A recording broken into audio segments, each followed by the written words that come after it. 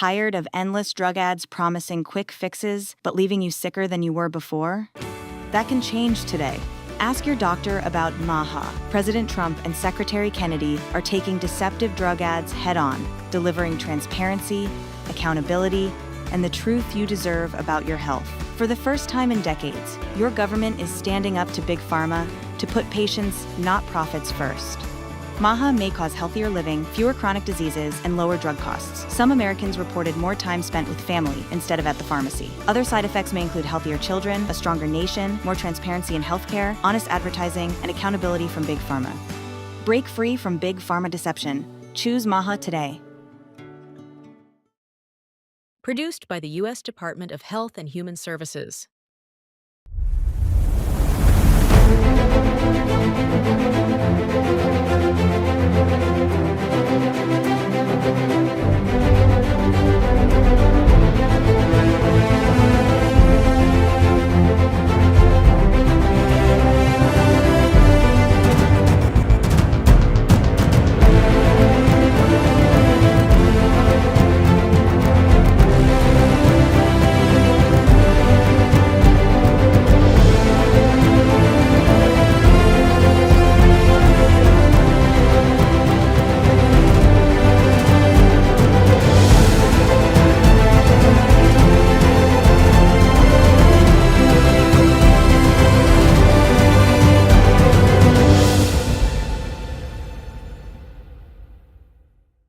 If you're up late with us on the West Coast, Donald Trump is on the verge of returning to the White House at this hour. What you are seeing is Donald Trump on the precipice of the greatest comeback in American political history. We've never seen anything like this.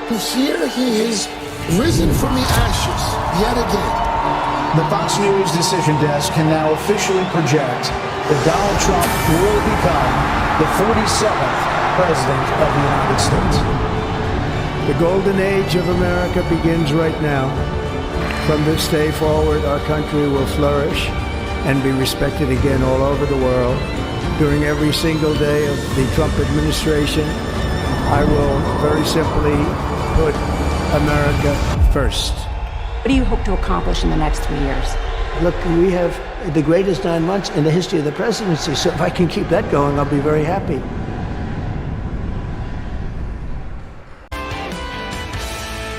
And in 2002, a study called the Women's Health Initiative found that women taking hormone replacement therapy may have an increased risk of breast cancer diagnoses. The study was not statistically significant, but it triggered a media frenzy and led to the FDA applying unscientific black box warnings. Bureaucrats at the FDA reacted out of fear, not gold standard science. The medical establishment doubled down in groupthink.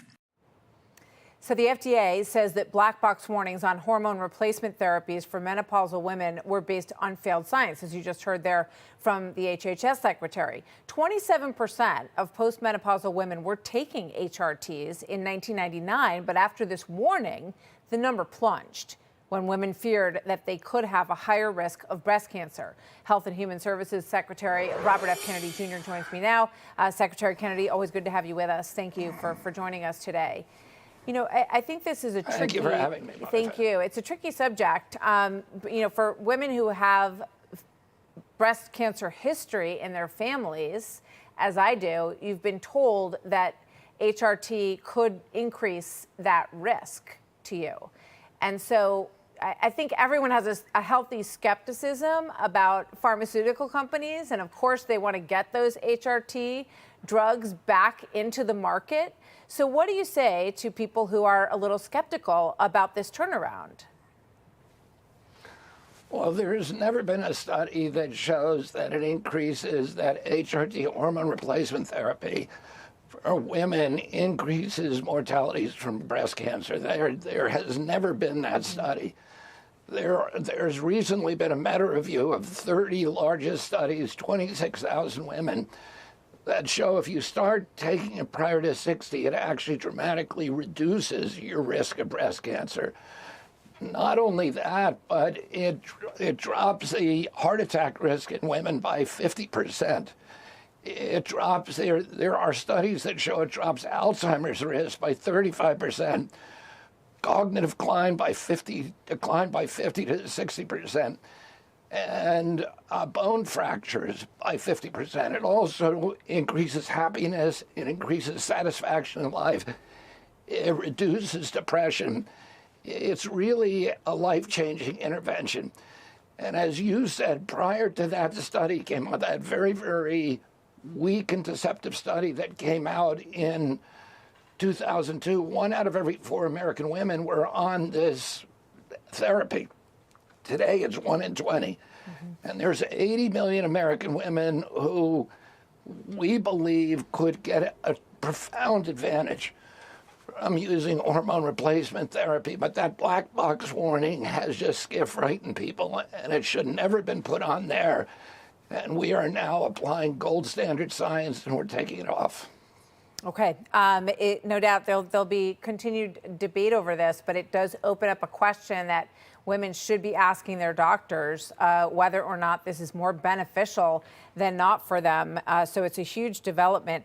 You know, in the past, in that Ozempic announcement that came the other day, I understand that lowering the prices on it will help people in poorer parts of the country have more access to this, and it shouldn't be something that only people on the Upper East Side can get, as Dr. Oz said.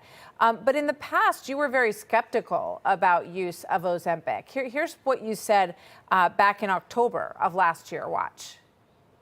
They make this drug in Denmark, and in Denmark, they do not recommend it for diabetes or for obesity. They recommend dietary and behavioral changes. In our country, they're counting on selling it to Americans because we're so stupid and so addicted to drugs. So what what has changed? You said that Americans are stupid on this and addicted to drugs, and now it's going to be cheaper, so a lot more people in this country are going to be on it, Secretary. Well, there's 2 answers to that question. One is the reality. Americans are spending more on this drug than any other drug. Mm-hmm. It is our #1 cost for pharmaceutical products, so people are buying it, and Medicaid and Medicare are paying for it. And this agreement, this negotiation that we've worked out with the manufacturers will dramatically lower the cost of Medicaid, Medicare, private insurance. The people can make a choice. Americans can make a choice about whether they want access or not.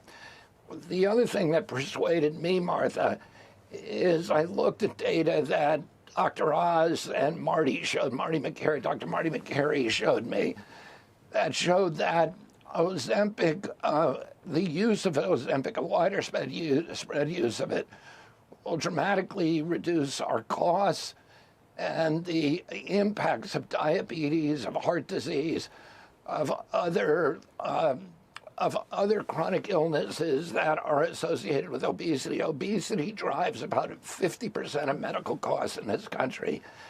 And to me, it's not the optimal way of eliminating obesity, but it is a tool in the toolbox. And there are many Americans who are locked in a cycle of obesity and are not profiting from diets. They may not even be able to afford good food, whole food that can reduce the risk of obesity. And so this is an arrow in the quiver. We are releasing it in a way where we're going to be encouraging people to get at the root causes of obesity, which are diet and physical activity. We haven't forgotten about that, but I am convinced that this overall is going to be a good thing for the American people, and it's going to be good for us financially. And I think we're going to lose about 135 million pounds by this time next year, and that is going to have advantages with, again, cardiovascular diseases and diabetes and all these other renal diseases, liver disease, and all these other chronic diseases that are associated with obesity. There's no doubt that we have 50% of adults that are obese in this country, and it's been a problem that has been pervasive for a really long time, and encouraging diet and exercise hasn't really made a difference. dramatic difference in that, unfortunately. And I know you have stressed those things and the Physical Fitness Award and all of this. So hopefully some of those things will pay off. But so do you believe that Ozempic and Wegovy and these drugs, that they are safe for long-term use for Americans? Well, I didn't say that. I said I think every pharmaceutical intervention has risks. And there are some pretty well-documented risks for these GLP drugs. And so people should talk with their doctors and be aware of those risks and be alert to them because, yeah, there are definitely risks. Okay. And again, you know, the optimal way for us to, and we are, you know, President Trump has us revising the dietary guidelines. We're going to dramatically change the food culture in this country, and is relaunching the Presidential Council on Physical Fitness. We're going to start getting our kids fit again, but this is an arrow in the quiver. Got it. I got it. Well, we look forward to that. We know a lot of kids want those patches on their sleeves like we used to have when we were kids. Secretary Kennedy, thank you very much. Good to see you, sir. Hey, Sean Hannity here. Hey, click here to subscribe to Fox News YouTube page and catch our hottest interviews and most compelling analysis. You will not get it anywhere else. Okay. Any questions? You mentioned the senators that are here, Mr. President. Do you personally approve of the deal that's happening right now on Capitol Hill to end the government? Well, it depends what deal we're talking about. But if it's a deal I heard about, that's certainly, you know, they want to change the deal a little bit. But I would say so. I think based on everything I'm hearing, they haven't changed anything. And we have support from enough Democrats. And we're going to be opening up our country. It's too bad it was closed, but we'll be opening up our country very quickly. Mr. President, that deal does reverse the mass firings your administration put through during the shutdown. Did you sign off on that, and will you abide by that if this passes? Well, I will be. I'll abide by the deal. The deal is very good. We're not going to be giving $1.5 trillion to people that came in from jails and from, you know, the gangs and drug dealers and all of these others that they wanted to be given health care, which would have hurt our health care system. I hope that we're going to be able to have a health care where Lindsay and I were discussing it, Jim and I were discussing it, and Katie, we discussed it. We want a health care system where we pay the money to the people instead of the insurance companies. And I tell you, we're going to be working on that very hard over the next short period of time, where the people get the money. We're talking about trillions and trillions of dollars where the people get the money. Yes, please. Syria President, sir, could you update us on your meeting? Did you come to any agreements? Say it? With the leader of Syria you yeah. had earlier, did you come to any agreements today? Well, I've had an agreement with him. He's a very strong leader. He comes from a very tough place, and he's a tough guy. I liked him. I get along with him, the new president of Syria. And we'll do everything we can to make Syria successful, because that's part of the Middle East. We have peace now in the Middle East, first time that anyone can remember that ever happening. And,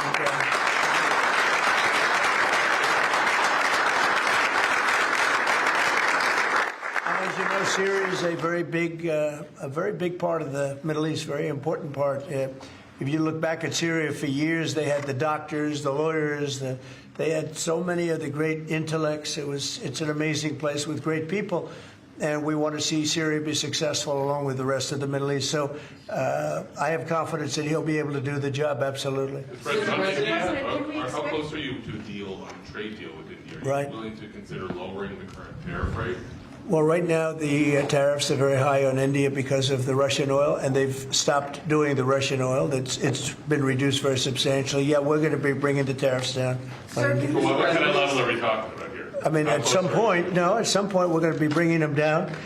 Without tariffs, this country would be in such trouble, as they were for many years. That's why we owe $38 trillion. And one of the things we're going to do, we're going to issue a dividend to our middle-income people and lower-income people of about $2,000. And we're going to use the remaining tariffs to lower our debt. We're going to be lowering our debt, which is a national security thing. So we're doing a lot of good work. And the numbers were reported so incorrectly. The real numbers are trillions of dollars have been taken in or gotten in terms of investment from the tariffs. And so if that were ever reversed, it would be a disaster. Frankly, it would be a national security problem for our country. And nobody thinks it's going to be reversed. I think we had a very good court case. As you know, it's before the Supreme Court right now. But if that were ever reversed, people are saying, oh, it's $1 billion. Some people said, oh, it's $2 billion. Well, that obviously we can handle very easily. But this is trillions of dollars we're talking about in terms of the tariff income and all the investment income that's come into our country. We have more than, I would say right now, more than $18 trillion. The biggest number ever is a tiny fraction of that for any country. China, the United States, the biggest number ever. If you look at the past administration, Biden, he did less than $1 trillion in 4 years. We're over $18 trillion. By the time my first year ends, we're going to have over $20 trillion of investment coming into the United States. It's unheard of. We have AI factories. We're leading China by a lot. We have cars and, car plants coming in by more than we've ever had built before. All of that would go away if we lose the tariff case. So all of it would go away. So they're not giving the right numbers. It would be an economic disaster. It would be a national security disaster if we lost the case in the Supreme Court. Daniel? President, back to that tariff Yes. rebate. This is an idea that you've been talking about for months. This is going to directly and positively impact millions of Americans. Why was this important for you to do, and when can Americans expect that? So I've been talking about it for a long time, the dividend to people that, have suffered under the Biden administration. So Biden had the highest inflation in history, and we now are at a very low point. We're going to be hitting 1.5% pretty soon. So we're at a low point, and he was a high point. We did that. Food prices are way down. It's all coming down. And the biggest decrease, of course, is energy. And, as goes energy, goes everything else. Because when energy comes down, the oil, the electric, I think you're going to see $2 gasoline or something very close to that. In fact, we're already in the twos. But I think you're going to be seeing very soon $2 gasoline. That's like the equivalent of a massive tax cut. But in addition to that, the great big beautiful bill gives you a very, very big tax cut. And then you have no tax on tips, no tax on Social Security, and no tax on overtime for the middle income and for even, frankly, anybody. But you have no tax, and the no tax on tips has turned out to be a tremendous thing. But when you think no tax on tips, no tax on overtime, and no tax on Social Security for our seniors, it's the great big beautiful bill, which has been mischaracterized. But now people they don't want to talk about it because it's so good, the enemy, because it's so good for everybody. It's the greatest piece of legislation ever passed in the history of our country in terms of size. And hence they call it the big beautiful bill, or the one big beautiful. I call it the great big beautiful bill. It's an amazing bill for the middle class. It's an amazing bill for jobs. We've never passed anything like it. And in my first administration, so we had the greatest economy. Everything was good, but we're really outdoing it this time because we have investments coming in largely because of tariffs. And I think because of November 5th, the election result. But we have investments coming in like we've never had before. The deal on Syria, Mr. President, on Syria. Please, behind you. Caitlin, behind you. Thank you, Caitlin. On Syria, can we expect an announcement on a pact between Syria and Israel, or an announcement on them joining the end to ISIS? Yeah, you can expect some announcements on Syria. We want to see Syria become a country that's very successful, and I think this leader can do it. I really do. I think this leader can do it. And people said he's had a rough past. We've all had rough pasts. But he has had a rough past. And I think, frankly, if you didn't have a rough past, you wouldn't have a chance. He gets along very well with Turkey, with President Erdogan, who's a great leader. Erdogan's a great leader and very much in favor of what's happening in Syria. We have to make Syria work. Syria is a big part of the Middle East. And I will tell you, I think it is working and really well. We're working also with Israel on getting along with Syria, getting along with everybody. And that's working amazingly. As you know, Hamas has given us back numerous bodies. It sounds pretty gruesome, but it's something the parents want more than if their son had been living. Hard to believe. I've seen all of the parents, so many of the parents, and getting back the body of their son, their dead son, is as vital to them, as important to them, as if the boy was generally the boy. the boy was alive. And as you know, over the last 4 or 5 days, we've gotten a lot of the additional bodies that they said they were going to. They've worked very hard to do that. So we have peace in the Middle East. It's a great thing, and nobody's ever seen anything quite like it. After your meeting with the Syrian president today, Switzerland, Mr. you President. posted last week about trade, about your talks with Switzerland. We're reporting that you're near a deal that would lower their rates. With Switzerland? Yeah. We're working on a deal to get their tariffs a little bit lower because. 15% is what we're doing. No, I haven't said any number, but we're going to be working on something to help Switzerland along. We hit Switzerland very hard. We want Switzerland to remain successful, and we're a part of Switzerland in the sense that they've been a very good ally. Yeah, we're working on them and some others, and we're working on others to increase them a little bit too. How close is it to Switzerland? Switzerland? What, do you have something to do with Switzerland? He wants to buy a watch.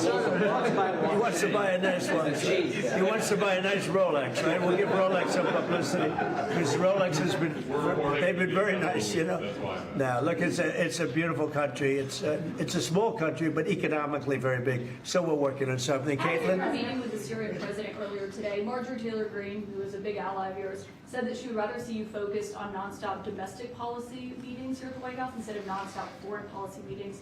What's your response to her saying that, and also saying that grocery prices are up and not down, as you've said? Yeah, so I don't know what happened to Marjorie. She's a nice woman, but I don't know what happened. She's lost her way, I think. But I have to view the presidency as a worldwide situation, not locally. I mean, we could have a world that's on fire where wars come to our shores very easily if you had a bad president. We had a horrible president, and we ended up with Russia, Ukraine, and we ended up with other disasters, too. Don't forget, I put out 8 wars, 9 to come. I think I'll get the other one taken care of, but I put out 8 wars. And look at the damage that Russia, Ukraine has done to us as a country. I mean, we spent $350 billion. We're not spending any money anymore. Now they pay us through NATO. I got NATO to go from 2% to 5%. Well, that's very important. When you're president, you really sort of have to watch over the world because you're going to be dragged into it. Otherwise, you're going to be dragged into a world war. I think if I weren't president, first of all, that war would have never happened if I was president. And if I weren't president, that war could have led to World War III. It won't. It's not going to anymore. But when I first got in, I said, wow, this situation could lead to World War III. And I got NATO together. I got everybody together. But with all of that, I passed a great, big, beautiful bill, which is the biggest tax cuts in the history of our country. So when somebody like Marjorie Taylor Greene, who's now catering to the other side, I don't know what, I guess she's, got some kind of an act going, but I'm surprised at her. But when somebody like Marjorie goes over and starts making statements like that, it shows she doesn't know. I don't devote a lot of my time. Let me give you another example. China. China was going to hit us with rare earth. Now, everybody says, what does that mean? Magnets. If China refused to give magnets, because they have a monopoly on magnets, because they were allowed to happen over a 32-year period, there wouldn't be a car made in the entire world. There wouldn't be a radio. There wouldn't be a television. There wouldn't be internet. There wouldn't be anything because magnets are such a part. Now, nobody knows what magnets are. And not overly sophisticated, but to build a magnet system would take 2 years. So if I weren't able to say to China, look, if you're going to do that to us, we're going to charge you 158% tariff. It was 100% on top of 58%. And China called up immediately and said, we will make peace. And we made peace. We made a great deal. We made an unbelievable deal. China's paying tariffs to the United States, not the United States paying tariffs to China, which has always been the way it was. Nobody can believe these deals. But so when somebody makes a statement about he's devoting time to the world, well, the world is the United States because if the world's in trouble or if the world is ripping us off, the world was ripping us off before I came here. Europe was getting massive tariffs. They were sending us 9-10 million cars a year. We were sending them none. They were not taking our agriculture. We were taking massive amounts of their. It was so unfair. Now we have a deal where $950 billion is coming into the United States because of me and because of tariffs. So if I don't do all these things, our country is doing very poorly. So, it's easy to say, oh, don't worry about the world. But the world is turning out to be our biggest customer. The world was on fire. And we could have been in that fire very easily if you didn't have a president that knew what he was doing. Can you guarantee to Americans that travel is going to go back to normal once the government... The travel is? Travel, Oh, yeah. It'll go better than normal. You know why? When the government reopens. Yeah, sure. It'll be much better than normal because we're buying the most sophisticated avionics and, technology for our control towers. And we didn't have that. We had a guy named Buttigieg. Edge, they say, is the best way. Just say two edges, like off the edge of a cliff, which is where they were taking us, by the way. Edge was the Secretary of Transportation, and he spent billions of dollars trying to patch together our air traffic control system, which was a conglomeration of all different systems in all different cities.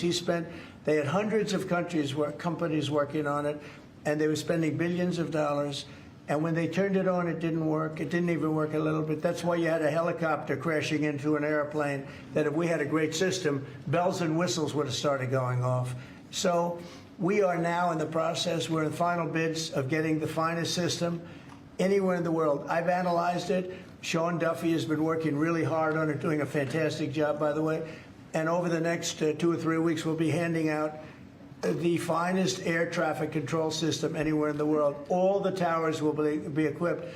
They were going copper wire into glass wire into other types of wire. And if you knew anything, copper wire doesn't work with glass. Glass doesn't work with other substances. And they spent billions of dollars, and when they turned it on, nothing happened, okay? We're getting the most sophisticated, all brand new. Every control tower will have the same exact system. It'll be the most sophisticated system by far in the world. And what we've done is we've looked around other countries, and we've taken the absolute best systems in every different form, because there are different. You have lots of different companies like IBM and Raytheon and a lot of great companies. They're all bidding, and we're going to pick the best one, and it'll get built relatively quickly. And we are going to have the greatest air traffic control system anywhere in the world. Thank you very much, everybody. Thank you.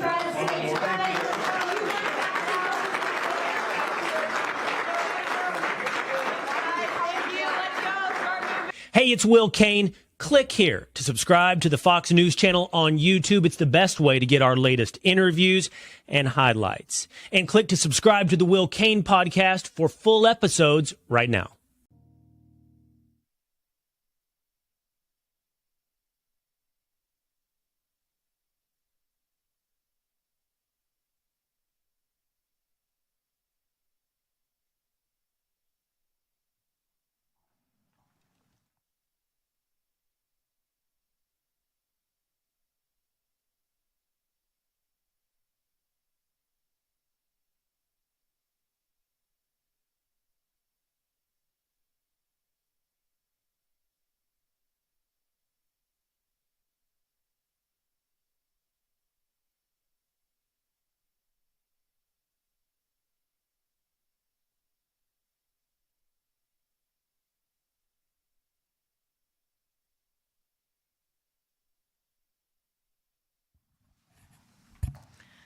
Good afternoon.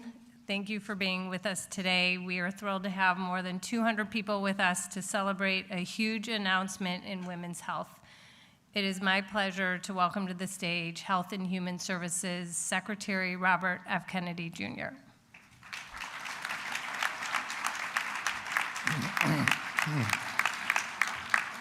Good morning, everybody.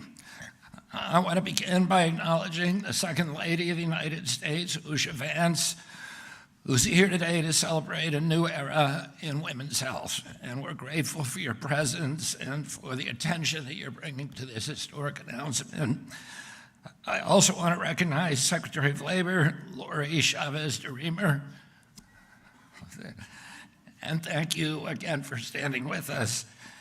And a big hello to my friend, First Lady of West Virginia, Denise Morrissey, and thank you for being with us today. I also want to recognize my wife, Cheryl Hines, and my daughters, Kat and Kik, who are here. For more than 2 decades, the American medical establishment turns its back on women.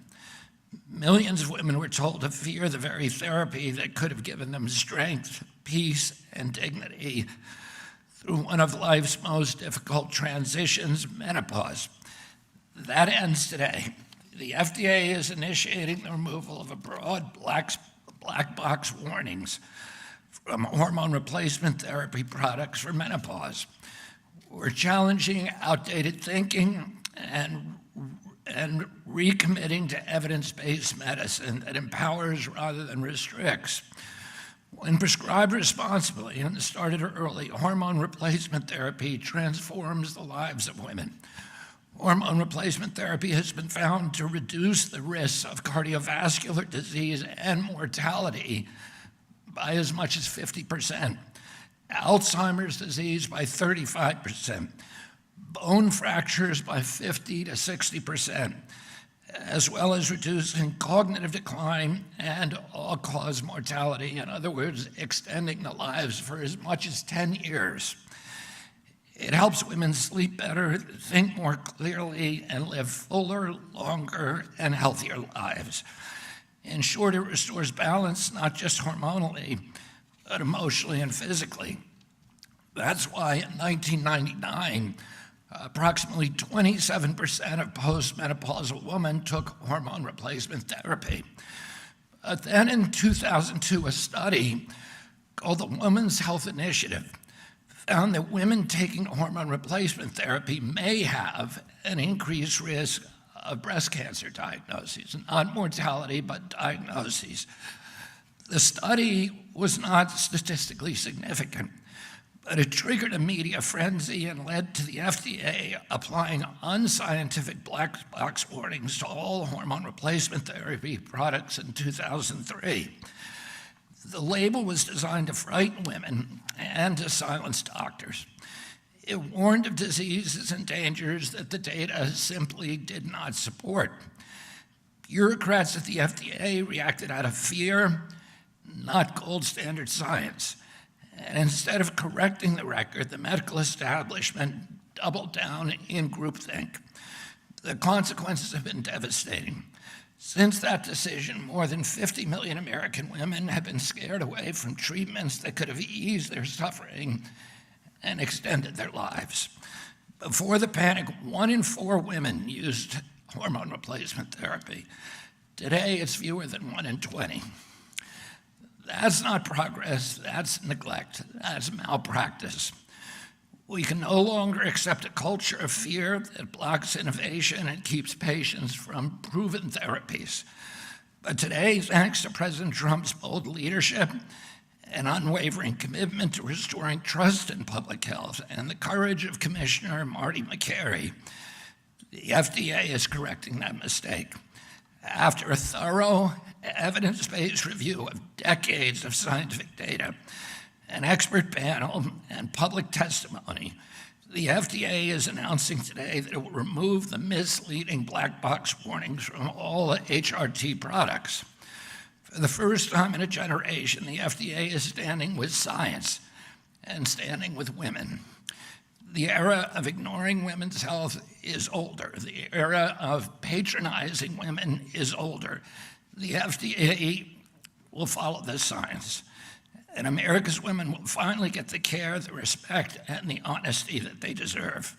Today, we are restoring integrity to medicine, restoring faith in public health, and we are restoring balance to the lives of millions of women who have been ignored for too long. And that's what it means to make America healthy again. And now it's my honor to introduce my friend, Dr. and Commissioner Dr. Marty McCary, who will share some more about this landmark decision and the steps that FDA is taking to improve the lives of millions of women. Thanks so much.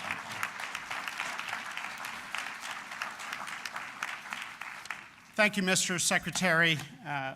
Always an honor.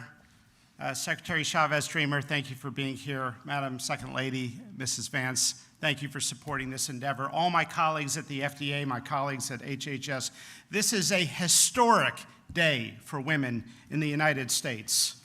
The Women's Health Initiative study was the largest study ever done in U.S. history, a $1 billion study at the time. And you just heard how that study was misrepresented and created a fear machine that lingers to this day. Ask your doctor. But what you may not know is that there was an incredible backstory. The headline that hormone replacement therapy causes breast cancer was released to the media before the scientific data was released to the public. A week later, once the data was published, some of us looked at it and said, this is interesting. There's no statistical significance in the increase in breast cancer. If we don't have statistics, then we don't have science.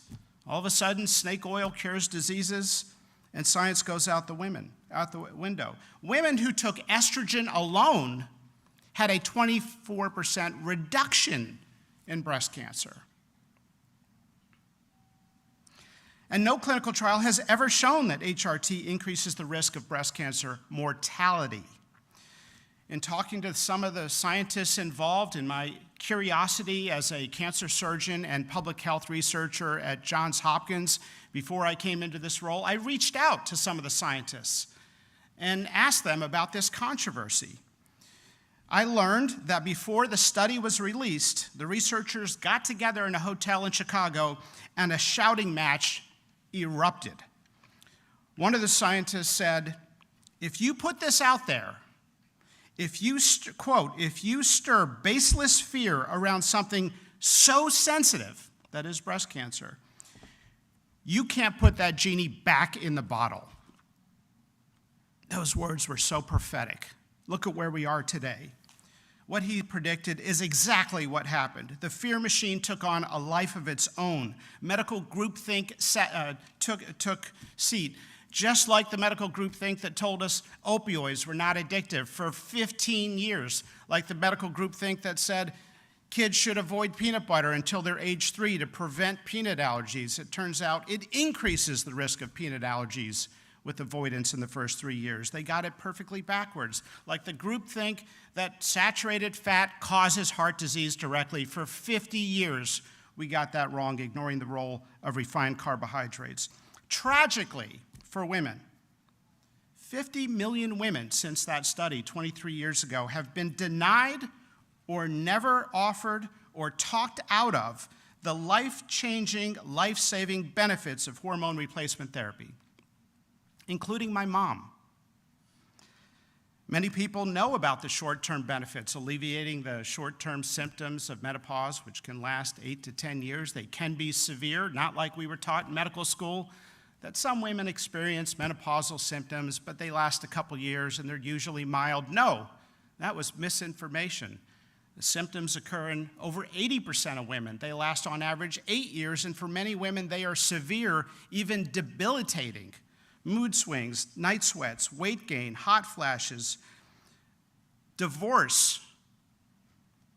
By a large body of evidence, there are now recognized to be profound long-term health benefits that few people, even physicians, know about. A large body of evidence. The reduction in risk of Alzheimer's that's been suggested in one study. But let's just talk about the risk of bone fractures going down 50 to 60%. This is New England Journal level of medicine evidence. A woman who makes it to age 80 has a 1 in 3 chance of having a hip fracture. It is avoidable with a risk reduction of 50 to 60%, and so we're hammering rods in a woman's hip as a part of an operation for a condition that may have been avoidable. We don't talk about this issue as much as we should. Let's just cite the data on heart disease. More than, in the journal Cancer, I'm going to hold it up right here. In the journal Cancer, 3 years ago, they concluded that more than 40 observational studies show a consistent 30 to 50% reduction in coronary heart disease in HRT users compared to non-users. A 30 to 50% reduction in heart disease. What are we doing? The number one cause of death in women is heart disease. The power of dogma. In the journal Circulation, again, massive, highly respected studies, 30% reduction in all-cause mortality and a 48% reduction in heart attack deaths. Okay, we talk about statins all the time. We never talk about HRT. Statins have up to a 35% reduction. And these studies are showing up to a 50% reduction. What are we doing? Not offering women this potentially powerful treatment. With few exceptions, There may be no other medication in the modern era that can improve the health outcomes of women on a population level than hormone replacement therapy. After 23 years of dogma, the FDA today is announcing that we are going to stop the fear machine, steering women away from this life-changing, even life-saving treatment. The FDA is taking action to remove the black box warnings from estrogen-related products. This is based on a robust review of the latest scientific evidence. Our expert panel at the FDA we conducted a few months ago, some of those doctors and experts are here with us today. We are also approving 2 new drugs for the treatment of menopausal symptoms. We are listening to doctors who have been waving the flag in the air saying, hey, we have this wrong. We are listening to women who have been challenging the paternalism of medicine. We are listening to female medical students that have demanded more menopause education in the curricula. This administration hears your voice and is not afraid to challenge the medical status quo.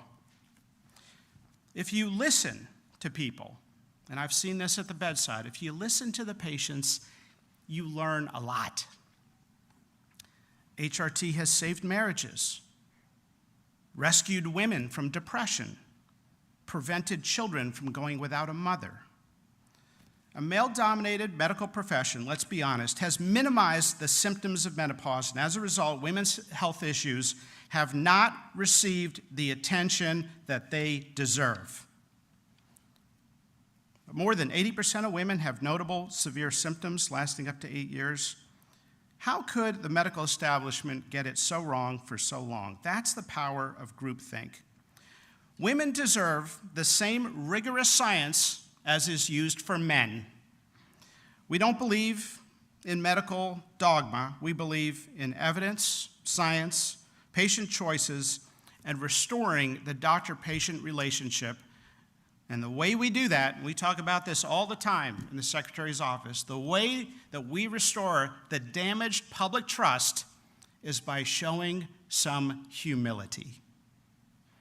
So with that, I want to thank everyone who's here, including the FDA scientists, Christine Nguyen, Janet Maynard, and so many others. Sarah Brenner, my deputy commissioner, is now going to come up and give some comments. Thank you very much.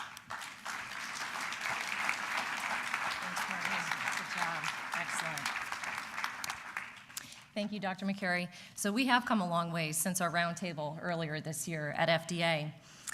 I would like to consider today our arrival at the start line, not the finish line on this issue. The start of a new era in promoting, protecting, and preserving women's health across the entire life cycle.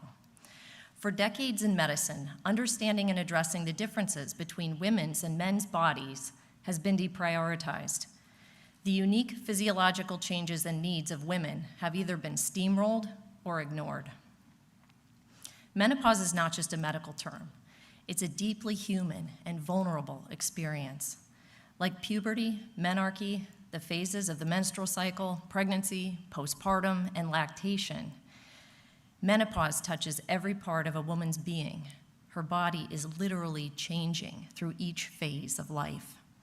This is markedly different than the reproductive life cycle of men, who experience puberty, adulthood, and aging differently than women, both physiologically and culturally. Regarding menopausal treatment, for years, women were told that HRT could cause breast cancer. Black box warnings on HRT products discouraged doctors from prescribing and patients from inquiring about these products. Those fears shaped decades of medical guidance, family decisions, and FDA policy. Realigning beliefs with new and emerging data and scientific findings takes time and effort and courage, but it's worth it. We must encourage ourselves and others to be open-minded and seek an honest evaluation of where conclusions from the past may have been wrong and how we can evolve our understanding and practices moving forward. As women, we are caretakers, mothers, daughters, aunts, sisters, and leaders. We give so much of ourselves to others. Today, with this action, we affirm that women's health matters. This milestone would not have been possible without the bold leadership of President Trump, Secretary Kennedy, and Commissioner McCary. Through the MAHA movement, we are tackling outdated assumptions and groupthink head on and returning to the simple truth that when science evolves, policy must evolve too. Today is a meaningful day for women's health in America. Thank you for joining us in making America healthy again for women of all ages. And now I'd like to invite Dr. Jackson to come up.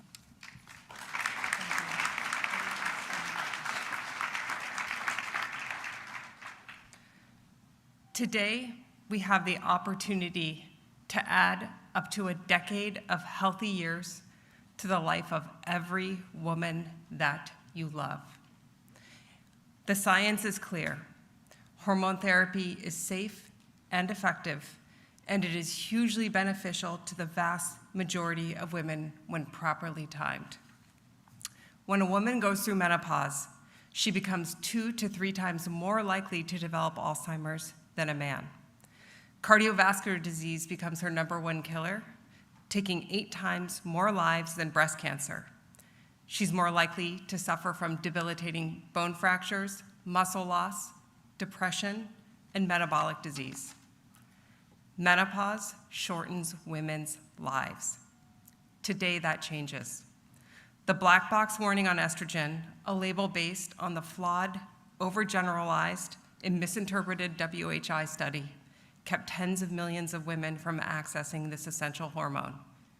Women have endured sleepless nights, derailed careers, painful sex, broken bones, and a loss of well-being, all because the science was misread. Estrogen isn't just about ovaries. It is just as much about the brain and its impacts on every organ in a woman's body. When estrogen vanishes, a cascade of disease and aging begins.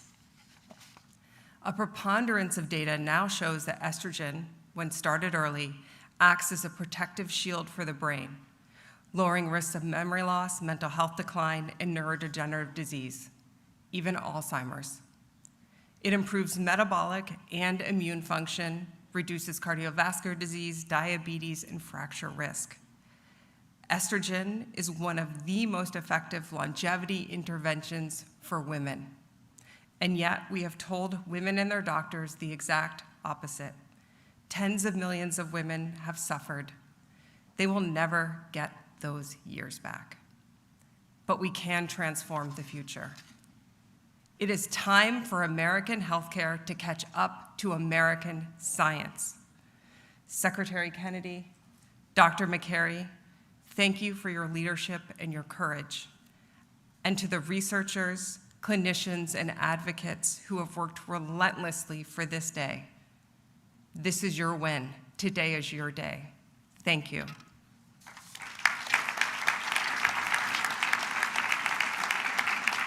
I'd now like to introduce Dr. Rachel Rubin.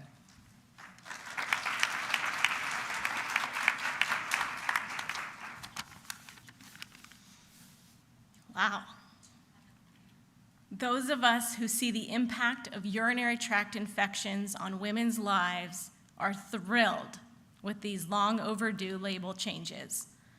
You see, when hormone levels decrease, it can lead to urinary frequency, urgency, pain with sex, and recurrent urinary tract infections. We call these symptoms the genitourinary syndrome of menopause, or GSM. Urinary tract infections are not just uncomfortable, they also cost our healthcare system billions of dollars and cause serious health consequences to the people we love, like sepsis and death. But there's a simple treatment, vaginal hormones, and they are safe for all ages, and they're proven to get at the root cause of GSM. So why aren't more doctors prescribing this life-saving medication?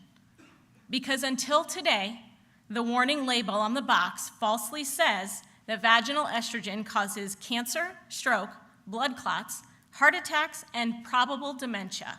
Yet not a single scientific study shows this.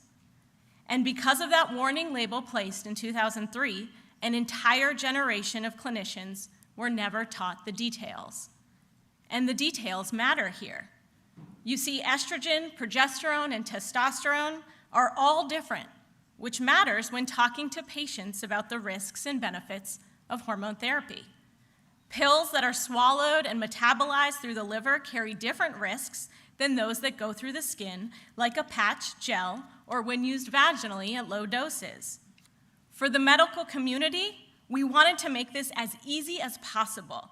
So this year, the American Urological Association published guidelines endorsed by many other medical specialties that explains how to diagnose and treat the genitourinary syndrome of menopause, including how to prescribe vaginal estrogen.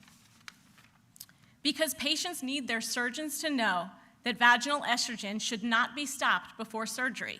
It doesn't increase blood clots, but it does prevent urosepsis readmissions. They need their oncologists to know that women with breast cancer who use it may actually live longer. And they need their primary doctors to know how to write the prescription, recommend it for life, and use it even if you're using systemic hormone therapy for hot flashes and osteoporosis prevention. Today's announcement is the culmination of decades of medical research, education, and advocacy, pioneered by the many people in this room and watching today, but it's also just the beginning. It will take more education and more advocacy to ensure this change benefits the tens of millions of women who are currently not getting the care that they deserve. Thank you so much, and I'd like to welcome another urologist, my friend Dr. Kelly Casperson.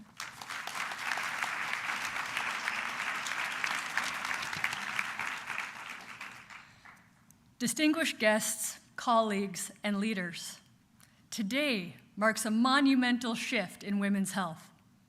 The FDA has finally acted to correct decades of misleading guidance.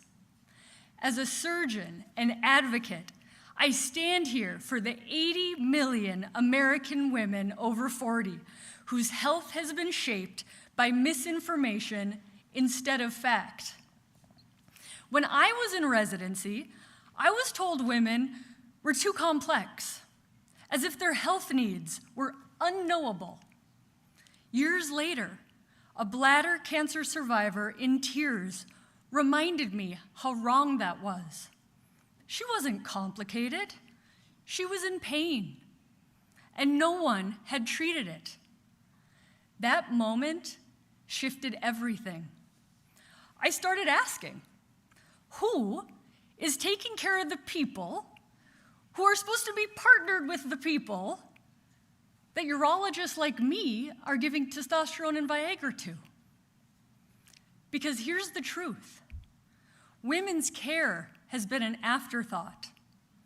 He gets treated. She gets dismissed. Families fracture. It doesn't have to be this way. Estrogen is FDA approved for osteoporosis prevention, premature menopause, and several symptoms of menopause. And while 80% will experience symptoms, only 5% receive treatment. If a patient does get a prescription from her doctor and brings it home, nearly 1 in 3 will never use it because of the fear created by the incorrect warning label. Today, there is hope. Evidence now outweighs inaction. The FDA's decision to remove the boxed warning is not just regulatory, it's revolutionary.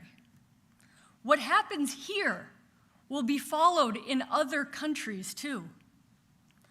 Worldwide, women spend more years in ill health than men, despite having safe, effective, even preventative treatment that until now has been held back by fear. To the researchers who refused to back down, thank you. To the clinicians who pushed past outdated protocols, teach our peers. And to the women who spoke up, you moved the line. Let today be the day we stopped treating women's health as a footnote and started treating it as the standard. Thank you.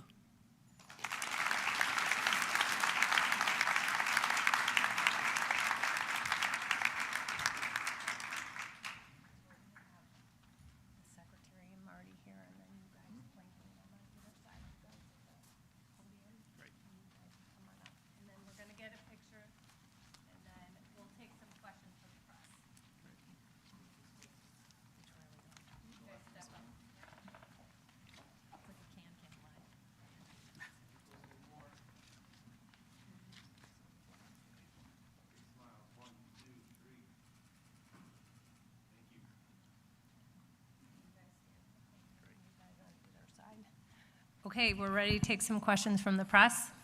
Yes?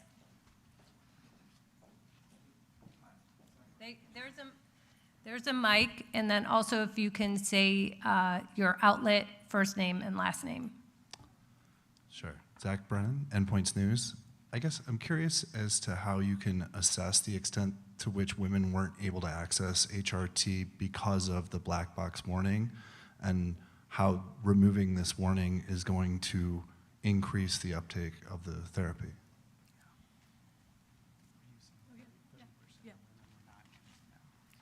So the statistic of nearly 30% of women don't use it because of the box warning came from a published paper by Dr. Una Lee, I believe it was in the Urology Journal, and that was a survey asking women that how many people are able to access, this was a vaginal estrogen questionnaire, access that with their physician, and then once they got it home, how many people still didn't use it because of the label.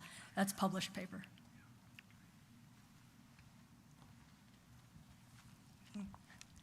Sarah Overmall from CNN. I'm curious your guidance for women in perimenopause and how they should be thinking about this, and also the direction you would take with compounded hormone replacement therapies, because there's a lot of people using this as well.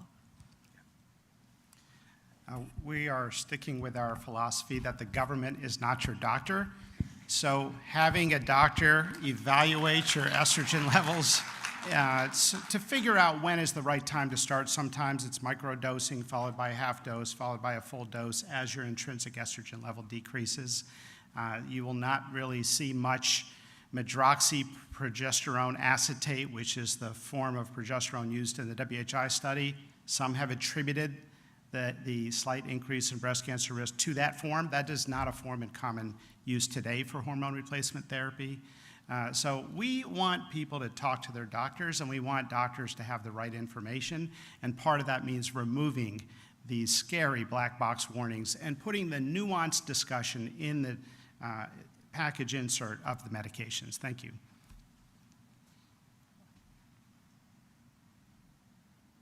Harrison Waters, World News Group. Will there be any difference in handling bioidenticals to the synthetics for HRT?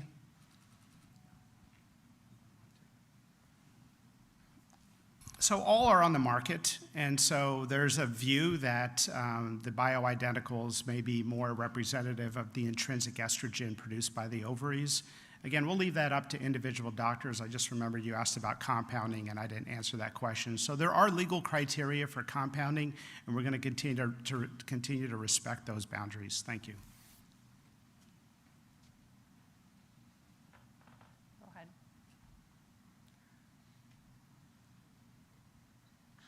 Young for Medscape. Have the companies agreed to do this yet? Have you worked with them? Do they have control of the label in the end? What have those discussions been like? The companies are, generally speaking, very excited when the FDA tells them you can remove a scary warning on your product. So the process, just so you know, is that we had an expert panel. This is something I had an interest in from previous research. We let the experts express their opinions, some of whom are on stage today. And then we have our subject matter experts at the FDA do an incredible comprehensive review of the literature. The conclusion of that review was a recommendation to remove certain black box warnings. That recommendation was presented to me. I accepted it, and that makes it final. So we are letting the public know. Now the companies will reprint and accept those label changes.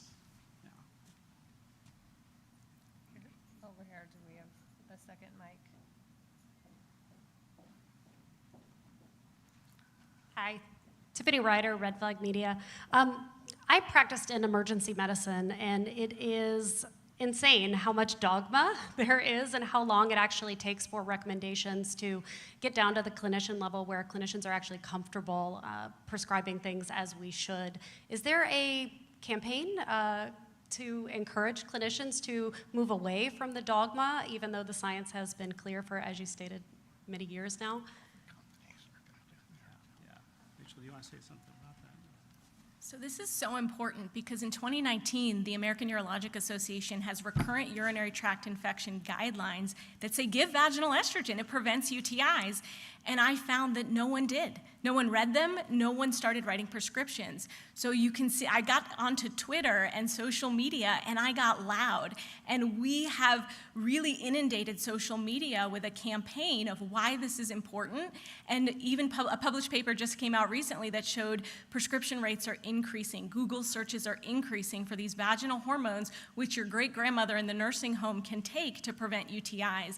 And we are seeing, we've published in the emergency medicine literature, and we both advocate, we publish, we research, and that's what's moving the needle. And so it is taking time, but people are getting loud, the public is getting loud, and I actually think there's a lot of hope here.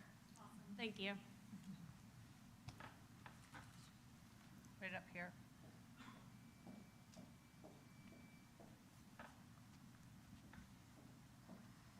Thank you. Arthur Jones II, ABC News. Commissioner McCary, you talked about how this is a medical breakthrough for women, but why is this a medical breakthrough and not just the updating of guidance today? And also, you also talked about 2 new drugs for menopause. Can you expound on them a bit? Sure. So we have a generic form of Premarin, which is a combination therapy that the FDA just approved. And one of the giant goals of President Trump and this administration is lowering drug prices for everyday Americans. It is a health reform. It's not packaged with a bow from Capitol Hill, but it is a meaningful health reform that actually addresses the 2 root causes of our affordability crisis. The cost, the price of goods and services, and the health of the population, something we're focused on. And the other medication is a medication that is specific to the treatment of a menopausal symptom. There's already one out called Veoza. This is another product that also directly treats menopausal symptoms. And that's important for women who can't take estrogen because there are contraindications. I do think, to your first point, it is both a medical breakthrough and a guidance change, and we want to see the community talk about the evidence at the level of the evidence. So thank you. Right there. Hi, Matt Perrone, AP. Thanks for taking questions. Commissioner McCary has been passionate about this issue for a long time. I think the first chapter of his most recent book was about this topic, if I recall. But to what extent does this reflect FDA scientists and consensus among the rank and file? Was there a process reconsidering the label before you arrived there? It wasn't the first chapter, but I have written on this topic, but thank you. Look, people have felt demoralized in this field. We've made almost no progress in assessing the evidence for years. And so they did an independent review and were enthusiastic to recommend label changes. And those are the individuals I mentioned.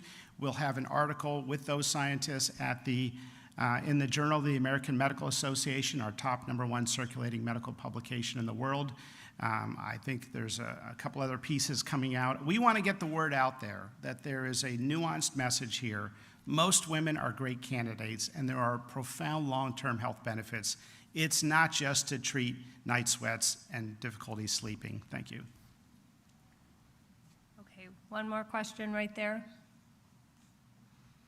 Hi, Luke Zarzaki with Inside Health Policy. Going off of that question, why did FDA choose to have an expert panel instead of an AdCom meeting, which is usually the procedure? Because AdComs are bureaucratic, long, often conflicted, and very expensive. So we can have an active, robust discussion as a group of medical experts spontaneously, and so we're doing more of that. We're doing both advisory committees, following the long FACA process of the government, and we are also convening experts to say, speak your mind passionately, state your conflicts of interest if you have any, speak your mind passionately about an important topic in medicine that is not being talked about, that needs to be talked about. And this was one of those panels. As you know, we also had a similar forum on SSRIs in pregnancy. We had one on cell and gene therapy. So we're going to continue to have those. It allows us to have a robust debate without all the bureaucratic barriers. Thank you. Thank you so much for coming today.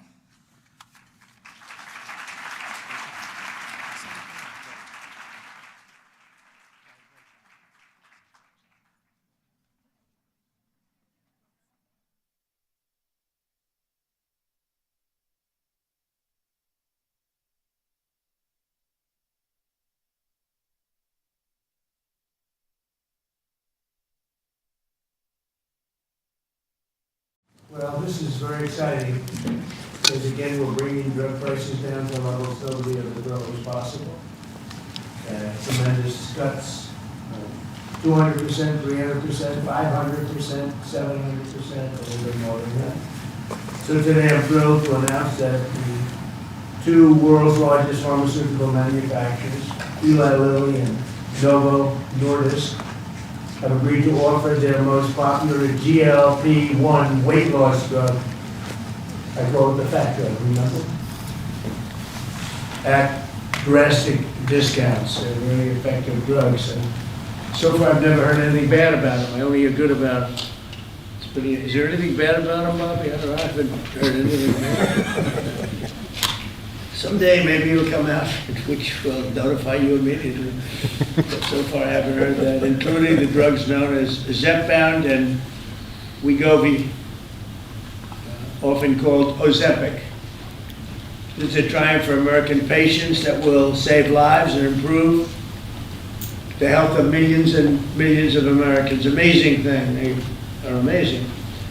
I want to thank Eli Lilly CEO David Ricks, a friend of mine. We've worked long and hard. He and I got this whole thing started in a way. And Novo Nordisk CEO Mike Dustar for joining us today. Great, talented people. They make a lot of money. I looked at the money, but they're entitled to the money because the companies are doing very well. Along with Secretary Robert F. Kennedy Jr., Secretary Howard Lutnick. Do you take any of this stuff, Howard? Not yet. Okay, good. CMS Administrator Mehmet Oz, he doesn't take it. Food and Drug Administrator Commissioner Marty McCary, and Director of Medicare Chris Plump. And we have Steve, where's Steve? Is he here? Head of Public Relations for the White House. He's taking it. The United States is just 4% of the world's population and consumes only 13% of all prescription drugs, yet pharmaceutical companies make 75% of their profits from the American customer. I would say that's not so good, really. It's not exactly great. To address this chronic unfairness, I signed an executive order earlier this year instructing my administration to do everything in our power to implement most favored nations drug pricing, something that has been helped greatly by tariffs, because when nations refuse to do it, we should have put this in the case yesterday. I just say, well, if you're not going to do it, we're going to charge you a like amount of tariffs. And they immediately say, we'll do it, which means that Americans should pay no more than the lowest price offered anywhere in the world. So that you've heard for years the disparity where you'll pay $150 for a pill in New York and you'll pay $10 for a pill in London. Now you're going to pay $20 both, because the world is a little bit bigger than the US, so it goes up that way, but you'll pay $20 and $20.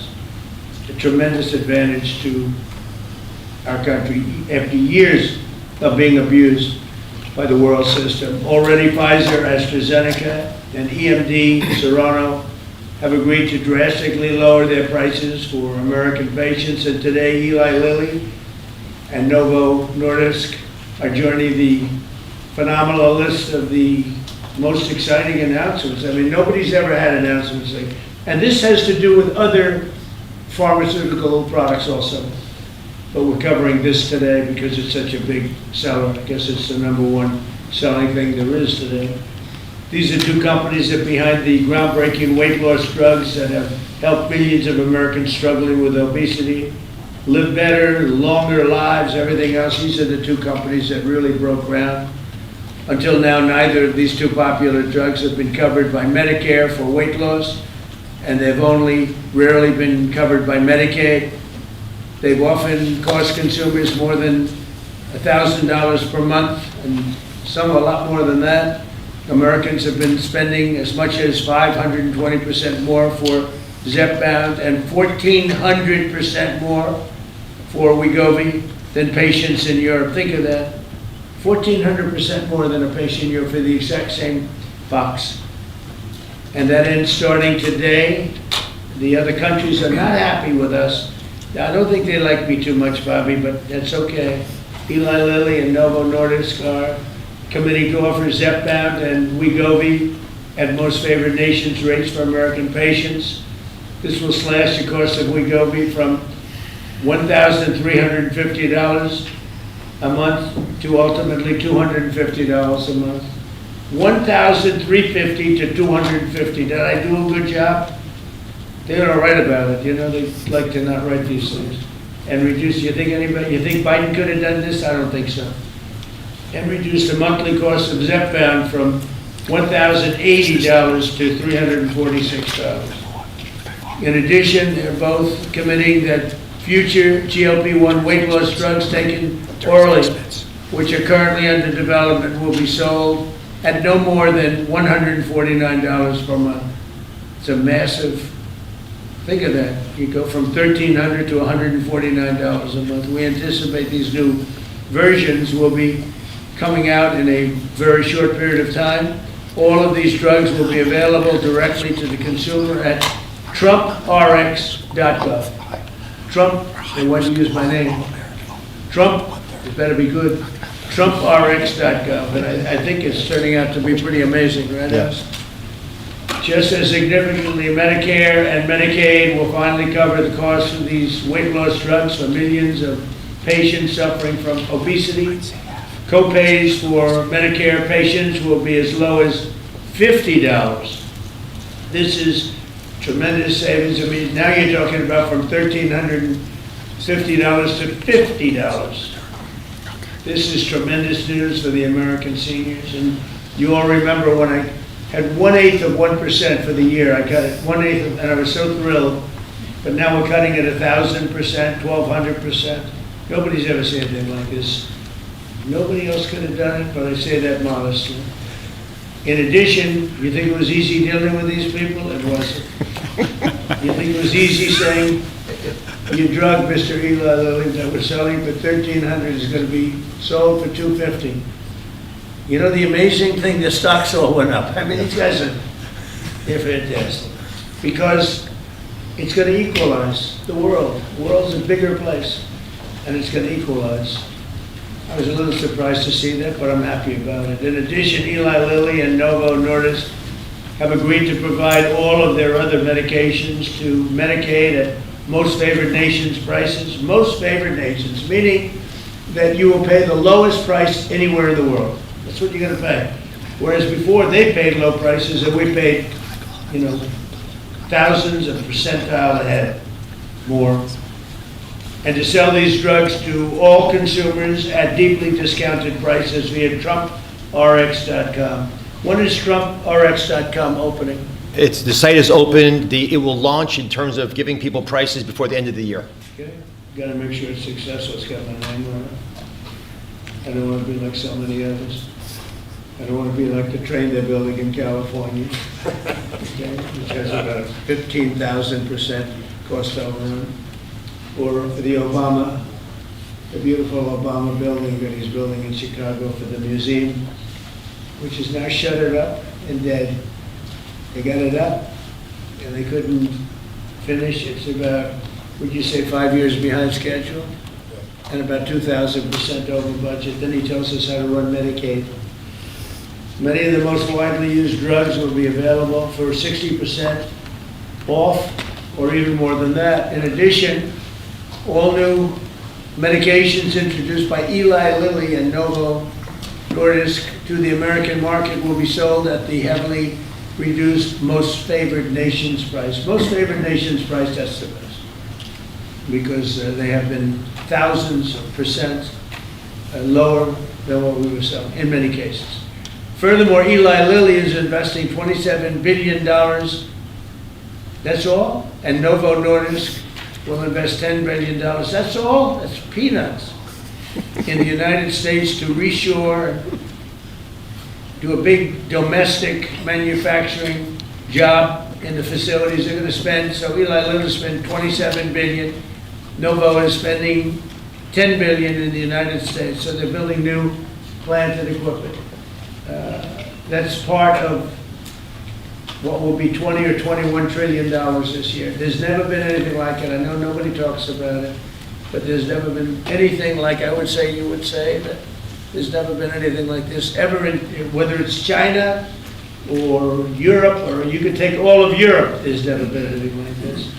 So we're already past 17 trillion. We're going to be, I think by the time the year closes out, we'll have investments of over $21 trillion based on the way we're going. And by the way, tariffs are very important.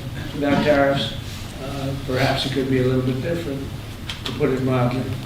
Tariffs are so important. The decision in the Supreme Court would be devastating to our country if we got a negative, devastating if we got a negative decision. But this is a great day for American health and healthcare, and for all of American patients. These are things that are miracles to have this happen. And they're, you know, we're bringing all our medicines, again, because of tariffs, we're bringing all our medicines. If you remember where during COVID, we made almost no medicine here. We had to go to China, we had to go to Ireland, we had to go to other places, UK, to get our medicine. We didn't make it here. Now we're making it, we'll soon be making it all here, again, because of tariffs. And my election, but because of tariffs much more.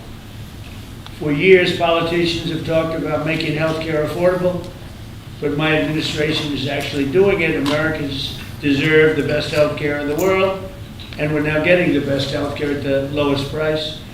So I'd like to ask somebody who's doing a fantastic job, Secretary Kennedy, to say a few words, followed by Dr. Roz, Dr. Klomp, and then Eli Lilly, CEO David Ricks, and Novo Nordisk CEO Mike Dustar. These are incredible stars in that business. Like Dustar is a big star. And I can tell you that David Ricks is one of the hottest people in the world in business, but the business that he's in is pharmaceutical. And the job he's done with Eli Lilly is incredible. Both of these gentlemen, they really are stars in the truest sense. And it's an honor to have you in the White House, and go to it, Bobby. Thank you, Mr. President. I want to start by thanking you, Mr. President, for declaring war on chronic disease in this country. This is something no American president has ever done. If we want to solve the chronic disease crisis, we have to tackle obesity. Obesity is the #1 driver of chronic disease. 50% of our adult population are obese or overweight, and it drives about 50% of healthcare costs in this country. Diabetes, cardiac diseases, we are going to see a decline because of this historic agreement. We're going to see a decline in costs, but also, more importantly, in the afflictions themselves. There are, President Trump is the friend of the forgotten American. Obesity is a disease of poverty, overwhelmingly. And these drugs have only been available for people who have wealth.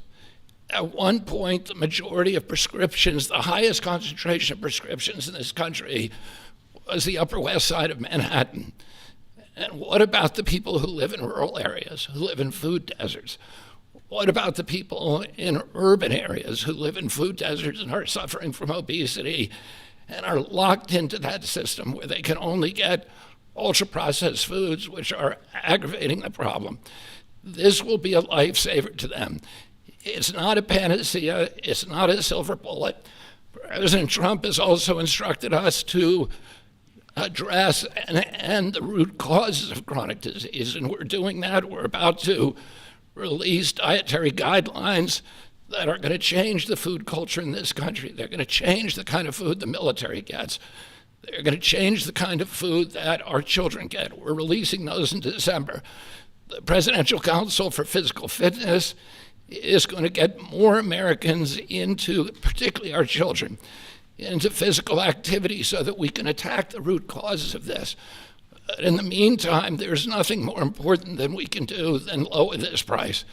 As I said, it is the #1 cost of all drugs. This is the biggest drug in our country. That's why this is the most important of all the MFN announcements we've made, this is going to have the biggest impact on the American people. All Americans, even those who are not on Medicaid and Medicare, are going to be able to get the same price for their drugs, for their GLP drugs. This happened because of the vision of David Ricks, of Mike Dustar, and the other people, and the people on our team who figured out a way to align the interests of the shareholders of their company with the health of the American public. And it is a momentous accomplishment. It took months and months of negotiations, and I had a wonderful conversation with Mike Dustar about his experience, and he thanked me for the caliber of people who are on our side of the negotiating team. Chris Klump walked away from $1 billion business in order to join this administration. Inma Hernandez, David Brooks, and of course, Dr. Oz and Marty McCary, who made this happen. They saw that this could be a win-win situation, that this was not a zero-sum game. The Biden administration tried to solve this problem unsuccessfully, I might add, by throwing $40 billion at it. And they were able to achieve an agreement that will actually create savings for the American public. So we're making all of this available at a savings, and that's because the price of diabetes prescriptions is also going to drop. And the savings that we get from that are now going to make it available to people who do not have diabetes, people who have a BMI of 27 and above, or pre-diabetic, or have heart disease risks.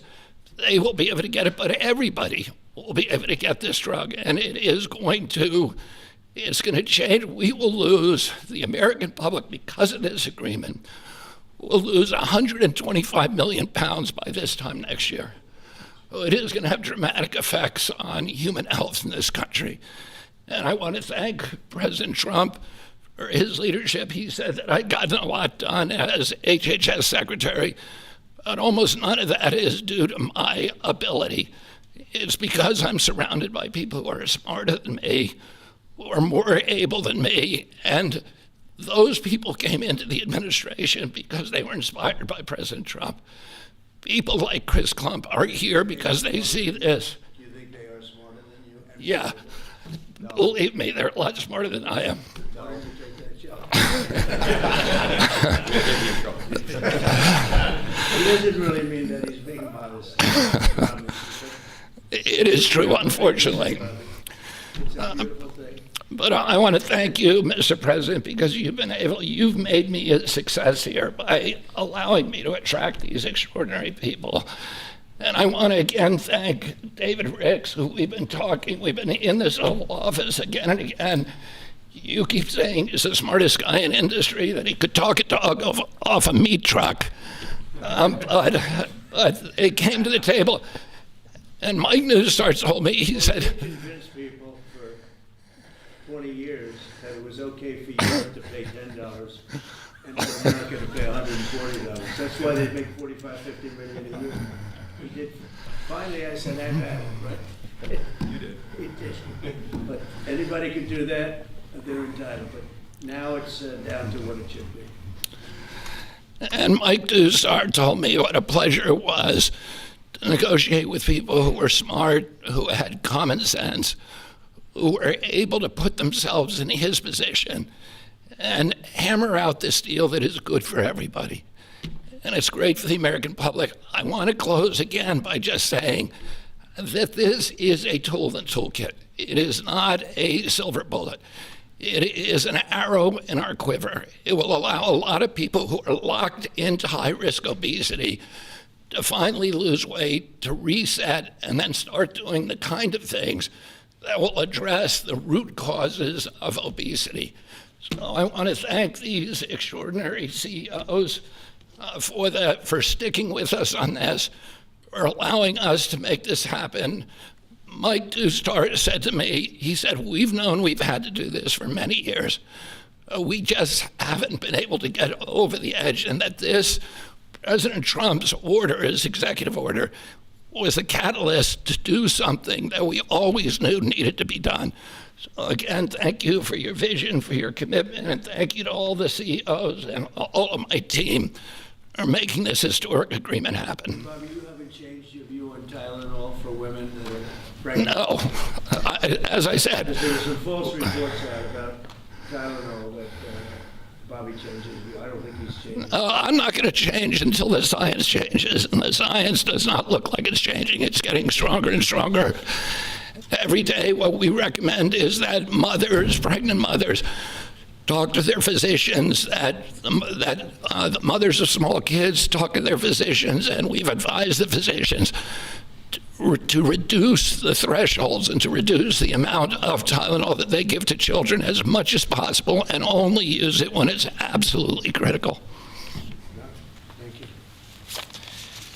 So we're going to go through some of the deal points, but it does make itself clear that the real stake here is the forgotten man. President Trump, I believe you won the election because you remember the forgotten man. You speak to them, they hear you, they listen to you, and he connects well because he actually does things that materially change their lives. Secretary Kennedy spoke passionately, as he always does, about the problems with obesity. And just to put some very fine point numbers on this, obesity itself is responsible for half of all chronic disease and definitely generates more than a quarter of all the money we spend out of CMS, the $1.75 trillion that we spend annually. We need to address this tempest of dramatically increasing prices for healthcare, and you're not going to do it just by throwing money at the problem. You have to actually literally deal with the causes of the increase in price, and pharmaceutical prices are a part of that. They've been a part of it for a long time, but this president insisted that we address it. In fact, the first time I heard this directly from you, sir, was in January at Mar-a-Lago, where he took Secretary Kennedy, myself, Mr. Ricks, who you'll hear from in a second, to dinner, and demanded explanations for most favored nation pricing and what's wrong with it. And there was not a good reason against it. Now, MAHA is critical. America will have to get fit in order to right-size the healthcare system, and MAHA has the answers. It has obesity management through diet and exercise and sleep and dealing with issues related to that. And I want to say it as clear as I can. Obesity is not an absence of GLP-1 drugs. We're all clear on that. But as Secretary Kennedy said, it is an arrow in our quiver that we must use and should use. The MAHA movement means making it easier for the right things to happen, easier for you to be healthy. If you're sitting at home and watching, that's what MAHA means to me. Reducing costs of the #1 most expensive medicine category in our country for Americans does just that. It is as MAHA as it gets. Today's the fourth MFN. President Trump highlighted the first three. Leading U.S. company, leading European company. We've dropped in fertility drugs, so we'll make lots of Trump babies, I'm hoping, by the midterms. But it's really about fairness. Fundamentally, it's fairness in pricing to Americans who have been getting ripped off, paying 3 times more than their European counterparts for the exact same product made in the same factory, in the same bottle, in the same packaging. We shouldn't be paying 3 times more, and we are no longer doing that.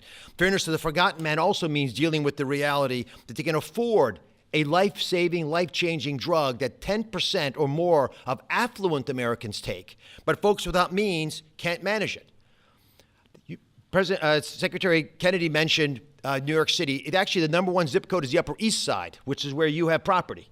And folks who know ritzy areas buy important real estate there because those real estate properties are worth a lot there. That should not be the #1 zip code in America for purchasing GLP-1 drugs. It speaks to the fact that we have an innately unfair system that penalizes folks who can use these medications the most, folks in the Rust Belt.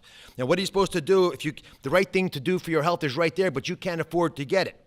Folks need to be able to utilize these life-saving medications, and being fair about its distribution is essential. And we are democratizing access to these medications and dealing with a moral imperative to make sure that all Americans have access to avoiding all the obesity-related complications by making sure they can afford, if they do things right, not just MAHA-appropriate interventions, but also medications like this. In fact, we think these deals, and this part's very important, we believe these deals within 2 years, by the time the ink dries on these contracts that were signed earlier today, within 2 years, based on our health improvements, we will be budget neutral. These drugs will not cost us money. The American taxpayers will be getting their money back. That's how important it is for us to reduce the costs of healthcare in this country, especially when it's due to preventable problems like obesity. In addition, We have an update, Secretary Kennedy. We thought it was 125 million pounds. Mr. President, our estimate, based on the company numbers as well, is Americans will lose 135 million pounds by the midterms. But I don't measure it in pounds. I measure it in saved lives. People can sleep again because they can breathe as when they go to bed. Folks whose knees don't hurt. People who don't have heart attacks, renal failure, dementia, all the things we know are associated with obesity and much more. This wouldn't have happened if we didn't have the right tools.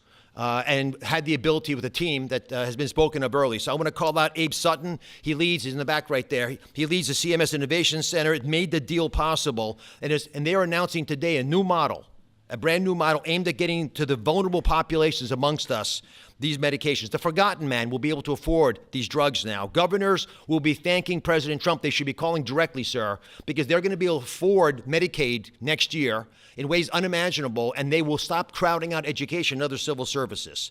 We cannot be a wealthy nation without being a healthy nation.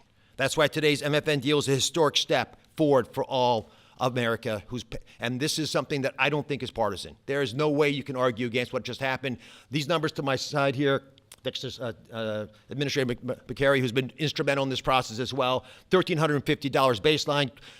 Chris Klump will go through the numbers, but just focus on that 245, which is what he's going to point you to. And Chris Klump has been an unbelievable leader, an innovator. You've heard his name before. He's spoken here before, but he is continuing to change the face of CMS. And I love the fact that with his leadership, we're bringing a lot of wonderful people in. Inma Hernandez has been mentioned, John Brooks as well, and many others, including Beth Kelly, who runs the legal issues around these issues, because these guys are barracudas, Mr. President. They will take you down, slice you in little bits.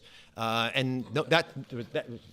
been there. It's no longer happening. You've got sharp folks. We're open for business. It's a generational opportunity to serve, and people are showing up. God bless you. Let me introduce now Chris Klump, who is just makes my life easier every day. I'm so proud of him. All great deals are rooted in principles. We've talked about this before, and today we're announcing another truly great deal. I love this deal, and it's rooted in the principle of potential. This is about unlocking the full potential of every American, the grandmother, the grandfather, the father, the son, by unlocking access to affordable life-saving medications that make a meaningful difference in their lives when they need them most. That's what today delivers. It's a deal built on principle for people, for the American people, and backed by policy that works. So the most important step to getting healthy is believing that your life has value, that God meant for each of us to have purpose and joy and to live fully. And to do that, we must be good stewards of our body. And the president has been fighting to provide another tool to do just this and enable this. And it's my pleasure to get to outline the contours of the deal today. So first and foremost, customary with the three prior announcements, all of the customary most favored nation terms that you've grown familiar with apply to these two deals. So this is actually deals 4 and 5. Full Medicaid portfolios today at most favored nation prices. Shared savings from existing drug prices in Europe deployed back to the United States. All primary care drugs at U.S. net prices or most favored nation prices available on Trump RX before the end of the year. And most importantly, all future drug launches across commercial, Medicaid, Medicare, and the cash markets at most favored nation prices going forward. Now, GLP-1s. So first, under this agreement, starting doses of oral GLP-1s will cost just $149 a month for everyone. That's roughly 1/8 the cost of the list price today. For Medicare, manufacturers are voluntarily reducing their prices for GLP-1s currently used for diabetes and other covered indications to $245 per month across all doses. The savings generated from this change in prices will be used to provide new coverage to obesity and those who struggle with obesity and also have high metabolic or cardiovascular risk. Again, all for the same $245 a month. That means Americans struggling with diabetes and obesity, with heart disease, or other chronic conditions can access these life-changing drugs more affordably. Medicare patients, importantly, will only pay $50 a month for a copay. This is a massive reduction from what happens today. For Medicaid, Novo and Lilly have agreed to extend the same new low government pricing to all 50 state Medicaid programs should they opt in. And we encourage them to opt in, and these will be available not just for diabetes and current covered indications, but also for obesity again. And in case you're getting tired of me saying it, at the same price of $245 a month, all covered doses. On Trump RX, the average price of injectables and orals will start at $350 on average. That's compared to roughly $500 today. And that will trend down to, you guessed it, the same $245 a month over the next 24 months. That is 1/5 of the list price. It is 1/2 of the best price in the United States today. We're hoping, Mr. President, that your friend who has to travel to England to afford these drugs will no longer need to do so and can come and do it in the United States. I'll also just mention that the $149 is $1 less than what you asked us to achieve. Just gonna make sure that's clear. So I want to highlight two other really important points that make me love this deal so very much. First, this isn't about spending more, it's about spending smarter. The savings from the diabetes drug price reductions are being used in a cost-neutral way to fund the new indications for taxpayers. That's amazing, and that happens inside of that same 24-month period. It's cost-neutral. We're spending the money more wisely. But second, this isn't just about lower drug prices for Americans, though it does do that, but together with physical activity, with healthy eating and diet, and where appropriate, the use of breakthrough GLP-1s, the real return on investment is healthier Americans, lower chronic disease, lower costs, we estimate by tens of billions of dollars a year, and most importantly, higher productivity. Today is about freeing Americans from the weight, literally and figuratively, that holds us back. It's about unlocking the potential of every citizen to live fully, to contribute fully, and to find joy in their health. We cannot reach our full potential as a nation if we do not reach our full potential as individuals. And we cannot reach our full potential as individuals if we are not healthy. Thanks to Novo and Lilly for showing up so constructively over the last several months to make this possible. In particular, thanks to you, Mr. President, for again demonstrating that you fight for every American, this time for potential. It's now my sincere pleasure to first introduce Dave Ricks from Lilly and then Mike Dustar from Novo. Great, thank you, Chris. It's truly an honor to be here today for this historic step forward, to expand access to a class of medications that can fundamentally change the arc of chronic disease in our country. Of course, these are the incretin or GLP-1 agonists that we've been speaking about. For nearly 150 years, my company, Eli Lilly, has been investing in America. We've been advancing science and creating high-value jobs. Well, thank you very much. One of the representatives of the companies, if one of the companies got a little bit lightheaded, you saw he went down, and he's fine. They just sent him out. He's got doctor's care, but he's fine. So we had a little bit of an interruption. Sorry for that. And I think we can just begin again with Eli Lilly. Yeah. Thank you. Thank you, Mr. President. And again, I was saying it's an honor to be here because this action today will really begin to change the arc of chronic disease in our country. Lilly's a 150-year-old American company, and we're committed to advancing science, investing in research, and building really high-value jobs. But today, I want to start by thanking the many Lilly scientists who pioneered breakthroughs like the ones we're talking about today, breakthroughs like tirzepatide or Zepbound, and also our manufacturing people who work around the clock to make supply possible for this kind of landmark announcement. But medicine only is effective when people can access and afford it. And that's what today's announcement delivers.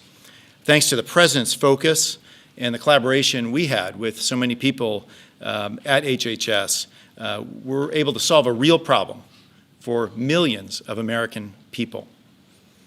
9 years ago, when I started this job, I promised to read every letter a patient sent me. And back then, there was hope for new treatments, but a lot of complaints about insulin pricing.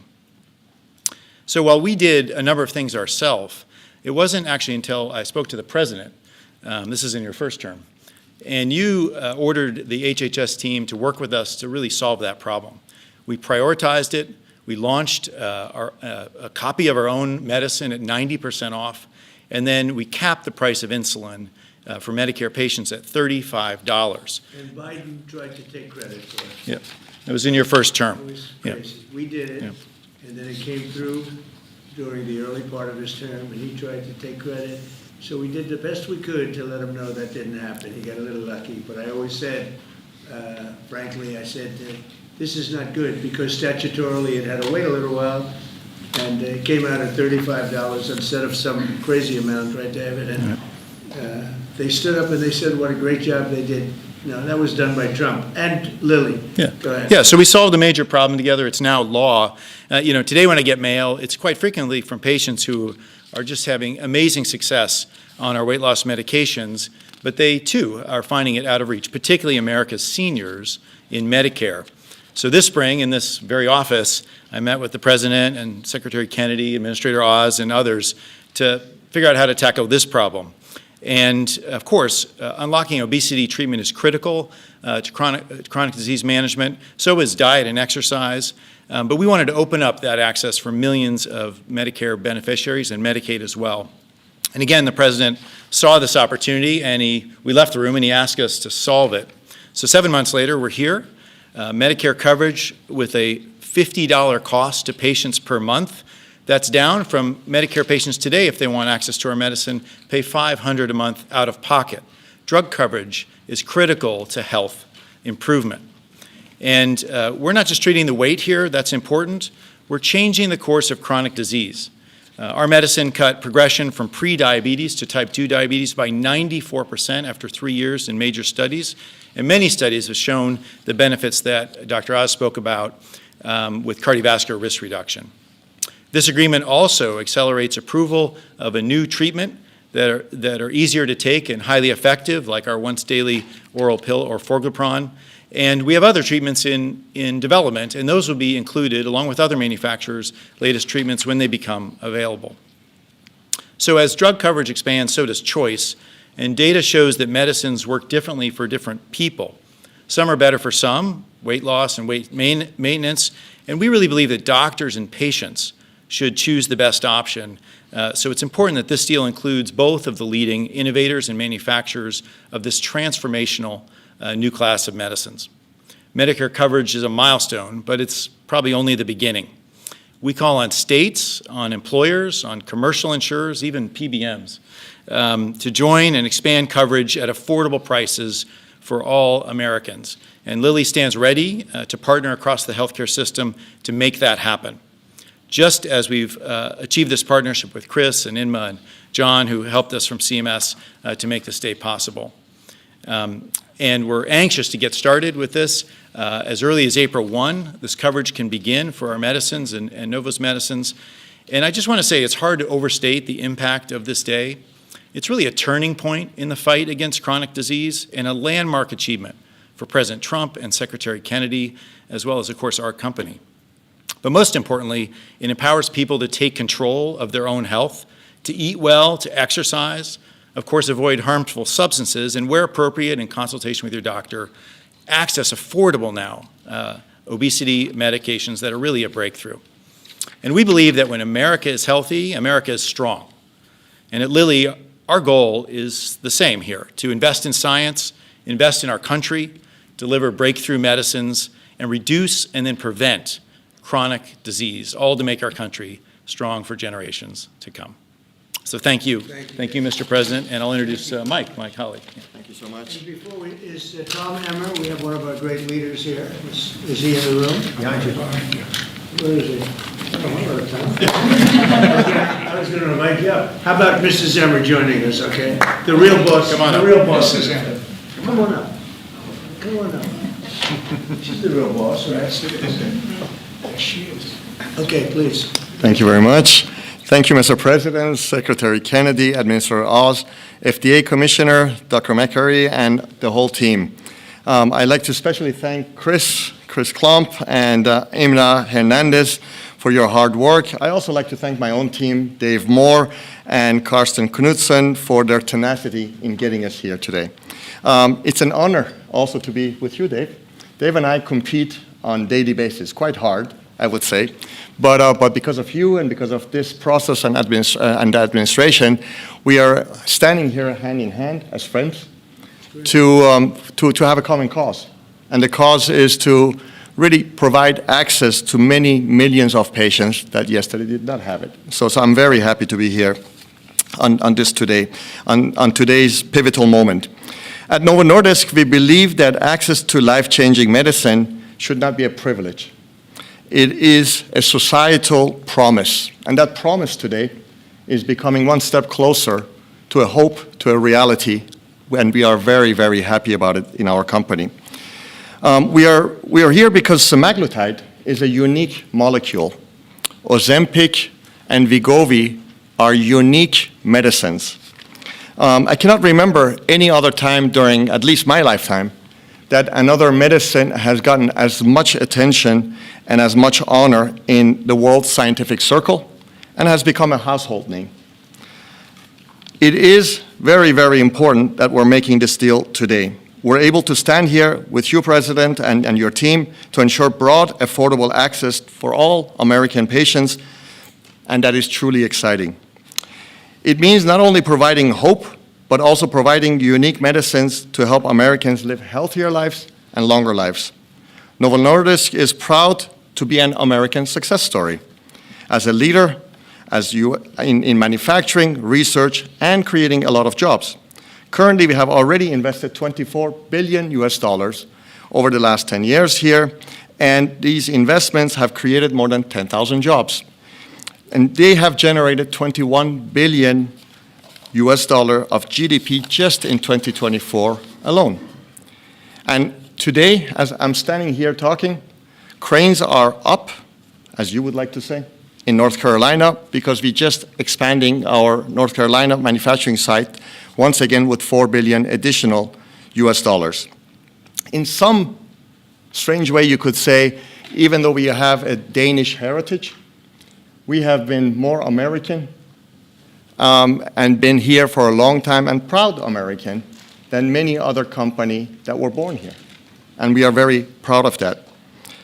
In fact, we are proud to say that our approval of Wegovy pill will be the only GLP-1 that will be manufactured end-to-end here in America by Americans and for Americans.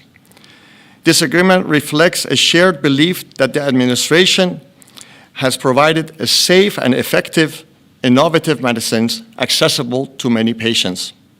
And because we know different patients have different needs, we are very excited to have our semaglutide 7.2 milligram, the higher dose, now, as we call it, Wegovy Plus, available as part of the receiving priority voucher.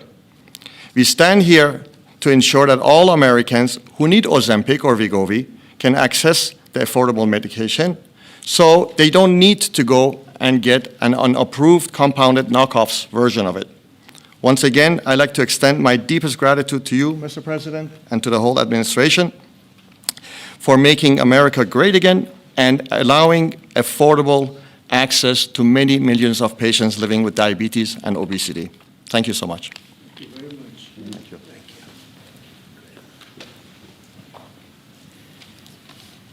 you. Anybody else? Just say a couple of words, Mike. All right, thank you, Mr. President. This is an amazing day because people talk about different ways to finance the broken healthcare system. This is fixing the broken healthcare system by dealing with two root causes: the price of goods and services, something hardly anyone talks about, and the health of the population. So today the FDA is announcing, as part of its new National Priority Voucher Program, that both Lilly and Novo Nordisk will be receiving a voucher for a priority review, because they're doing something in this administration's national priority interest, lowering the price of drugs to make them affordable, in line with the president's mission, and domestic manufacturing and addressing a public health need. These are 2 of 6 products that we are announcing today. Treatments for cancer, that are unbelievable. They are incredibly promising. A rectal cancer treatment that has melted away tumors with no need for surgery or chemo or radiation. We're interested in therapies that reduce downstream healthcare utilization. They'll be getting a voucher for a review by the FDA in weeks instead of a year. So we're serious. We're doing everything we can to incentivize this. So I think this is not appreciated enough, because the fastest area of healthcare spending growth is drug price spending growth. And so we're seeing a lowering healthcare drug prices as a vehicle to make insurance more affordable, private insurance, Medicaid more affordable, Medicare more affordable, and healthcare in general more affordable. Thank you, Mr. President. Thank you, Marty, very much. Any questions? Mr. President. Mr. President. You said you were able to get this deal done and so many others because of tariffs. Yesterday at the Supreme Court, the case being heard, the justices expressed some skepticism. What is your plan if they end up making a decision that's not in your favor? Well, I'd rather discuss that later. I hope we're going to win that case. I think it's one of the most important cases in the history of our country. So much evolves around tariffs as a defensive mechanism for our country. That's national security for our country. So I don't want to really discuss a ground two. This is so important.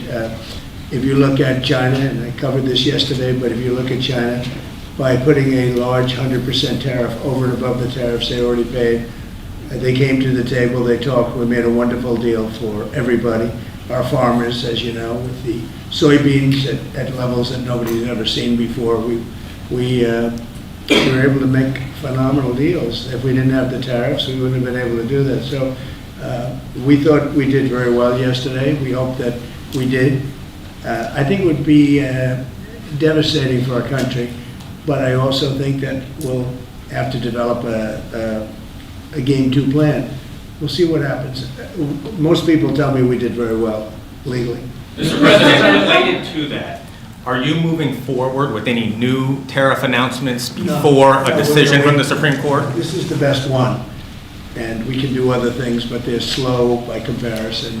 You know, it's like as an example with the 100%, I was able to do it instantaneously when we were threatened by the rare earths, as you know, the magnets. And I did it instantaneously. It was a matter of seconds. And it was a matter of seconds that I got a phone call, let's work this out. We would have had not nearly the defense that we had. It would be a shame. It would be somewhat catastrophic for our country, I have to be honest with you. I don't want to get too much involved, but what we've done, you know, we're taking in hundreds of trillions of dollars. If you take a look at the numbers we have, we're at $17 trillion right now. We're going to be at $21 trillion, about $21 trillion by the time I finished my first year. Biden, as an example, the Biden administration was at less than $1 trillion for 4 years. We're going to be at $21 trillion for 1 year. In the history of the world, there's never been a country that's done that. Not China, not the US, not anybody. And a lot of that is because of the tariffs and the fact that the president is a competent president that knows how to use them. And I use them for national defense. I ended, of the 8 wars I ended, I would say 5 or 6 were ended because of tariffs. I'll give you an example. If you take a look at India and Pakistan, they started to fight. They're 2 nuclear nations. They were shooting each other. 8 planes were shot down. There was 7, now it was 8, because the one that was sort of shot down is now abandoned. And 8 planes were shot down. And I said, listen, if you guys are going to fight, I'm going to put tariffs on you. And they both went, you know, they were not happy about that. And within 24 hours, I settled the war. If I didn't have tariffs, I wouldn't have been able to settle that war. So it's great national defense, and you have to be quick moving. You can't wait around for months and months while you're doing studies and you're doing all of this, or go back to Congress. Look at Congress. We can't even get a continuation from Congress. Think of that. How do you have to go back to Congress you have to do this spur of the moment? Because just so you understand, we're here at spur of the moment. You know, other countries have used tariffs that absolutely, they would have destroyed us. If I didn't come along, our country would be destroyed right now. The tariffs have made us rich in terms of national security. They've made us secure. And you know, if you have economic strength, that's also, if you have a lack of economic strength, that's national security also. But we have great national security because of those tariffs. So I think it would be devastating if we lost that ruling. Issues a ruling. It could be several weeks. Are you going to lay out any new additional tariffs before that? I'm going to hope that we win. I can't imagine that anybody would do that kind of devastation to our country. You know, we'd have to pay back trillions of dollars. We've taken in trillions. We haven't taken in billions. We've taken in trillions of dollars. We've made trade deals based on that give us, as an example, European Union, $950 billion. Japan, $650 billion. South Korea, $350 billion. Without this, we're not talking about that kind of money. And they're okay, they're satisfied, they love us, they just left. They all love us. So it's not like we're such bad people. But they were doing it to us until I came along. Now they don't do it to us, we do it to them a little bit. But if they took this away, we would be defenseless against tariffs from other countries. On employer plans and individual plans who also don't have access to GLP-1s, what can you do to make those insurers and PBMs get these same prices so they can put access for those I'll folks? ask Oz or Bobby that question. It would be it's a good question. Absolutely. Many Americans receive their insurance through the commercial markets. The companies have committed to ensure that at worst, prices are at MFN on GLP-1s and are committed to continue to negotiate those prices down based on volume, just as they do in any other instance. Another really interesting thing we're seeing, though, is that commercial plans and PBMs increasingly are enabling access for their beneficiaries, their patients, to make purchases in the cash market and then still receive coverage under their accumulators and their deductibles. And so we're building that capacity in. Absolutely. Trump RX is being built to enable just that behavior and drive transparency in the process. Mr. President, there are so many Americans that report tremendously positive results from these drugs. What real-world impact do you think this will be? Is there an estimate on how many Americans may now take these drugs? And also about the informed consent on side effects. There are lawsuits against these companies that some people experienced damage to their gut health, vision loss, and other potentially serious side effects there. So how will we ensure Americans are able to make the best choice of the risk versus the rewards? Well, I'll let them speak about the side effects, but I've heard about very little side effects with respect to these drugs. I mean, it's all positive, and that's usually not the case. I mean, usually you hear bad things. You see these crazy commercials on television where they tell you 15 different things that can go wrong, and then you're supposed to buy it. Very few, but I'll let you handle that. At a high level, 1 in 3 people who can hear my voice are eligible for these medications. That's the magnitude of impact. And we believe, just to reemphasize, we will actually save the American taxpayer money if people use these drugs appropriately for the duration for which they're indicated. There are always going to be side effects of anything strong enough to help you, strong enough to hurt you. The question is the trade-off worth it? We know the ravaging risks of obesity and all downstream issues ranging from diabetes and hypertension to renal failure, dementia, heart disease, my specialty. But I'll ask Dave Ricks from Lilly to maybe start off because he can give an honest appraisal of potential risks people should be aware of. There's no free cheese. Yeah. Oh, thank you. I mean, today, as you may know, there's about 8 million people benefiting from the 2 companies' medications. This new announcement will make that tens of millions that could benefit from it. So it's a huge improvement. But as the previous question, we need commercial plans and other insurers to step into this arrangement. I think probably both companies will work hard to make sure that happens. Yeah, as Dr. Oz said, no drug that can help you has no side effects. Most of them are well known. We've been using this class of medications for nearly 20 years. And that's why it's important that patients go to their doctor and decide together whether this is right for them, and their doctor knows their medical history and has the information about these medications. But we're confident in the safety, but there's always some precautions we should have, and people's own medical histories matter in that decision. And are there any estimates for? Yes. What I would like to say is also that, of course, in my speech I made a comment that what happened today allows us and Lilly to provide medications to millions and millions more than they are getting it today. Today, a lot of those patients are trying to go out there and take the knockoff versions of these medications, mainly because they were cheaper than our medication. With the reduction of the price, hopefully many of these patients don't need to choose their safety over their wallet, and now are able to find the real thing at a very decent price. Is that a big problem for you, knockoffs? Sounds like it might be. It has been, yes. It has been. But on the other hand, of course, patients have to be able to afford it. So it has been also our job to make sure that affordability. Are the knockoffs dangerous? The knockoffs are not FDA, the API, the raw ingredient that goes into them, are not FDA approved. So nothing is as good as the original. Yeah, I know that. Yesterday in the Supreme Court, Chief Justice Roberts said that tariffs are taxes and that they're paid by Americans. He said this pretty clearly. And yet you're saying that this money is rolling in from other countries. How do you square those two? It's coming in because they've charged us. You know, the same countries that you talk about are charging us massive amounts of money. If you look at the tariffs over the years that were put on our heads, there's a reason we're $38 trillion owed. Now that money's going to start coming down. But we had presidents that didn't know how to use tariffs. We had presidents that had no understanding of business. But if you take a look at what's happened to us, every country charges tariffs. China, the European Union was brutal.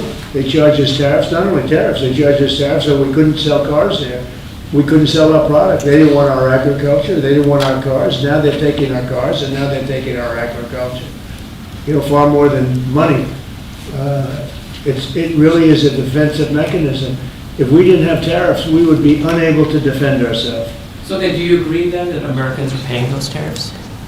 I think, no, I don't agree. I think that they might be paying something, but when you take the overall impact, the Americans are gaining tremendously. They're gaining through national security. Look, I'm ending war because of these tariffs. Americans would have to fight in some of these wars. They're gaining in national security. They're gaining in economics. They're gaining in so many different ways. And they're gaining in self-respect for our own country. Other countries used to laugh at us. They would charge us tariffs. Japan was charging us massive tariffs, and yet they wouldn't allow our cars to be sold in Japan. But they were selling 9 million cars here, but they wouldn't allow one car. Not one car was sold in Japan. They don't laugh at us anymore. This is really a matter of, this is national security. And by the way, going bankrupt is national security. You know, our country was really in trouble. Going bankrupt, and the difference between going bankrupt and thriving, that's also national security. When you go bankrupt, when you don't have any money, you have no national security. And we are thriving. I mean, all this money coming into our country that I told you about, the 17 trillion as of now, but it's going up rapidly. I was in Japan, and we have Toyota is coming in with $10 billion to build plants, operated by Americans, but building plants all over the United States. Well, they left. They took our plants. They sold cars in here without tariffs. They sold cars. We didn't charge them anything. They destroyed our auto industry. We lost 50%, 54% of our auto industry to other. We used to, if you go back into the 30s and 40s, we had 100% of the automobile business. Then it started getting chopped away.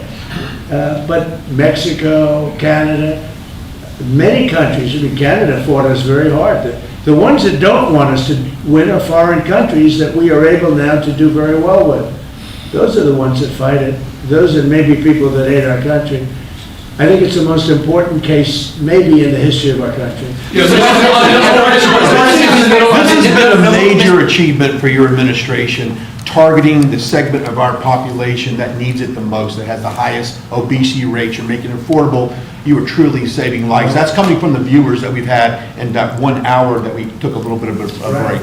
My question to you is, Walmart just pushed out a report that says this year's traditional Thanksgiving meal will cost 25% less than it did under the Biden administration, plus gas prices being down in the $2 region makes it more affordable to travel to grandma's house for this Thanksgiving. Thank you very much. It's not so much a question, it's a statement. I would have made the statement, but yet we have a lot of things happening, so I wouldn't necessarily have made it right now. So Walmart, to me, you know, that's AAA, came out that nobody going to influence them, I don't know them, but they just came out with a very powerful statement, they've done it for many years, that under the Biden administration, Thanksgiving meal, a Thanksgiving meal with all the trimmings costs 25% more. In other words, our Thanksgiving this year coming up will cost 25% less than sleepy Joe Biden's. Now, to me, that's better than anything there is. That's better than a poll. They've got everything included, from the trimmings and from the turkey and from everything, a lot of different items. It's 25% less this year than it was last year when he was so-called in charge. He wasn't in charge. The people around the desk were in charge. The oil pen was in charge. That is a big factor. And I was angry last night with the Republicans. I said, you don't talk about this stuff. Nobody talks about it. You know, I rely on a question from a reporter to get that out. We should be talking about it because they talk about affordability. They don't have affordability. We had the highest inflation in the history of our country under Biden. We had high gasoline prices at $4.50, $5 a gallon. They're going to be hitting $2 a gallon with me. They're getting close to $2 a gallon. And when gasoline goes down and energy goes down, everything else follows. What the Democrats do is they lie. We are the ones that have done great on affordability. They've done horribly on affordability. The only thing is they go out and they take commercials how under the Democrats you have affordability. It's just the opposite. We have much lower prices than they do. And we only have one thing, beef, because the cattle ranches are doing well. We're going to bring the beef prices down, and they understand that, even if we have to help them out. But the beef also is not a big difference, but every price is down. The biggest price is energy. We're at almost $2 for gasoline, and you take a look at where they were at $4.50, $5 for gasoline. And when gasoline and energy comes down, everything else follows. And I was so happy. Last night I made a speech, and then I get off the stage. I said, I feel like going up and saying it, because I have a lot of respect for Walmart. And nobody's influencing Walmart. They came out and they said, Trump's Thanksgiving dinner, same things, is 25% less than Biden's. And we are the affordability, when we are the ones that have done a great job at affordability, not the Democrats. And yet, we just lost a couple of elections, very Democrat areas. Maybe won't be full. They weren't very Democrat when I ran a year ago, because I did well in those areas. But we just lost an election, they said, based on affordability. It's a con job by the Democrats. The Democrats are only good at con and cheating on elections. Thank you for the question. Can I ask you a question about India? Say it. How is the talks with Prime Minister Modi going on the trade deal? And when do Going good. He stopped buying oil from Russia. When do you plan? And he's a friend of mine, and we speak, and he wants me to go there. We'll figure that out. I'll go. I had a great trip there with Prime Minister Modi. He's a great man. And I'll be going. Novo Nordisk is in the middle. You're planning to go to India next year? You're planning to go to India next year, sir? It could be, yeah. Novo Nordisk is in the middle of a potential $10 billion acquisition for a smaller obesity biotech. They might need your and the FTC's help to see that through. Do you have any issues with that, or Eli Lilly buying a smaller obesity biotech from an anti-competitive standpoint? I don't know. Do you want to talk about that? I mean, I'd like to hear it. Maybe you should give us a piece of the company, like I've been asking for. So Give the United States a nice big chunk of the company. So Novo Nordisk and Pfizer right now are in the middle of an acquisition dialogue and discussion. It's you and Pfizer? It's us and Pfizer. Competing for the company? Competing for the company. Who's winning? And as of today, our bid is higher. And our message to Pfizer is that if they would like to buy the company, then put your hand in the pocket and bid higher. It's a free market, and at the end of it, it has to do with basically the price that the seller is selling for their shareholders and the buyers willing to pay for it. This has nothing to do with FTC, has nothing to do with anything else. Do you think it's anti-competitive? Is that a similar product to what we're talking about today? It's a product, it's a series of products that will come to the market in around turn of the decade, where the market is very crowded with many, many other players as well. So it's the next generations of products, and it will become five. Yeah. Mr. President, Thank you. saying that Zoran Mandami, you said that, you called him a communist. you said that if he won, you would take drastic action against New York City. What kind of actions are you looking at, and will the ICE deportations continue? Well, I think you have to look. If he is a communist, you know there's not going to be a lot of activity. So you wouldn't need bridges and tunnels and all the different things that were being planned for New York, I think. And look, I hope New York does well. That's all I can say. I love New York. I grew up in New York. I did well in New York, always did well. And I hope New York does well. That's all. And ICE raids, will they continue? ICE raids? Well, you want to get criminals out. If they're criminals, we want to get them out. Ideally, we wouldn't have to do them because he'll send the criminals out himself. But that seems to be unlikely. No, we have to get criminals out. You know, millions of people were let into our country from prisons and from mental institutions and drug dealers, a lot of drug dealers and murderers, 11,888 murderers. 50% of them committed more than one murder. We want to get them out. So whether they're in New York or anywhere else, we want to get them out. We've created a great place in Washington. All of you know, you see the difference between what it was now and what it was a year ago under Biden. It was a death trap, and now it's people walk down the street, they have dinner, the restaurants are booming. Washington, D.C. is great.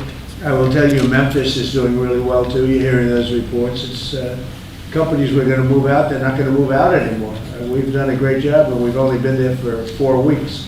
So we've done a great job with that. But they have killers in New York, we want to get them out. If they have murderers, if they have people from jails that they allowed out of their jails in order to save a lot of money, we want them out of here. We want to put them back to their jails, not our jails. Mr. President, a question in regards to TSA. Would you ever consider privatizing TSA? That question comes to us from our viewers all the time, and I told them I would ask you. I think of privatizing a lot of things, but generally speaking, you know, you have government, and a lot of people don't like privatizing, but some things that they really do, they work out better privatized. But it is government, and sometimes government can be better. It's something a lot of people talk about. I've heard the government, as far as air traffic controllers, is 2 thumbs up on that. I've heard from dozens of pilots who have flown the last 90 days, particularly under all the stress of the government shutdown. Right. They tell me, Brian, that is the one thing the government does right is air traffic controls.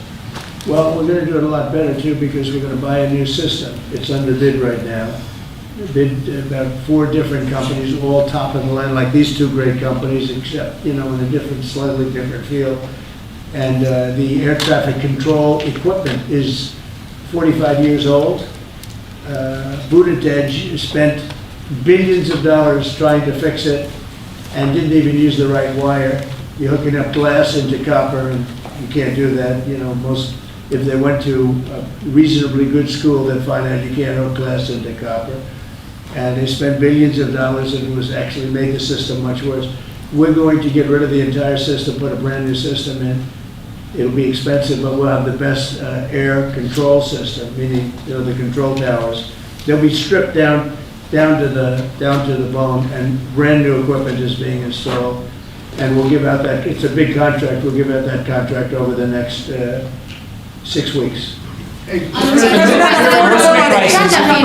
that the FAA is going to have to cut about 10% of flights at the top 40 airports because of the government shutdown. Are you at all concerned that it might not be safe to fly right now? And what do you tell people who are gearing up for Thanksgiving? Yeah, fair question. Sean Duffy announced they're cutting in certain areas 10%. And they want to make sure it's 100% safe. That's why they're doing it. Mr. President, given these modifications that are being made to air travel, the other disruptions with the government shutdown, do you think it's time for Republicans in Congress to change their negotiating position at all? In what way? To start making concessions to Democrats? Well, I think it's time for them to end the filibuster and just put everybody back to work. Vote in voter ID, vote in no mail-in voting except for military, faraway military, and people that are very sick. I'd like to see one-day voting. I'd like to see not 65 days of voting from all over the place. No, I'd like to clean up the elections. The border, we've done a great job. We have a great, strong border now. But I'd like to see new rules on immigration that can be fair and good, you know. But rules that you'll never get, rules that they're never going to get. There's so many things we could put in. including tax cuts that we could get, and we could do it all ourselves. But to do that, you have to end the filibuster. The filibuster is, and they'll do it too. They'll immediately do it. You know, what they're gonna do is, what the Democrats will do is they're gonna make Puerto Rico a state. They're gonna make DC a state. They're going to pack the court. They're gonna end up with more electoral votes. They're gonna end up with 4 senators because of the 2 states. And they're going to do this 100%. They would have done it, except Manchin and Sinema got in their way. They would have done it. So if they're going to do it, I would do it. I would do it before them. And you think that the longer like Israel attacked first. That attack was very, very powerful. I was very much in charge of that. When Israel attacked Iran first, that was a great day for Israel, because that attack did more damage than the rest of them put together. What I'd like to see is, I'd like to see voter ID. Who wouldn't approve voter ID? The Democrats. Why wouldn't they approve it? Because they cheat. There's only one reason we don't have voter identification. And we should have it. If we got rid of the filibuster, in one day you'd have voter identification. The only reason they don't want it is because they cheat. Mr. President, tax credits. There are some people, Republicans, who would also like to see the ACA tax credits extended for middle-class folks who are buying insurance on their own. Right. Where do you weigh in on that? Well, I don't weigh in, but we're looking at all of that right now. We're looking at all of it. There are a lot of great ideas out there, including for health care, because Obamacare is a disaster. The Obamacare premium is going to go up 17 or 18%, and that's not my fault. I didn't want Obamacare. That's the fault of the people that put it in, the Democrats. And now they want it subsidized further. But you know, where you take it from them, you take it from a lot of other people. We could have much better health care at a much lower price. Mr. President, are you doing all of these drug pricing announcements with another company, or is this the last we're going to see for a little while? About drug pricing, deals. Oh no, everybody's involved, and we're going to get low pricing from. All companies are being involved. We are now going to have, with all drugs, the lowest price anywhere in the world. That's the price we're going to have. And will you have That's called favored nations. We were stupid nations before. We paid 10 times more, sometimes 15 times more than they were paying in Europe and other places. So that was really stupid. In 2 years, these will go down. The injectable prices will go down to $250, I believe. But American patients might still look at European prices and say these aren't quite low enough to match that. What would you say in response to people? Because as far as I'm concerned, we're at favored nations. If Europe is paying less, then now there could be other reasons. There could be a distribution, et cetera, et cetera. It's harder to get to, but outside of pretty minor things, this is favored nations. We are going to be paying the lowest price in the world, outside of some nations that are stone cold bankrupt, have no money, and people make contributions of medicines to those nations, including us. But we're going to have the lowest prices anywhere in the world, and your drug prices will go down 600, 700, 800%, and I'll be given no credit for it, because I never get credit for anything, but nobody else could have done this. So how does the drug price go down?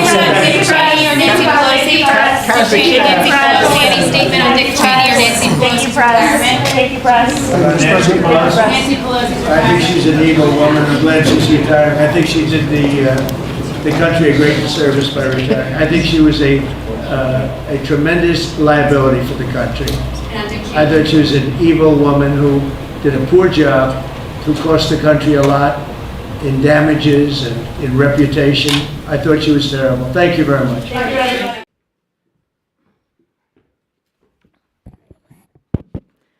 Good afternoon. Thank you for being here today. We're excited to make a big announcement on lowering drug prices for Americans. I now welcome HHS Secretary Robert F. Kennedy, Jr. Thank you, Stephanie.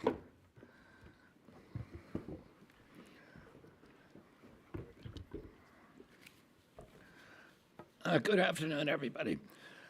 Across our country, millions of Americans struggle to afford essential medicines. Families are rationing prescriptions, seniors are skipping doses, and parents are facing heartbreaking choices between paying for medication or putting food on their tables. This is not acceptable in the United States of America. For decades, Americans accepted a fair deal in pharmaceuticals. A company earns a temporary monopoly for an innovative drug, and once the patent expires, cheaper generics enter the market. That system, established by the 1984 Hatch-Waxman Act, works for traditional chemistry-based drugs. Proving a generic is the equivalent is straightforward. If it's the same active ingredient, the same effect, same safety, it gets approved. But that bargain broke down with biologic drugs, medicines made from living cells. When Congress wrote the Biologics Price Competition and Innovation Act, the pharmaceutical industry rigged the rules. Between 2007 and 2009, Big Pharma spent hundreds of millions of dollars lobbying to make biosimilar approval far more difficult and expensive. They claimed that biologics were too delicate, that they were too mystical to allow true generics. They compared them during these lobbying sessions to fine wines.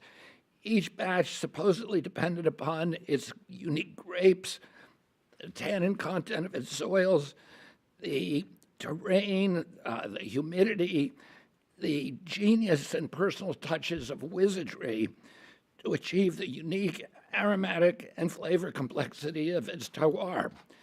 It was all clever marketing. None of it was based on science. Then to block pharmacists and doctors from switching patients to lower-cost options, the lobby invented a fake distinction between biosimilars and interchangeable biosimilars. The result has been sky-high costs, endless red tape, and a biosimilar market that still lags far behind Europe's. It can cost hundreds of millions to us, the federal taxpayer, just to bring one biosimilar to American patients. That changes today. Under President Trump's leadership, we are ending this unscientific and corrupt system. We're cutting through the barriers that protect monopolies and opening the gates to affordable, life-saving medicine for the American people. One of the biggest drivers of these crushing costs is the price of prescription drugs, of course, and especially biologic drugs.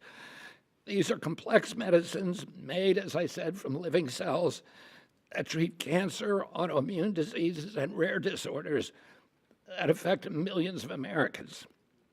Biologics make up only 5% of our prescription, but they account for more than half of our drug spending.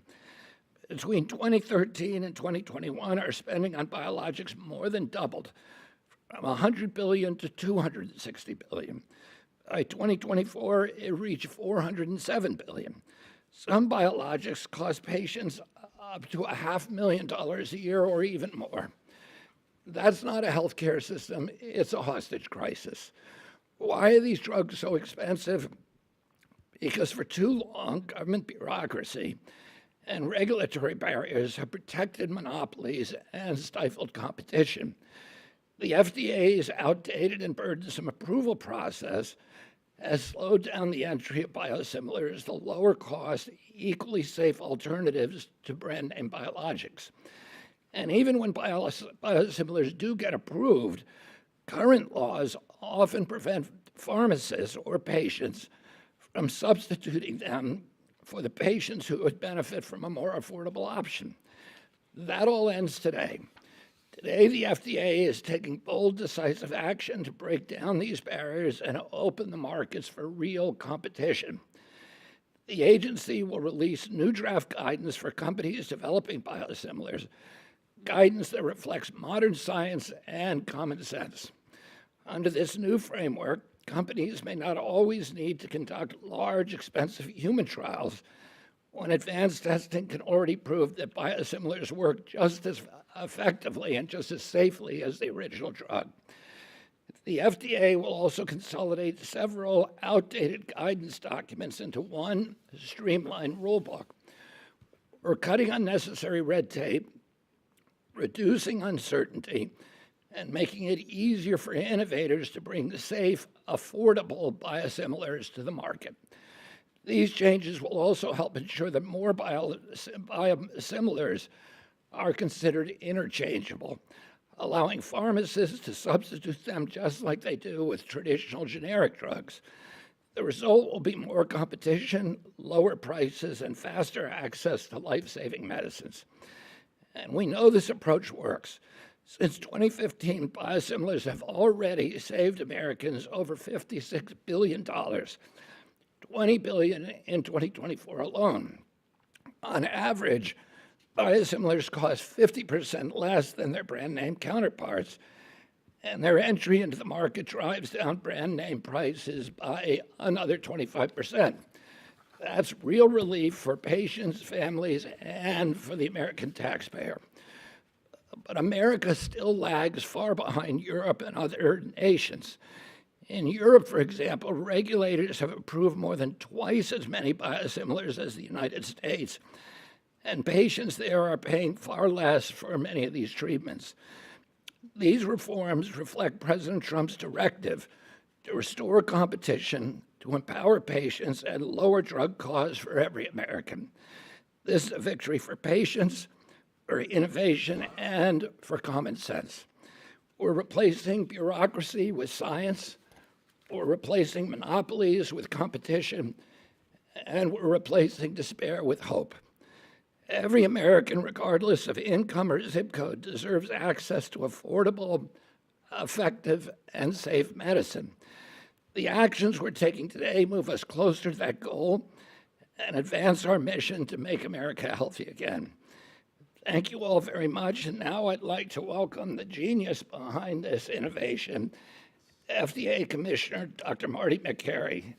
You come up to the, there you are, Marty. Thank you. Great, thank you, Mr. Secretary, and thank you for your commitment to lowering drug prices for everyday Americans. We're interested in everyday Americans. There's been a lot of talk about healthcare costs, a lot of talk about reducing drug prices. But as you've seen from the Oval Office, thanks to the good work of Dr. Mehmet Oz and his team at CMS, you're now seeing medications come down to a price point of pennies on the dollar. Reforms that have been discussed for 35 years but have never translated into action in most favored nation status pricing. I'm happy to contribute with our reform at the FDA to this incredible movement to lower drug prices, not by 1 or 2%, but significantly. If you haven't noticed, healthcare costs have gone way up since the promise of the Affordable Care Act to make the price of health insurance premiums more affordable, lowering them by $2,500. Within 7 years, they went up by $2,500, the opposite direction of the promise. The fastest growing area of healthcare spending in the United States is drug spending. And the fastest area of drug spending increases is with this new class of medicines called biologics. That's because they are derived from cell lines. It's an expensive process to develop biologics. So they are naturally going to cost more. But not 1,000 times more, not 10,000 times more. I've seen biologics work wonders, as Dr. Oz has in the hospital. Our patients, I've seen cancer patients get biologics with results almost visible during the treatment. It's worked wonders, amazing benefits for patients with autoimmune diseases, patients after transplant surgery, patients with all sorts of cancers, rare and common. Biologics are amazing, and the biologic drug makers are not bad guys, they're good guys.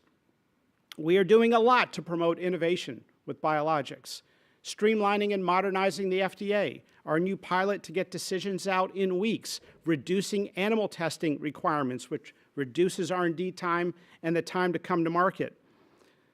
But today, we are talking specifically about the price tag on biologics, up to $200,000, almost $250,000 for some. Who's got that kind of money? Now, some people might say, look, I'm not paying for it, my employer's paying for it. Or I'm not paying for it, Medicare pays for it. Well, guess where that money comes from?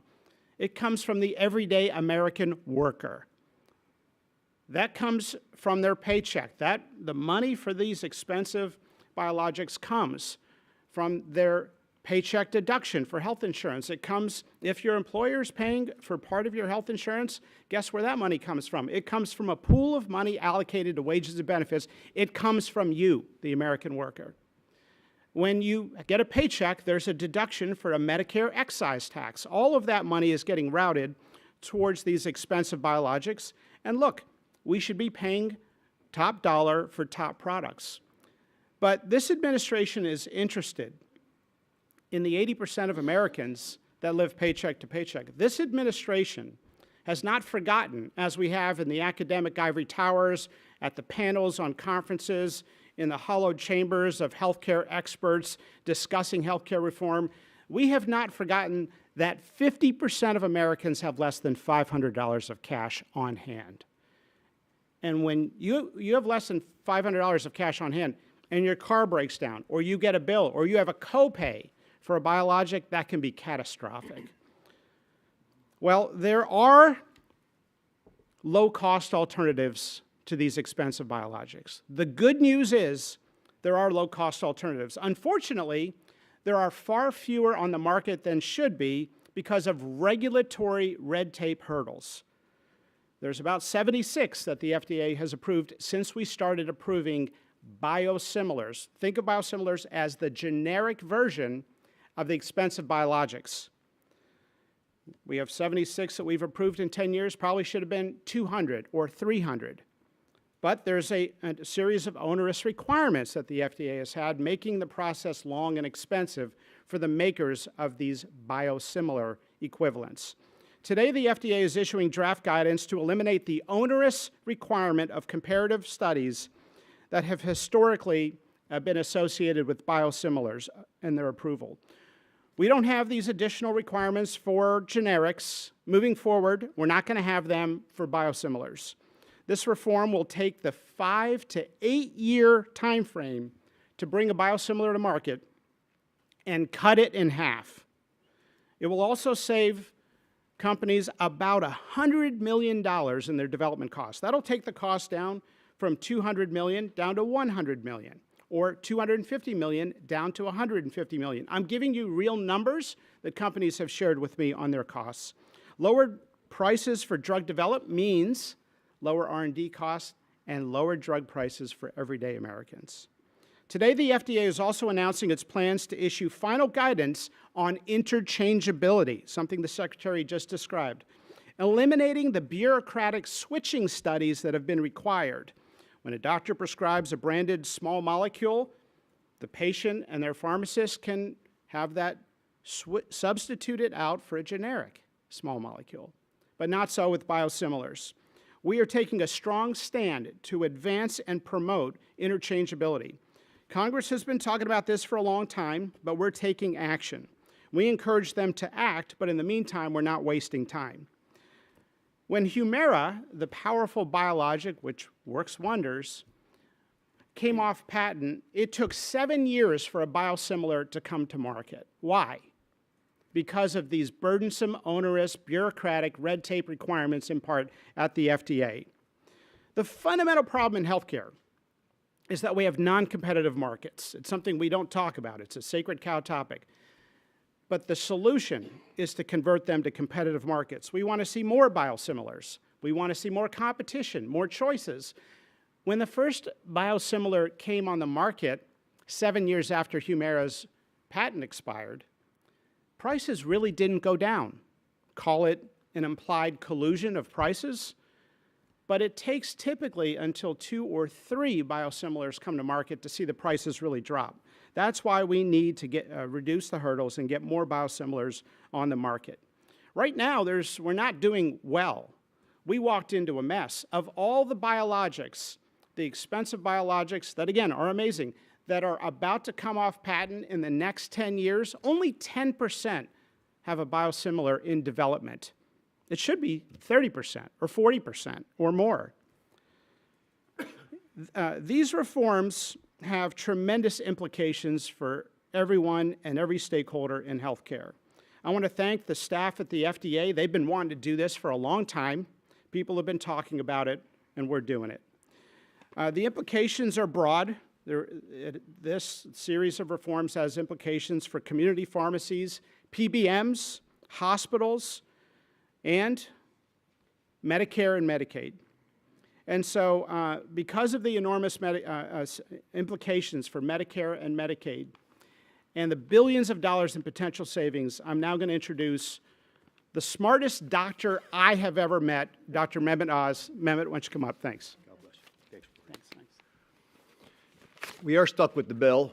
It's going up 9% this year for Medicare, increasing faster than that in Medicaid, and it's increasing about 9% for the commercial insurance.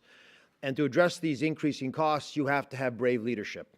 Secretary Kennedy, God bless you for always messaging that at every level, and it rubs off on us, and today's a case in point. Marty, you're very kind to call me all the things you've said, but I can say without question, running the FDA requires a brave human being. You've got to be able to withstand tremendous pressures, and I want to congratulate the FDA Commissioner, Marty Makary, because he's been able to push for change that has been waiting for decades to occur. Secretary Kennedy went through these numbers. Just put that 1984 date in your mind. That's when Congress acted and said these things called generics exist. It took a long time to make them 91% of the medications that we currently use, saving billions of dollars to the American taxpayer. But there's a group called, the catchy name, Association of Accessible Medicines. How many of you have heard of that name? I didn't think so. One person put their hand up, too. 1.5 people. Exactly. Compelling. It's a group of states, scientists, doctors, technology people, pharmacists. They gave Marty 3 standing ovations today for announcing what you just heard. That doesn't happen in academic circles. I don't think I've ever gotten a standing ovation 3 times, certainly in one presentation. And it speaks to the stunning impact that this will have on the industry. Of course, I want to thank the President for messaging that he supports rapid change and encouraging us to go out there and make a difference. And this whole of government approach that Secretary Kennedy has been pushing for, which Marty, myself, Jay Bhattacharya runs the NIH, many others in this wonderful agency have been unified around, has allowed us to achieve things in our short stay here that are unimaginable. As Secretary Kennedy said in the Oval Office a week and a half ago, no one thought most favored nation drug pricing would be possible. It turns out not only is it possible, it's probable in the leadership of Chris Klump, John Brooks, and others. There's been remarkable advances in getting pharmaceutical companies who are not bad guys who are involved in innovation and want to make sure we make the life-saving choices out there available, can strive and make that happen, but at an affordable price. And we've asked these companies to stand up, be counted, be patriotic, and give us pricing that allows the American public to not have to choose between groceries and life-saving medications. And pharmaceutical companies have come to the table to help fix a wrong. But they got 2 problems. All of us, in fairness, have 2 problems. The first is access. Study just this year came out from a prestigious group. 1 in 7 Medicare beneficiaries skip their medications. You should never have to choose between medications in this country, abundance. And when you're choosing in a country that believes non-scarcity, but in bountiful ability to do what you want in life, it causes some very expensive complications, which we all still pay for. Readmissions to hospitals, and of course, it can lead to deaths as well. We don't take medications which we believe could save your life. Now, at the same time, we have an access issue. We don't want to compromise innovation. And the President and the Secretary have been loud on this, and Marty has defended the need for innovation in the industry. The FDA has gone through a lot of painstaking work to ensure that they protect against hindering the cutting edge of industry to allow life-saving medications to come to market. But if you've got 20 years on a patent, and let's say 12 years after your biologic is approved, you should be allowed to recoup that money in that period of time. But once that patent's over, insurgents should be allowed to enter the marketplace to appropriately compete. That's what the ecosystem of fairness should represent. That's what's been hindered with this 40-year history of one by one having to break through barriers, with this being one of the largest and perhaps the final major barrier to ensure that what started with the Hatch-Waxman Act can now reach full fruition and allow the intent of Congress to be heard widely, which is generic products and biosimilars, when they are appropriately to be released, because patents have expired, should allow a competition, not a crony capitalism, to run the market. The current system has slowed the ability of insurgents to enter the market, and that stops today under the leadership of Dr. Makary. Now, CMS's job is to pay the bills. We've focused on improving reimbursement models. We've done all kinds of innovative things under Abe Sutton's leadership at CMMI.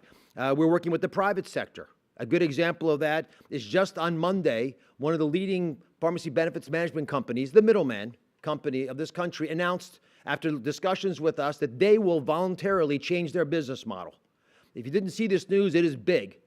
As the Secretary Kennedy tweeted out on it, this is allowing this industry to transform itself from a rebate-based system where you hide the ball to one of ultimate transparency where everyone's going to see, including employers, who will no longer be able to hide behind PBMs as they sometimes allow extra funds to channel back to them through the rebate system. Now everyone's going to know what the numbers are, and to make sure that's true, Trump RX is going to publish the numbers of all the medications and their pricing, including the generics and biosimilar competitors, so individuals can make the right choice for them and will have options. The power to convene of this agency has been shown in other areas as well. I won't go through the entire list, but it has been remarkably effective. But it doesn't work unless we have the brave actions of the FDA under the commissioner's leadership to go out there and put real drugs in the hands of real doctors taking care of real patients.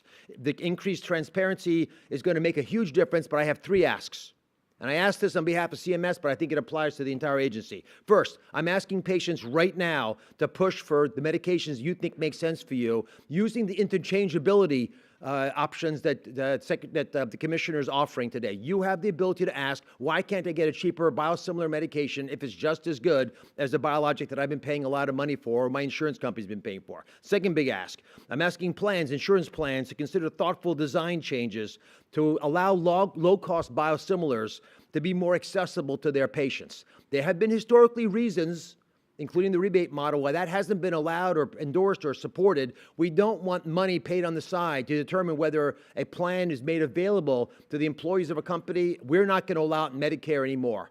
And the third big ask is to governors. If you can hear my voice now, please listen carefully.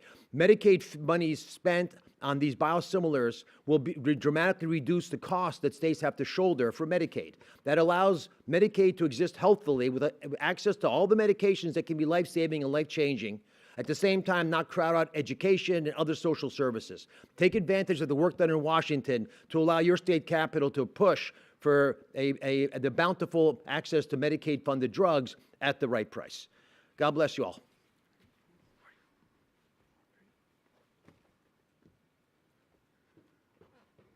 Boss.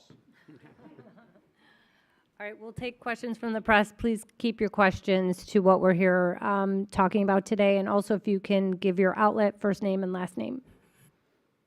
Go ahead. Zach Brennan with Endpoints News. And there's a microphone. Oh, thank you. Zach Brennan with Endpoints News. So you offered the example of Humira, where we now see 10 biosimilar competitors, some priced at more than 80% off, and yet AbbVie still controls the vast majority of the market. What are you going to do for specific cases like that, where we see an influx of biosimilars, and yet they're still not gaining traction on the market? And then on interchangeability, can you say anything? I know the FDA has already approved biosimilars and as interchangeable without running the switching studies. What is new that's coming out today?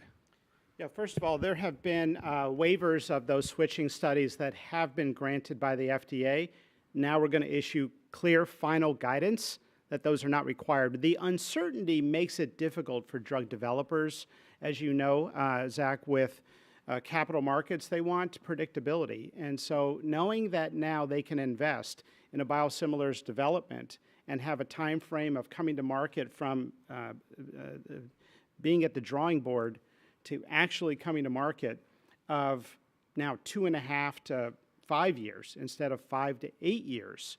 And we think we can also shave off some of the time that it takes for the FDA to approve biosimilars. We've identified ways that we can streamline that process as we are with other drugs. So you're correct in that some of those waivers have been issued, so we are going to make it very clear now and offer clear guidance. With Humira, the Humira example that you described, let's be honest about what's going on sometimes. The branded biologic manufacturer is paying the PBM to make sure that biosimilars are not added to that formulary. We're calling for increased transparency. You can see we talk every day. We talk all the time.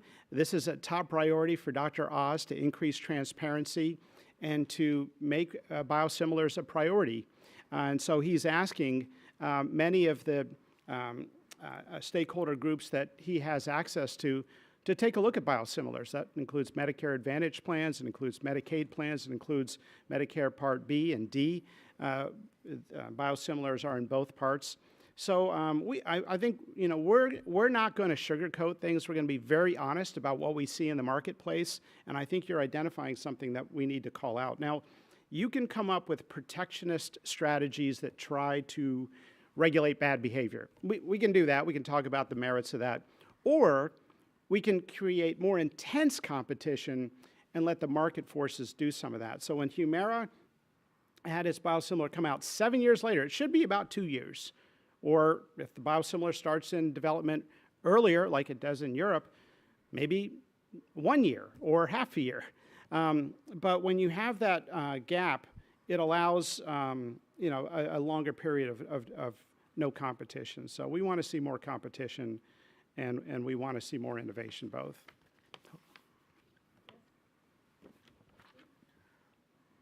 Hi, Emily Kopp with the Daily Caller. This is for Dr. McCary. You said that FDA wanted to do this before now.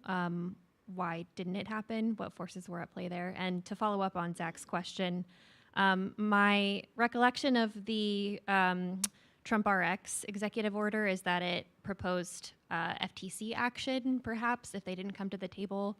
Some of the protectionist strategies you're talking about, could that see FTC action also? Okay, thanks. Well, first of all, at the FDA, there are great ideas that just have not gotten daylight. Take, for example, our work on removing the 9 petroleum-based food dyes from the U.S. food supply. They've been talking about that for 35 years. They had a citizens petition, and 2 business days before this new administration, they took action on one of them. Well, within weeks, we took action on all 9. So there are great ideas that just have not gotten daylight at the FDA, and this is one of them. People have seen the mired bureaucracy that has stalled biosimilars. And so, we spend a lot of time listening to people on the front lines, asking them, what big ideas do you have and what we can do that's meaningful, that has an impact? And so we've announced a ton of these reforms. Reducing animal testing requirements. I've been talking about that for 20 years. Now we've got good computational modeling, and we have our roadmap public, and we're going to make another announcement on animal testing requirement elimination probably next week. On the Trump RX is genius because you can bypass healthcare's middlemen. If you like healthcare's middlemen marking up the price of drugs and taking kickbacks from the manufacturers, use the current system. But if you want another option to shop for a price, to see if that price is better, that's what Trump RX is for. It allows direct purchasing.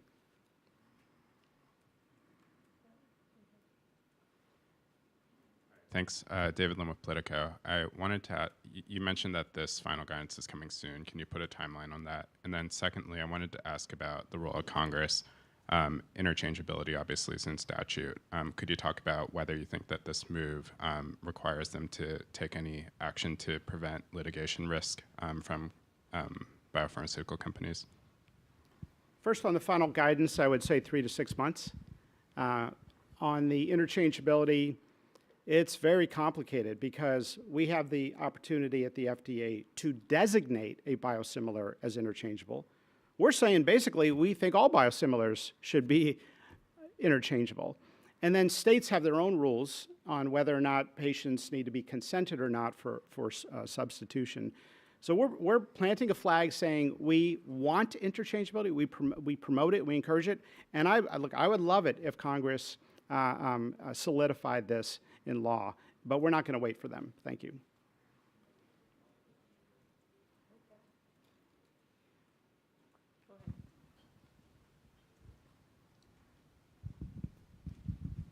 Hi, Paige Cunningham, Washington Post.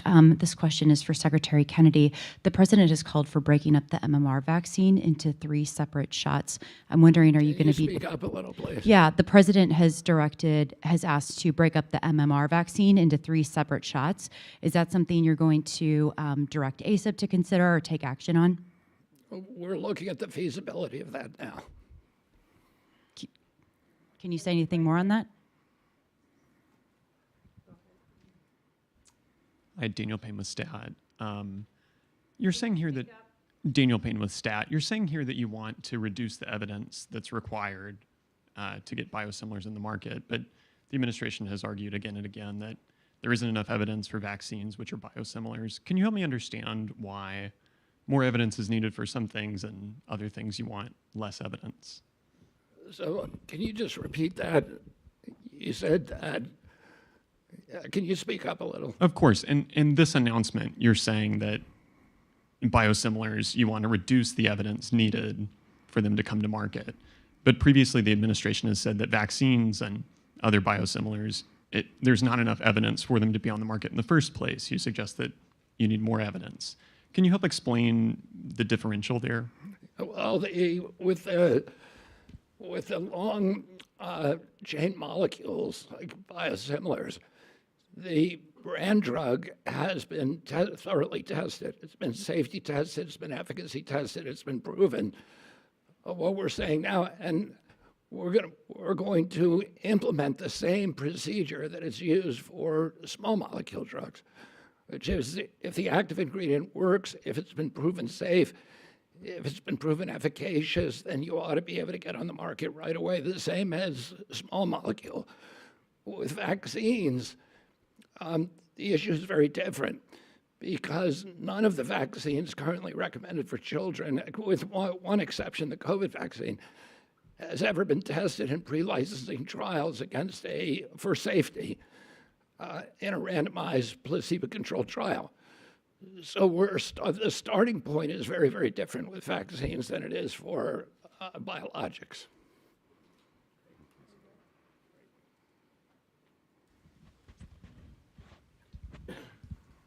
Thank you very much. Arthur Jones II with ABC News. Can you just talk about, Secretary Kennedy, the amount or the significance this announcement will have on struggling American families, as you mentioned at the top of this? And secondly, I've spoken to a number of Republican senators actually about the linkage between pregnant mothers using Tylenol and this risk of autism or other health disorders in unborn children. And one prominent senator told me that the evidence there is weak and there's no relationship. Can you respond to that? For Tylenol? For Tylenol. Okay, on your first question, I mean, there's a good example that we worked on recently. We recently put together an agreement in South Carolina and now some other states, the private insurers and for Medicaid and Medicare to pay for sickle cell anemia treatment. The cost of that treatment is $1 million. It cures sickle cell anemia, but it's $1 million. If we could get a brand name drug, if we can get a generic drug, a biosimilar that does the exact same thing for a fraction of the cost, we can make that treatment available in every state. It is right now. It is barely economic for the insurance companies because they think that maybe the treatment, the long-term treatment of somebody with sickle cell anemia, is going to cost more than that $1 million. But it's right on the borderline. So if we could cut that in half, it would be a no-brainer for every single state to adopt it. With Tylenol, we've all said from the beginning that the causative association between Tylenol given in pregnancy and the perinatal periods is not sufficient to say it definitely caused autism, but it is very suggestive. And it's suggestive in animal studies and core blood studies, in observational studies from nation to nation. And so there should be a cautious approach to it. And that's why our message to patients, to mothers, to people who are pregnant, to the mothers of young children is consult your physician. And we have asked physicians to minimize the use to when it's absolutely necessary.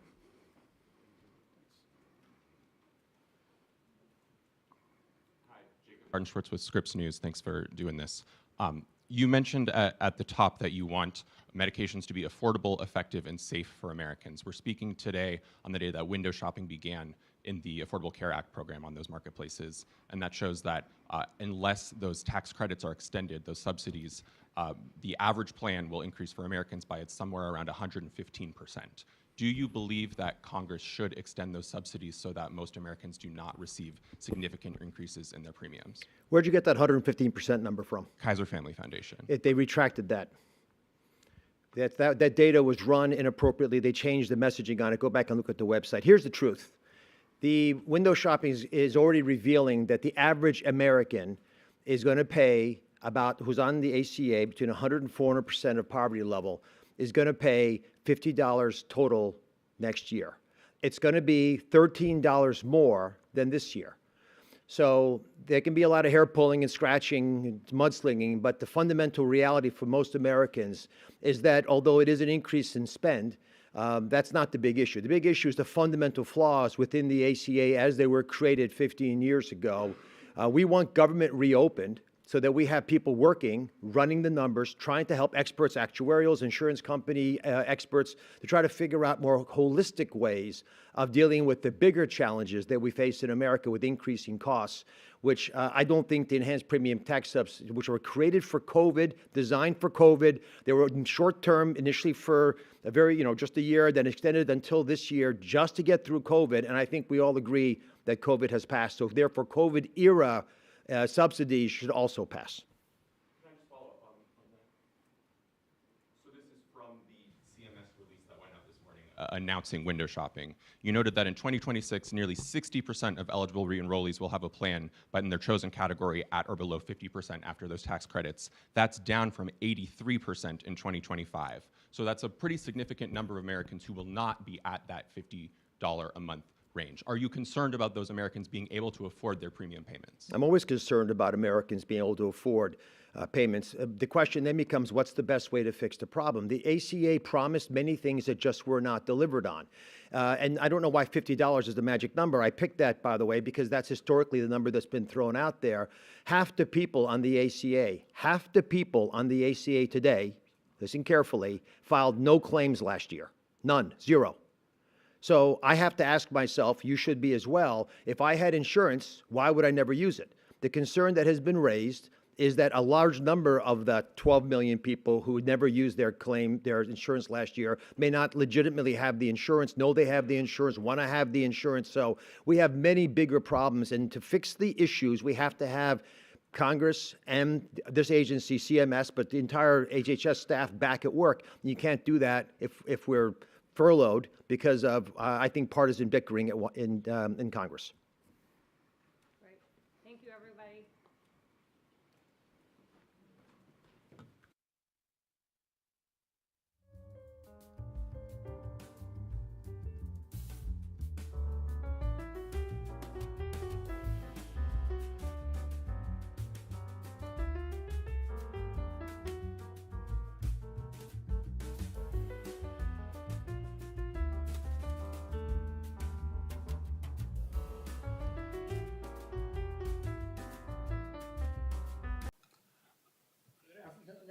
Everybody.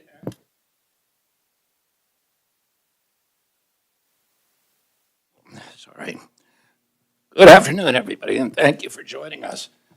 Today we're launching a long COVID consortium, and it's in response to interest from a couple of senators, Senator Young and Senator Marshall here, who's here, who have a deep interest and have been talking a lot about this issue, but also in response to my own personal experience and the calls that I get almost every day from people who are suffering from long COVID across the country and don't know where to go and feel that their voices aren't being listened to, including members of my own family.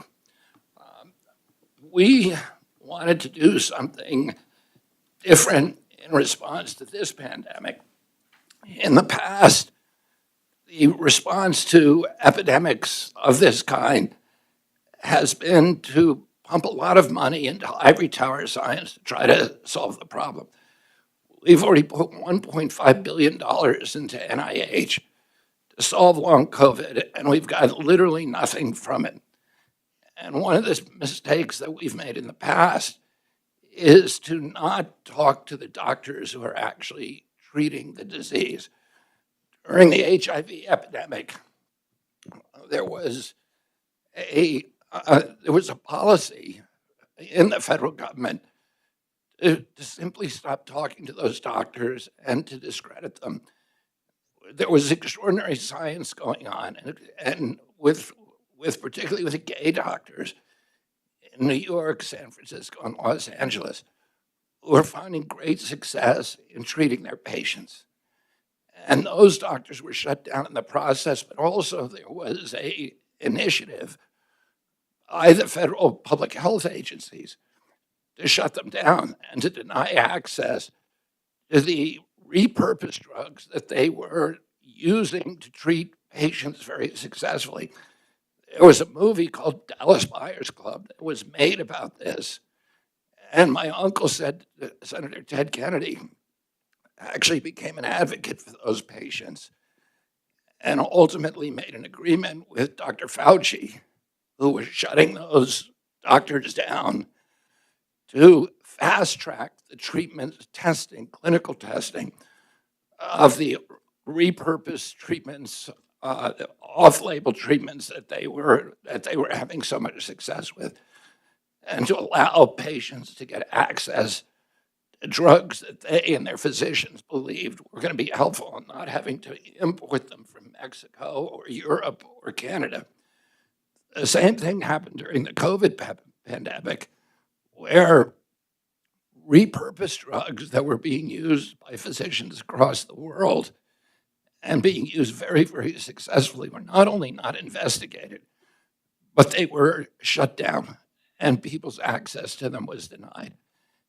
And we want to make sure that that mistake never happens again during disease crises, during contagion crises, and that we start listening to doctors who are on the front line and the doctors who are treating patients successfully all over the world. There's approximately 15 million frontline physicians in the world, and many of them are imaginative, they're great healers, and they find solutions that the ivory tower often doesn't see. And so we want to, first of all, open up a dialogue with those physicians and then give us some mechanisms for assessing the efficacy of their treatments and doing the other things that we need to do. For example, to identify biomarkers, to identify and characterize symptomology. Right now, CDC lists about 300 symptoms to long COVID, and people, virtually everybody falls into one of those categories. And we want to do everything that we can to narrow that constellation of symptoms, and then to be able to assess these unconventional treatments and protocols that people are using, and find out from the patients themselves, from the physicians themselves, which ones are working. So this is partially a listening session, but it's a lot more than that. It's a session in which we are seeking to find alternatives. We're seeking to find solutions. We want to, for example, start a website that helps Americans locate doctors who are successfully treating these diseases, and then gives us a way to assess the success and the efficacy of those treatments. And we don't know exactly what that's going to look like. And one of the reasons we wanted to meet with these people, this esteemed panel today, is to get their ideas about how to construct a website that will really be useful to patients and physicians around the country, and that will give the public health establishment an ability to evaluate the success of various protocols. So I want to welcome all of you today, and let's begin by introducing ourselves. Maybe Dr. Redfield, you would start. We'll go around clockwise. I'm the former CDC director. I'm an infectious disease physician by training, and I'm currently involved in clinical practice largely for long COVID and mRNA vaccine injury. My name is Holly Olson. I am a long COVID survivor, and my kids and I all have long COVID from Utah. I'm also a registered nurse with a bachelor's in science and have done a lot of research on this. I've had my journey of the long COVID affecting my connective tissue in all of my body where I could not even walk or move. Have utilized lots of different treatments and have found that stem cells and have helped quite a bit, ethical sources of stem cells. So I wrote a stem cell bill for Utah, which allows treatments to be done in Utah, and have passed another one in Florida, and I'm working in other states. I've also have found that monoclonals have been a huge helping factor in calming the immune system down, along with peptides that have been also very helpful, and hyperbaric oxygen therapy has helped me and my kids and several of my long COVID friends. We are just grateful to have, be able to discuss this and to get some ideas to get people better, and I appreciate this time. Hello, Mr. Secretary. Thank you for having me. It's an honor to be here with you all. My name is Devin Russell. I'm a co-founder of the Long COVID Foundation. Thank you for affording me the liberty to wear my mask. I think once I explain my history here, you might understand why I would wear one. First, I want to hand out a one-pager on some of the long COVID community needs. I had long COVID starting in March of 2020. I've had it for 5.5 years now. I did not take the COVID vaccine. I alone have had 170 plus symptoms, some very severe, Guillain-Barré, blood clotting, heart issues, brain dysfunction, and even delirium at a time because my brain was so inflamed, which it still is inflamed, but not to that level, but it's still a problem for me. I was near death at times, and that's not a hyperbole. I thought I was going to die. Prior to that, I had chronic Lyme for 11 years, which I recovered from, and I managed a chronic illness-centric clinic for 4 years. So based on that experience, I can tell you long COVID is a unique kind of hell. This is an urgent crisis that needs action now, as I'm sure you know. People are suffering and even dying, and a lot are holding on by a thread. So some of the things we need, of which there are many, but well-run common sense trials, biomarkers and tests, and development of antivirals and other drugs, because we have no tests, no biomarkers, and no treatments right now approved. So I look forward to discussing this in more detail today, and thank you. Thank you. Good afternoon. I'm Darcy Johnston, the Principal Deputy Director of the Intergovernmental and External Affairs Office in the Office of the Secretary.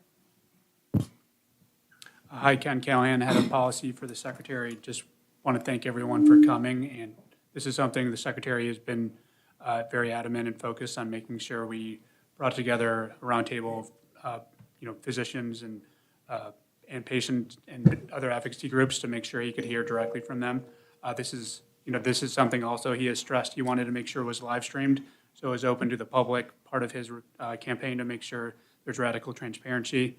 And then also just wanted to address the invisible illness, which there are many in the U.S., and Secretary and the team here is committed to making sure that we get a voice for everyone who is suffering from them. Thank you, everyone, for coming. I'm Jim O'Neill. I'm the Deputy Secretary of HHS and Acting Director of CDC. So here in this room, you have the heads of 4 of our science divisions and 1 of our data divisions. We're all eager to learn more about long COVID and do excellent research and come up with solutions for everyone. So I'd say long COVID is in the same clinical category as Lyme and Epstein-Barr and chronic fatigue syndrome, which is no consensus yet on biomarkers, no consensus yet on diagnosis, no consensus yet on causes or treatment, but definitely an important, urgent challenge that we need to discover everything we can about it. I also want to mention that we're going to do a very similar roundtable, I think, next month on Lyme disease, which has a lot of interactions and similarities. Right. Thank you, Mr. Secretary. Roger Marshall from the great state of Kansas. I'm here today representing and speaking for, fighting for the 20 million Americans with long COVID. And it is personal, just like your stories, Mr. Secretary, in that I've had a loved one with long COVID for 3 years. And I want to take a moment to acknowledge some of the people in the room. It's different being the doctor on the other side rather than trying to help somebody out. It's been very humbling, but I'm so grateful for them. We've reached out to hundreds of doctors and tried to figure out who could help my son, and acknowledge Dr. Jordan Vaughn here, who's kind of the pioneer of vasculitis. Something as an OBGYN, we talked about pelvic congestion syndrome and cardiac output return. So great to see you, Dr. Vaughn, here. And out in the audience in the next panel is Dr. Bruce Patterson, who has a diagnostic tool. He absolutely has one. I believe it's the right one. And thanks to Dr. Bhattacharya, who's going to let him continue to prove that that's the right one. The Secretary talks about, confirming other people's studies, and that's exactly what we're going to do. And the great thing, it helps delineate the difference between reactivation of Lyme's disease versus long COVID. So you're right.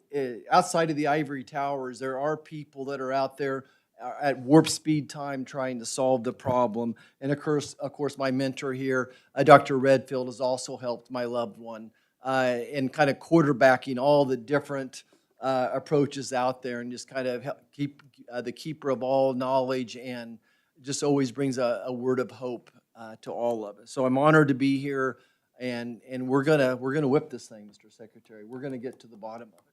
Thank you. Great, thank you, Senator. Great to be here, and my name is Marty McCary. I'm the FDA Commissioner.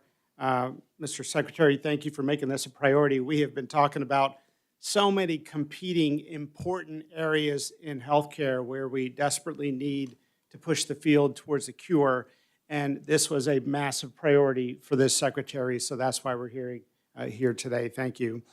Long COVID is real. It's been underestimated and overestimated. We are here today to try to help those who are suffering from long COVID. We've spent $1.5 billion with essentially nothing to show for those dollars that were allocated. A lot of hospitals got rich with more MRIs and CAT scan revenue, but in the end, the people suffering with the condition are still struggling. We do know that we have some data points. The presence of long COVID appears to be proportional to the duration of COVID illness and the severity of COVID illness. Thank God both of those have decreased significantly over time, and so we don't see as many new cases today as we did in the past, but people who developed their long COVID symptoms in the past still deserve answers. They've become forgotten to many people. We do know COVID illness is an antibody-mediated phenomena, and antibodies can do a lot of things in the body that are not always anticipated or recognized early on. And we know that COVID illness creates general body inflammation. Guess what most illnesses in the entire field of medical science are due to? Generalized body inflammation, insulin resistance, and metabolic dysfunction. And so maybe we are seeing some of the same common principles that could apply to other illnesses if we can crack this code. So I'm here to learn and to listen, but we are committed at the FDA to supporting this agenda. So thank you. I'm Jay Bhattacharya. I'm the director of the National Institute of Health. When I was in the Senate hearing for my confirmation, as I was leaving the Senate floor after the hearing, a long COVID patient came up to me and said, "I'm desperate. Please help." And I assured her that we're going to find an answer. The National Institute of Health, it has a long history of finding answers for patients. As the representative of the Ivy Tower class here, Mr. Secretary, let me just say, I want to make sure that we're not just in the Ivory Tower. There's folks in the room who have learned about long COVID in the Ivory Tower who've devoted their careers to trying to get answers. But also we have to acknowledge that we have not made as much progress as the patients that we are representing deserve. For the NIH, I don't want to wait to know everything about the physiology of the disease, the pathophysiology of the disease. I don't want to wait to be able to get the perfect diagnostic test before we start to have like real answers for patients. I can entirely agree with you, Mr. Secretary, about listening to the physicians who treat patients, listening to the patients themselves, and then I want to see that those ideas are incorporated in our research agenda. Actually, one of the things I've learned since becoming an NIH director is that we've shifted how we're doing our investments in long COVID research toward more practical trials. And we're running, I think several of them now, but we need to expand them to more. I've heard so many great ideas from some of the physicians in the room and from patients themselves. It's going to be a collaboration. It's not going to be us telling you from the ivory tower, here's what's real, what's not real. It's going to be us listening to you and our expertise helping to sift, the answer so you can have, the next time we have a commission a year from now, it won't be 20 million people suffering. It'll be, 20 million people with answers and getting better. I'm Jordan Vaughn from Birmingham, Alabama. I am the founder of the Microvascular Research Foundation for Long COVID. I'm actually just an independent physician that had the resources to try to help people. And a lot of what's driven me is a lot of the data from the academic world, but being able to utilize that data and apply my understanding of mechanisms of medicines and actually discuss with the patient and figure out ways to help them based on their symptoms, the knowledge we get from the NIH, but also reusing medicines that we know help in those areas. And I think that's one of the things that drives me the most is a lot of solutions. Even there are things that will come, I think, but there's a lot of things already out there on the shelf that we need to evaluate and utilize and actually are very available for people and is very effective in many ways, especially in again, I've treated about 4,000 people. And just the data that I have within my clinical cohort is amazing, but it also informs me on when things don't work and when they do work. And so in many ways, I think actually having a clinician-patient direction upward and actually suggesting models and pathology markers and that is actually the direction it needs to go instead of from the top down. I think actually it's such a patient symptom-based disease with multi-systems that it's going to be very hard unless you listen to patients. And actually a lot of the things that I've learned is actually just by keeping my ears open and spending time with patients and believing what they tell me. And I think that is something that you're not going to get from a textbook. And in fact, a lot of the time what the patient informs you, you utilize your medical education to come up with ways that could happen and then try treatments that might work for it and they become effective. I mean, it's a very different pathway than the classical pathway, but especially when you're talking about probably something that's going to require multiple medications and has multiple systems involved, a monotherapy is probably going to be very hard to come up with. And I think we need to look at it in a very different light. So thank you. Good afternoon. I'm Michael Paitis. Mr. Secretary, thank you for the invitation. I'm an obstetrician. I'm actually a maternal fetal medicine specialist and a physician scientist. I've been on the front lines for COVID, for acute and long COVID since the beginning. And I desperately wanted to do something to help our patients from the very beginning. My laboratory focuses particularly on brain injury work. And we've developed a therapeutic for acute and long COVID, and we're in the preclinical setting, and we're hoping to go into a clinical trial. And I hope I can be of help to this group.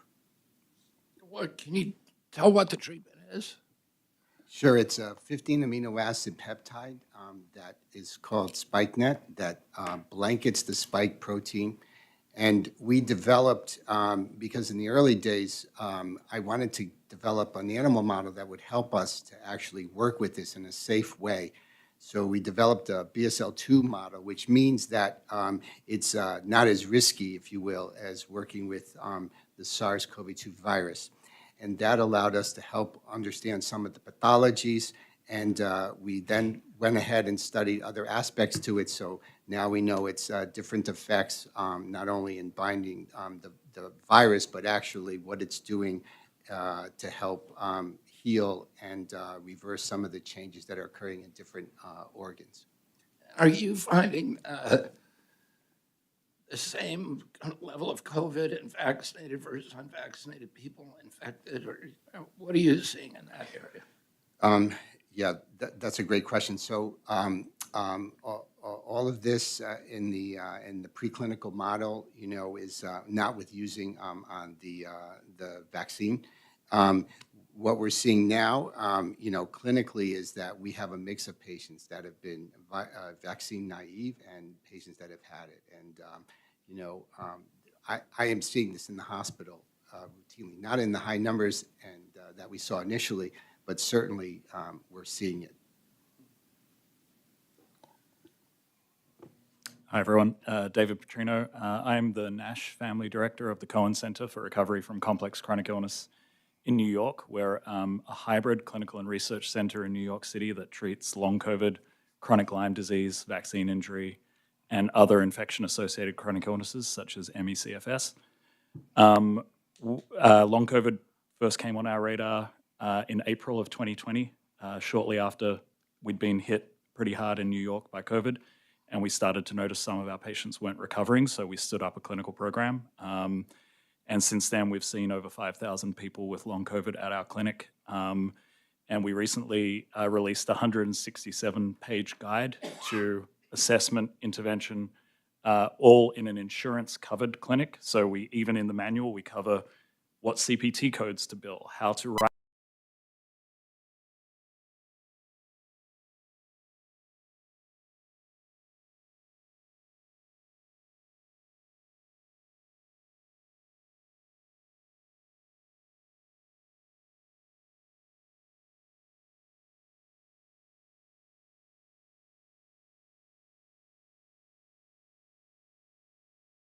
So what are you finding that works?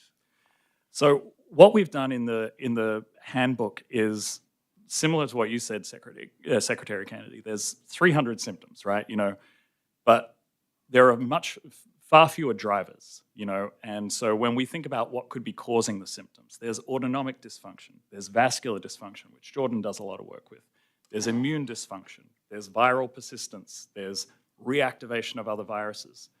So what we advocate for is an approach where, also as Jordan said, you know, your patient is your biomarker. You listen to what they're saying. You take a few blood tests. You say, oh, look, I'm seeing EBV reactivation strongly in this person. Their spike antibody is really, really high. Maybe this person might benefit from a combination of antivirals, such as, you know, we've been working with a physician named Skip Pridgeon, also in Alabama, who pairs valacyclovir and Celebrex and Paxlovid.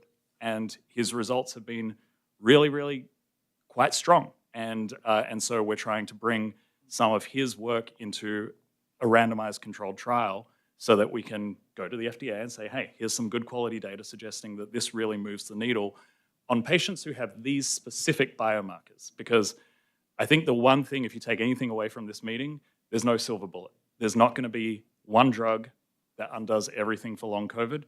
We really have to look at each patient individually, the same way that we do with HIV care, the same way that we do with cancer care. We need to really understand the uniqueness of each patient.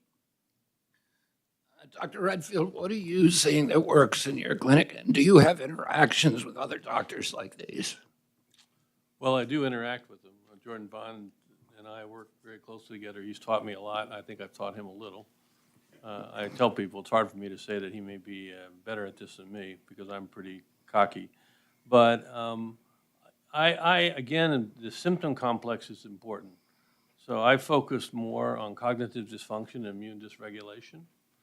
And in that regard, I've looked at ways to try to trick the immune system to reset its set point.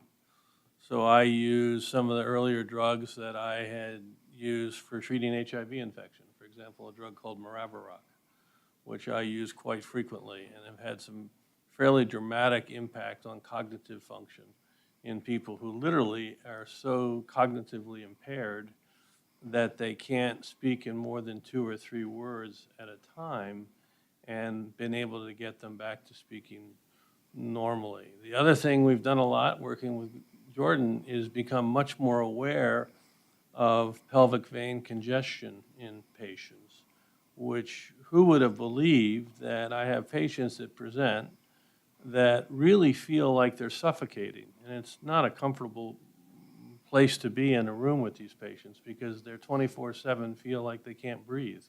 And yet their hearts are normal and their lungs are normal, so why can't they breathe?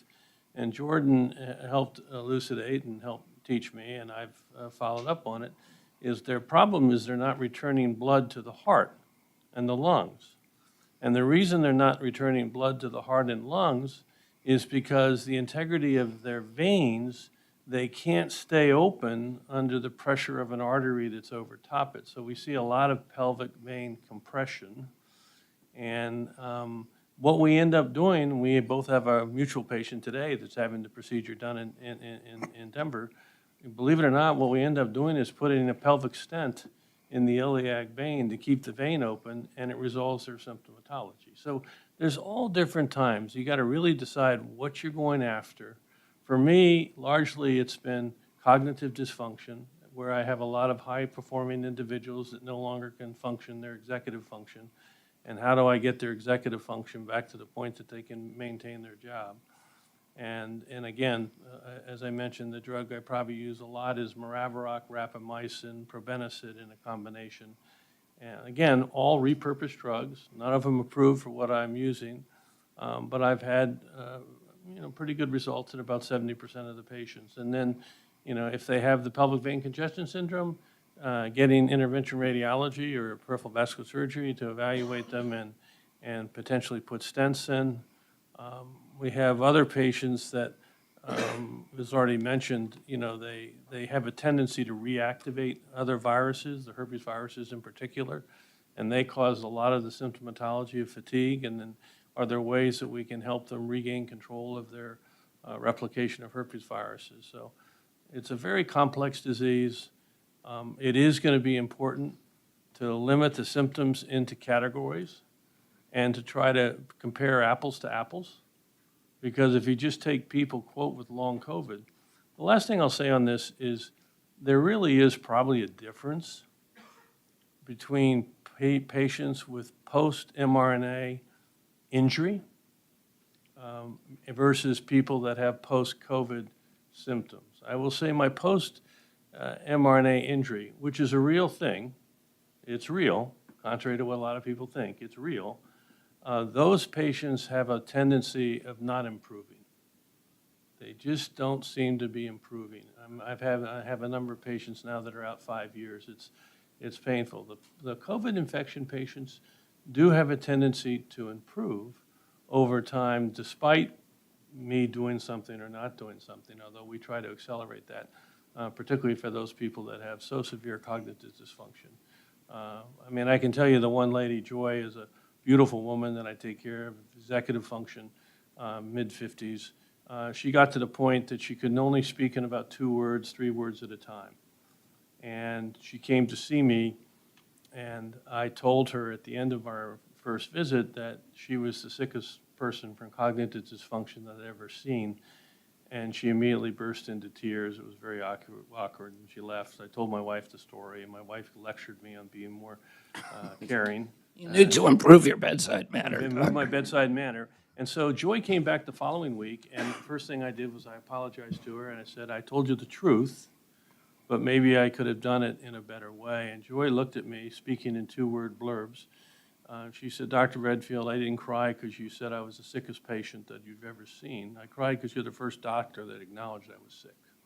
And that's the problem with most of these patients. I'd say 5 years ago, 95% of my patients came to me from psychiatry. They were all told it's a problem. Now, some of them actually get to me before they see the psychiatrist, but these patients have really been told there's nothing wrong with them. It's anxiety, they're making it up. No, it's organic. And Joy, I got to put on this combination, Maraviroc, rapamycin, probenecid. And within 3 weeks, she was speaking normally. Her insurance company decided not to renew the prescription. Within 3 to 4 weeks, she couldn't speak again. We got her back on the medicine, and within 3 to 4 weeks, she was speaking normally. So there are things that work. I don't know why they work. I do think one of the problems with COVID that I'm more of an expert on is this post-inflammatory immunoregulatory problem, and how to get the immune system that's stuck over here, how do I get it back in the middle so that individuals can function more readily. Mr. Secretary, if I could just quickly, I'm trying to talk to the folks at home now on this pelvic congestion syndrome. And it's a pretty easy way to self-diagnose yourself if you've got this or not. And it's maybe just as simply if you feel better in a swimming pool, if that gives you some relief, would that be, what else can they do at home just to sort that out? Yeah, a couple of defining things are non-recovery in the legs. A lot of them additionally have lots of fullness below the belly button. They also have a lot of POTS-like symptoms because of the preload failure of the right ventricle, meaning you're not getting blood back to your heart, which also additionally means pulmonary perfusion is compromised, which makes you short of breath. What can they do at home? So the main thing would be, yes, do you feel better in water? But also, a lot of these people, a lot of us don't realize the reason we sleep horizontal is because of the venous system, because it's a low pressure system. So most of these people were people that woke up ready to run, ready to go. And a lot of them now will say, look, it takes me an hour in moving in the morning to get going. And that's a good signal that there is a venous basically venous stasis or venous issues. And again, I go back to this that I didn't even realize 72+% of your blood is in your venous system, and it's not good blood. It's low oxygen, it's inflammatory, it's coagulable. And if it's not moving, in a sense, it's like your sewage not moving. Yeah, one of the things for your website, Mr. Secretary, which would be so useful, Jordan and I have talked about it, is just to have these patients tell their story. I mean, when you hear this story, I mean, when I first heard it, I didn't understand it. I mean, but now that I've heard the story, I can pick it up like that. You guys have pelvic vein congestion, and we finally get them to, a visceral vascular surgeon or a special radiology, and lo and behold, we find out they're 85, 95% compressed. So I think patients hearing other patients' stories can begin to position themselves correctly. Because the average physician, I think, is not educated about this at all. I mean, I won't tell you how many people think that, this can't be true. But me and Dr. Redfield we argue about what's causing it, which I think is where the NIH comes in. It's so, okay, we see this phenomenon. It's usually happened in women historically. Now about 40% of my patients are male. Usually they're athletic males that are hypermobile, a little more flexible than average, probably some laxity in the veins. But why? And I'm a vascular guy, so I think the vasovasorum, the small vessels to the veins are being compromised, which compromises the smooth muscle integrity of the veins. Dr. Redfield agrees with me, so it's probably right. I'm just kidding. But we need those kind of... I tell them that the veins major receptor is the H2 receptor, and basically it's a problem with the spike protein dysregulating the H2 receptor and causing inflammation in the valve wall. But we don't know what the... Yeah, and that's where I'm saying the clinical things, the phenotypes we're seeing, being able to have some type of mechanism that's really in the background, picking up and seeing these kind of phenomenon that drives translational research to say, what the heck is actually going on here? That's kind of very different than the top down, because you're looking at it from the patient reporting it as opposed to some phenomenon above. So one of the things that the Recover TLC, this is the next step in what the NIH is trying to do with long COVID, is we had essentially a listening session, a formal listening session where we had submissions from patients, from doctors, and we got 403 submissions about drugs, 64 on diet and nutrition, 29 on manual and physical therapies, 27 on complementary integrative health, and then 28 device submissions, and 21 other, which is, I thought I'd got through all the categories. So the point is that there's a lot to study, and the question is, like, for us, it's prioritization, right? Like, well, how do we decide which of these are the most promising? This is partly why I said earlier, I don't want to wait. I don't want what we did in HIV, where we're like telling patients, just wait till the randomized trial, wait till the randomized trial. We have to be pragmatic, right? There's so many different sort of conditions. And, you know, we have 4 that we're currently doing, four trials. We're doing Recover TLC, low dose naltrexone. This is something we heard from the patient community that worked for some folks. GLP-1 drugs, actually, again, works for some folks. Stellate ganglion block, and then baricitinib. So those are the 4 we're doing, and it's not enough, I have to say. It's a good step forward because we're not waiting to find a full characterization of all the. You can hear among these august doctors that we're still like struggling to figure out exactly what the right mechanisms are. And you guys have seen hundreds and hundreds of cases. So, well, if I may, I mean, we're currently running dozens of clinical trials ourselves, interventional clinical trials, randomized controlled trials, without any NIH funding. The reason for that is, and with respect, I grew up in the NIH system, so, you know, NIH is very good at doing incremental innovation, which, as Jordan mentioned, that's what we need to understand mechanisms. That's what we need to understand things. But when it comes to, and I'm an implementation scientist, so I know these numbers, but when it comes to, you know, things that the NIH have funded, we go from bench to bedside on average in the United States in 17 years. That is too long. And so I think we need to advocate for more public-private partnerships. We need to get drug companies involved. We need to, you know, there's a company called Invivyd that we're working with right now that produces a monoclonal that could be helpful for both long COVID and for vaccine injury because it can, you know, neutralize spike protein that is circulating in the body. We have not yet had a good-sized mechanistic trial of a monoclonal to neutralize spike protein. This is an urgent need, you know, and this is something that I think we can achieve rapidly through public-private partnerships. We can go to the FDA and we can say, you know, these are the sorts of things that we need to get, you know, emergency use authorization and labeling, urgent labeling for these patients who are currently paying out of pocket. You know, I met with a patient just yesterday, went out to New Jersey, spent 30 grand on, you know, a monoclonal infusion. Like, that's not achievable, you know, to most people, and not even 1% of people. Well, If I could just echo one comment that I think, Mr. Secretary, for you to reflect on, and I've mentioned it to Jay, I think it's so important to get the private sector involved. All right? When I think about how we motivated, for better or worse, the vaccine companies in Operation Warp Speed, we got the private sector involved. I remember Tony Fauci and Collins said that we didn't need to do that, just give the $15 billion to NIH and they'd take care of it in 3 to 7 years. And I made a lot of friends that day. I said, yeah, it will probably take 7 years if that's how we do it. I think we got to get the private sector involved. There's a lot of private sector. I know a number of companies that have very exciting, innovative stuff. And we've got to get them involved.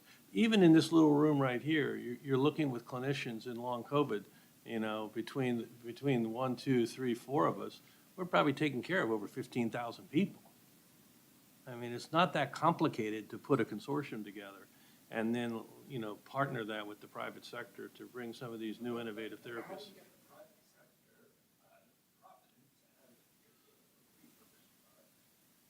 Well, I think that's part of the things you have to engage them. I mean, it's not everybody in the private sector is adverse to using repurposed drugs. But, you know, that's something the NIH ought to solve. I mean, there's something we haven't done enough of, and it's something. I mean, I hear you. You're right, absolutely right. We need to do this much faster. I mean, more agile, and with private sector collaboration, there are mechanisms inside the government to do that, and we just need to use them more. Yeah, I would just follow up with that. I've had 3 now of STTR SBIRs, and that's where you really get at that private and academic partnership, which supported by the NIH, which I think is a great program for drug discovery and acceleration getting to clinical. The second comment I just wanted to make is, you know, you have a number of OBs and GYNs across the country. We do ultrasound all the time. I'm looking at the uterine artery Doppler and all of this day in and day out. So just thinking logistically, you know, we can just engage our colleagues to incorporate this because we're doing this all the time on the uterine artery and the pelvic veins. I just want to add, that's why I wrote the stem cell bill, was because we were waiting for FDA to approve ethical sources of stem cells for treatments. And so writing the bill, getting it passed unanimously both in the House and the Senate, I'd love to do something at a federal level that allows, and it's not just going to help with the long COVID. It helps with autism and dementia and Parkinson's and all these other different diseases. I believe the peptides too will also help with that, along with hyperbarics. So the congestion stuff that was going on, my hands and feet were pretty much black and purple. But when I did hyperbarics, it brought back all of the circulation. I also phlebotomized. I think there's a lot of things out there that we can look into that are going to help us. And I was waiting for doctors to help me and was not getting the help, or even the hospitals. I had to take it into my own hands and into my own kids. I have 4 kids that all have it. And we have vaccine injury. We also have long COVID, from COVID itself. And so working with some doctors that think outside of the box, Dr. Jones was amazing. He's the one that found the monoclonals. He ran all my interleukins. And then figuring out the hyperbarics, and then the stem cells and the peptides. So there's hope. And that's the thing, is when I felt a little bit better, it gave me hope of knowing this isn't permanent, that we can find things that are going to help us to get even better. So I would say in this disease process, most patients probably know more about it than your typical physician or internist when you walk in. There's very few diseases like that. And a lot of actually the ideas or things that they come to, sometimes just listening to what worked actually creates ideas in my head on why it worked, if that makes sense. And I think listening, again, getting back to listening to patients, but it's amazing right now the resources that patients have to be able to find out about their issue. The problem is when they try to find something to execute help for the issue that they've discovered is very difficult, because physicians are unaware that this is causing issues, especially even within their specialty and domains.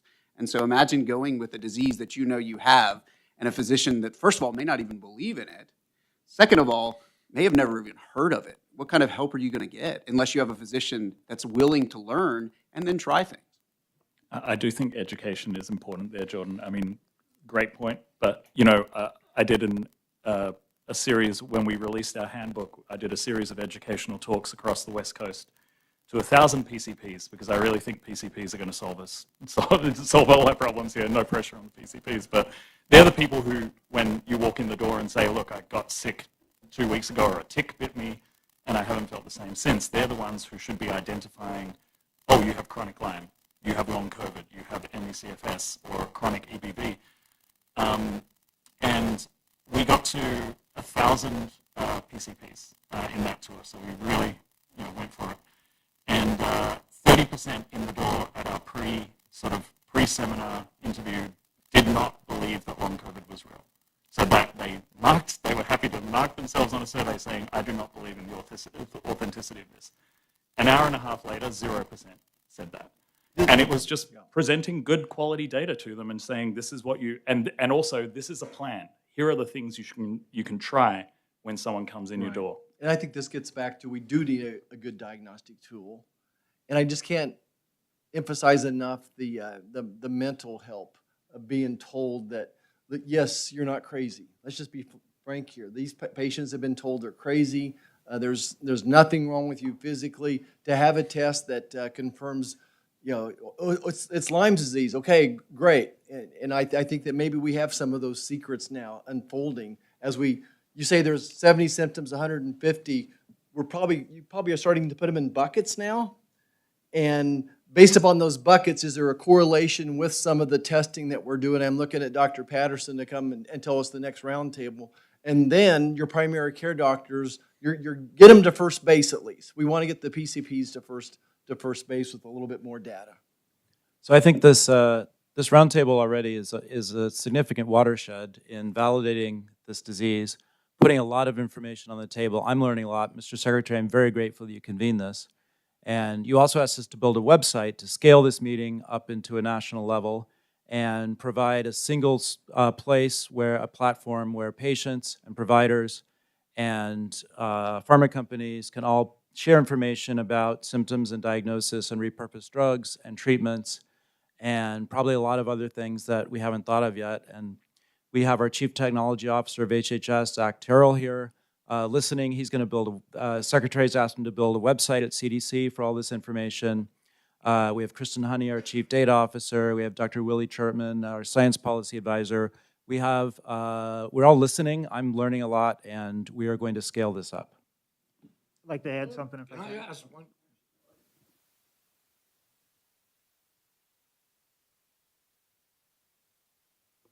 Yes, 100%. Sorry, Yeah. my question was, are any of you seeing an interaction with mold? Yes, I think along with, as Dr. Redfield mentioned, there's this immune dysregulation, and I think immune dysregulation makes your body more susceptible to everything. So for instance, as you mentioned, your chronic Lyme meeting roundtable, something you can take into that is we have data to suggest that a significant portion of our long COVID patients are now testing positive for reactivated Babesia, which is a tick-borne pathogen. And what we think is that they were carrying that pathogen, that parasite, for a very long time, and SARS-CoV-2 reactivated because where does Babesia hide, our vascular people? In the vasculature. It hides in the endothelium. So spike protein agitates the endothelium, and so these other pathogens get reactivated and agitated. And similarly, this immune dysregulation, the immune exhaustion that people with long COVID experience, also make them susceptible to mold exposure, make them susceptible to mold injury and other toxins as well. And there's cells in our body we call mast cells that are very unstable in people with long COVID. And what they end up doing is causing all of this allergic symptomatology. So mold, whether it's mold, hyperreaction, I will tell you that when they get intercurrent illnesses, patients who get an intercurrent respiratory illness, they get it much worse when they're with long COVID than, say, before they had it. So there's clearly a hyperreactivity of the body to allergens, to infectious diseases. Jordan and I do a number of things to try to stabilize the mast cells in the human body. A lot of repurposed drugs that we know can actually help stabilize these cells, and patients do get a lot of benefit from it when we stabilize their mast cells. Devin, did you have a comment? Yes, I just didn't want to lose track of the virus, because the virus persists and people get reinfected as well. And that's a big problem for people with long COVID. And I know we want to characterize everything, but when I had chronic Lyme, my chronic Lyme symptoms didn't present like somebody else's, but we still had the same underlying problem, which was Borrelia was chronic. So I just want to be cautious about putting everybody into groups when the main underlying problem may be the same thing. Even though there are reactivated pathogens and damage and other things going on, the virus itself, and included with the spike, I think we need to keep a great focus on that, because Lyme's the great imitator, and I think long COVID is the greater imitator. I think it's a really important point. I mean, I'm sort of a clinical virologist, and I will tell you, 5 years ago, I would have argued pretty aggressively that there's not viral persistence with COVID. Now, in the last 2.5, 3 years, I'm totally convinced that there's viral persistence in long COVID. A number of the patients that they failed to clear the virus. This is a chronic viral infection. And so then that raises a whole different ways to approach it. How do we stimulate the body to facilitate viral clearance? And I think the group at Yale's done some really good work. I think there's a lot of evidence now. We have a paper that we're going to review now that's highlighting all the evidence today that there is viral persistence. And that's important, because as we get into what's the pathogenesis of long COVID, I think more than we appreciated, it's the lack of viral clearance. And to that point, just earlier this year, a consortium of us came together and published in Lancet Infectious Diseases a roadmap. So for anyone who wants to use it, FDA, CDC, NIH, a roadmap for how to address viral persistence in long COVID cases, which really talked about combination antivirals, long duration combination antivirals, mixing antivirals with monoclonals, because as we know, once a pathogen is persisting, i.e. once it's in the tissue, it's much, much harder to eradicate than just, 2 weeks of Paxlovid or, boost your immune system for a little while and hope for the best. And one of the important mechanisms that we have as humans to clear pathogens is an aspect of the immune system we call the cellular immune system. And I think if you watch closely, there'll be more and more data coming out that there's significant defects in cellular immunity in people with long COVID. And that opens the possibility, not only could you use antibody, but could you look at ways to trigger their cellular immunity? Because it's really cellular immunity that our body uses to clear these pathogens at the end of the day. So I'm very optimistic that with significant investment in the science of this, and Jay and I have talked about this, is that we can really go after therapeutic strategies that are based on a pathogenic understanding. I think I argued with Jay probably 5 years ago, and I told him there's no viral persistence, this is self-limited virus. Well, I was wrong. There probably is viral persistence.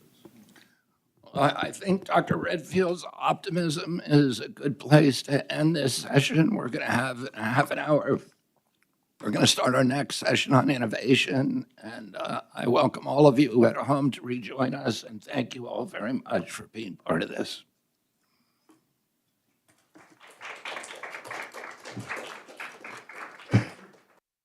Session of our long COVID. Welcome back to the late afternoon session of our long COVID consortium. This morning we had physicians and patients in to talk.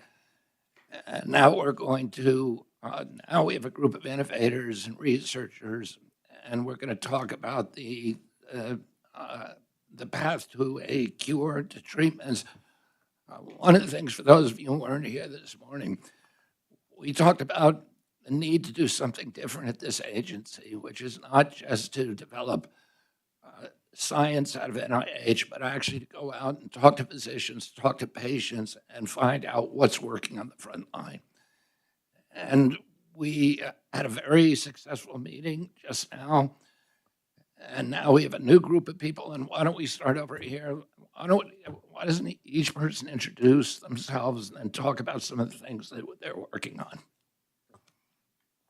And I do want to say we have Senator Todd Young with us today. During my my confirmation hearings, he asked me to include ARPA-H and discussions about long COVID and bring them in. And we have Dr. Jason Roos, who is from our ARPA-H. So that is, now we're even. Thank you. Thank you. Thank you. Thank you, Mr. Secretary, for inviting us. I'm Hossein Estiri. I'm an associate professor of medicine at Mass General Hospital. I would like to start by stating that I'm here as an individual, not representing my institution. I'm here as a scientist, deeply rooted in rigorous scientific evidence. I'm an empirical scientist. I believe in gold standard science. And I'm also have personal experiences with long COVID. I'm not a clinician. I'm a data scientist, social scientist, but I work very closely with a lot of clinicians.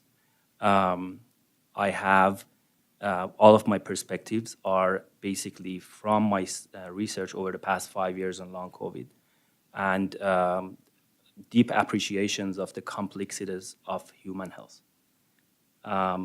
Should we go a little bit about what we do? All right. So most of my work is on defining the problem, which is I think is part of the bigger problem of why all of the investment hasn't resulted or anything. I believe that what we do is that we use computational basically techniques and AI and big data sets to define complex temporal human phenotypes.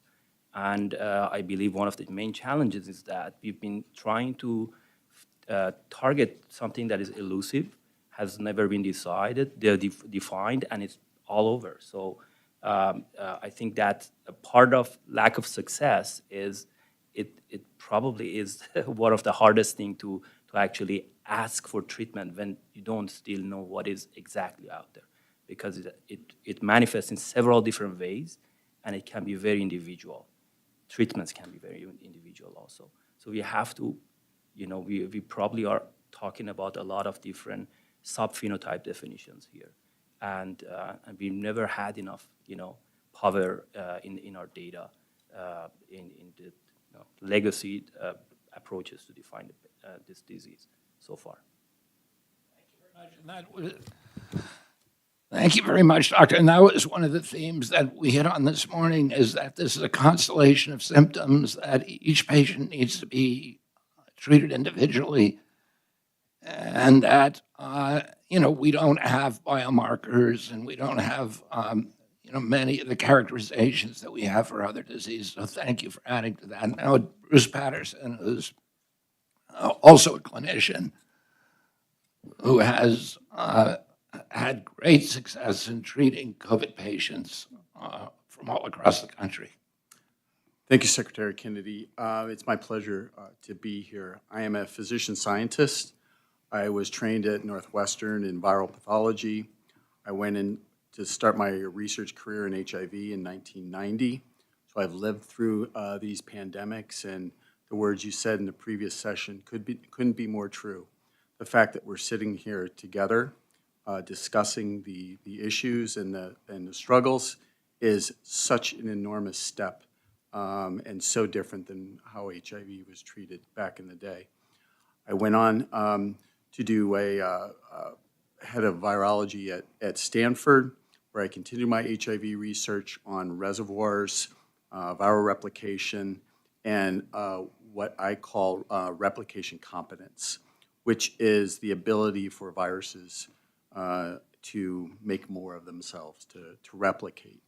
And at the time, we started studying monocytes, which are a white blood cell, and harbored many viruses, including what we published in 2009 with hepatitis C of all viruses. And it brought an issue to me, was that these monocytes, which are human scavengers, basically can take up or get infected with viruses. And so when I got back from China in January 2020, we used 158 biomarkers to immunophenotype acute COVID.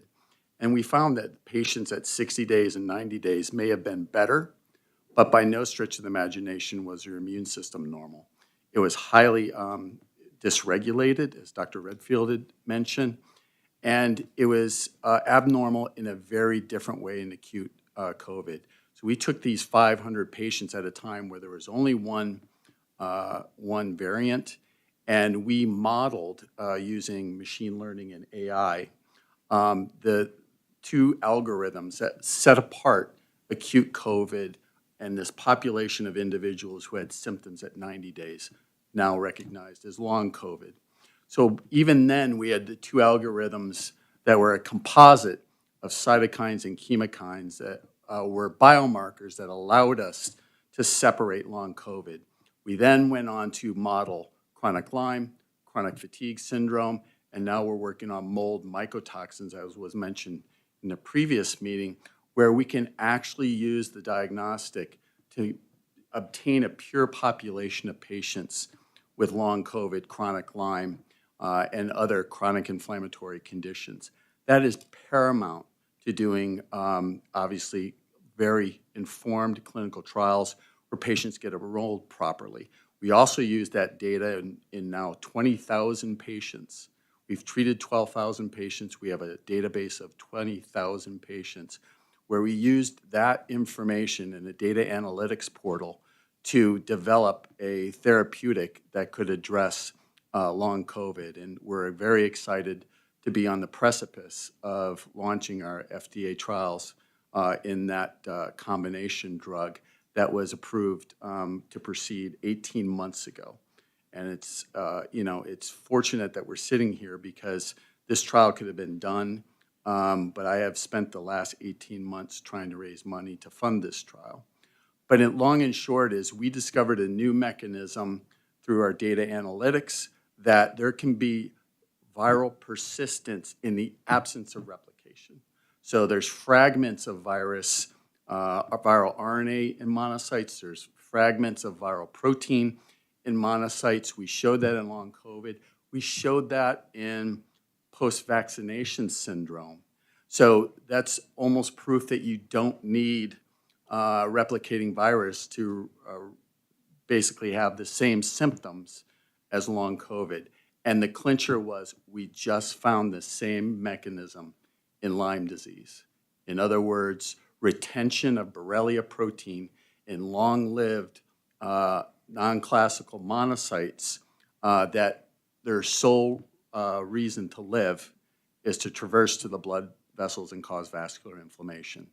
And that's how we're treating long COVID and chronic Lyme. But it was very prophetic that you, Mr. Secretary, brought together ideas about long COVID and Lyme, because personally, I think they're very much related from a pathogenesis standpoint. And what is the name of your drug? It's a combination of Maraviroc and torvastatin. And so it was similar to what Dr. Redfield was talking about, but the base is Maraviroc, a CCR5 antagonist that has a very unique role. It was used as an HIV entry inhibitor, but it's a profound immune modulator, and it prevents inflammatory cells from migrating all over the body. Most importantly, it reprograms monocytes away from a pro-inflammatory phenotype, reducing this immune dysregulation in long COVID patients. And last, the lymphopenia, or the low levels of CD8 T cells that you see in long COVID, Dr. Iwasaki has published that as well, is a function of the CCR5 pathway. And that lymphopenia and low lymphocytes gets restored by using a CCR5 antagonist like Maraviroc. Thank you, Doctor. Hi, everybody. I'm really grateful for the opportunity to be here. My name is Michael Peluso, and I'm a long COVID physician, researcher, and clinical trialist at the University of California, San Francisco. I've overseen our long COVID program since way back in March of 2020. And our program is really focused on, two things. First, understanding the biological root causes of long COVID. We also have evidence for things like viral persistence and ongoing immune dysfunction, immune dysregulation. And secondly, conducting clinical trials with the goal of getting people better. We are involved with about 7 different clinical trials, really trying to push the envelope on long COVID therapeutics. And, I'm really here today to advocate for what's been mentioned already, which is the importance of really scaling up our portfolio of clinical trials for people with long COVID. So I think that there are basically three things that we need to do that. The first is really to implement a flagship biomarker program to figure out who is most likely to benefit from each of the types of clinical trials that we might do, and to also get diagnostics into the clinical setting so people can get a diagnosis and we don't continue gaslighting our patients and telling them that they're, this is all in their head. The second is that we have so many leads on what actually needs to go forward into clinical trials. Dr. Bhattacharya mentioned this before, and we need to be chasing them all down right now.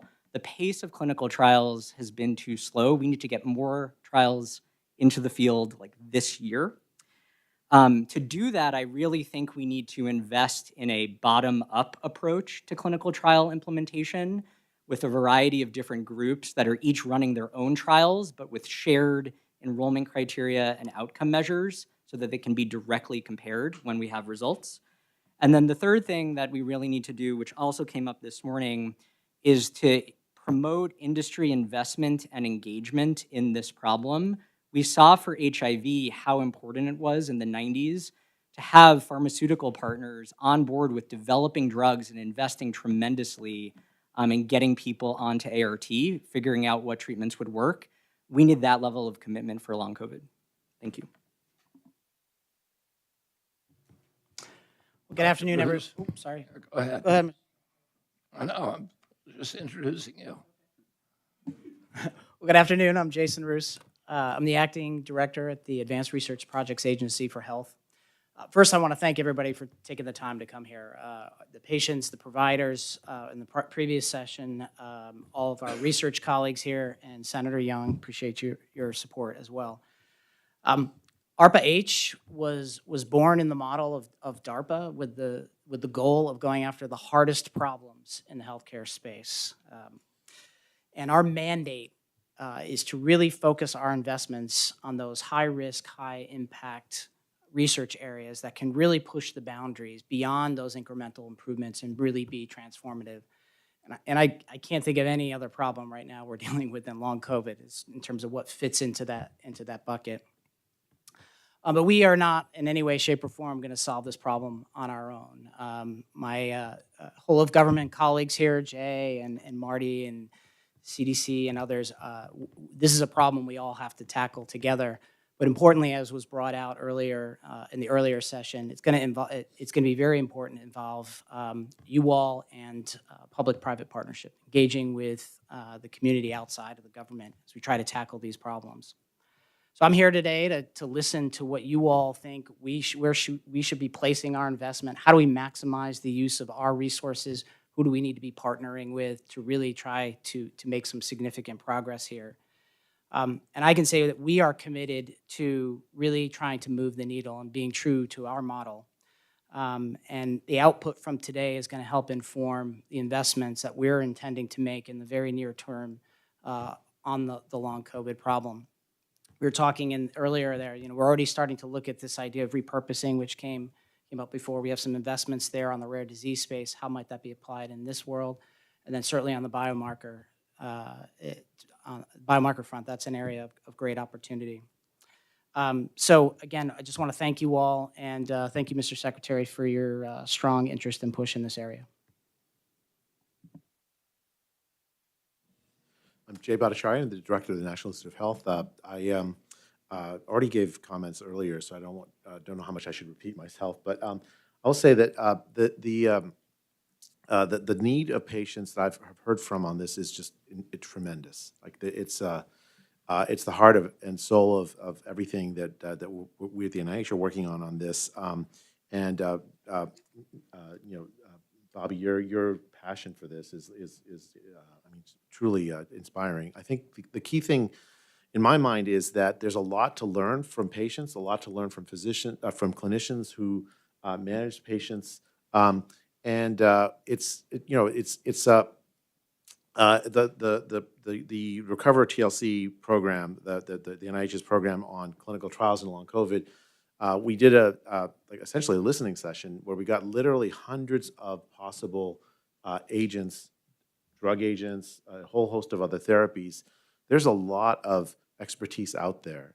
And Dr. Peluso, you mentioned the imperative that we start evaluating them rapidly. That is absolutely true, and we've been way too slow. Despite spending billion and $1.7 billion, we've been way too slow at evaluating them. And I think let me just make a defense of evaluating them, just because I think it's important. I think it's very important to listen to patients. And I think it's very important to get the therapeutics out there as rapidly as we can. But if we don't evaluate them, things that don't work will be given to patients as false hope. And so so the idea is for us to work together with the patient community, to work together with clinicians on the front line, but we have to work much more rapidly in academics than we're used to do this right. I've been listening. I have tremendous hope. There's so many ideas that seem to me like they're very, very promising expertise that's been developed over the course of now years. I think we will have an answer, but it'll take way too long if we move at the normal pace of science. The kinds of consortia that have been developed, the sort of clinical trial network, the capacity to use these networks to accumulate our learning and then communicate with others. That's what I'm absolutely focused on, and I'm delighted that Secretary Kennedy has convened these panels just so we can continue to have that engagement. The website you were talking about is going to be fantastic, I think, for patients to get to see what's available, and we're just going to keep moving forward. for all the all the long COVID patients out there, we're going to have an answer for you. Well, Mr. Secretary, thank you for your leadership on this and for not just keeping your promise, but going above and beyond the call of duty and highlighting the importance of this issue. We know that millions and millions of Americans have been adversely impacted by the after effects of COVID, and I do think it's going to take and all of government's multi-stakeholder engagement to address this unique challenge.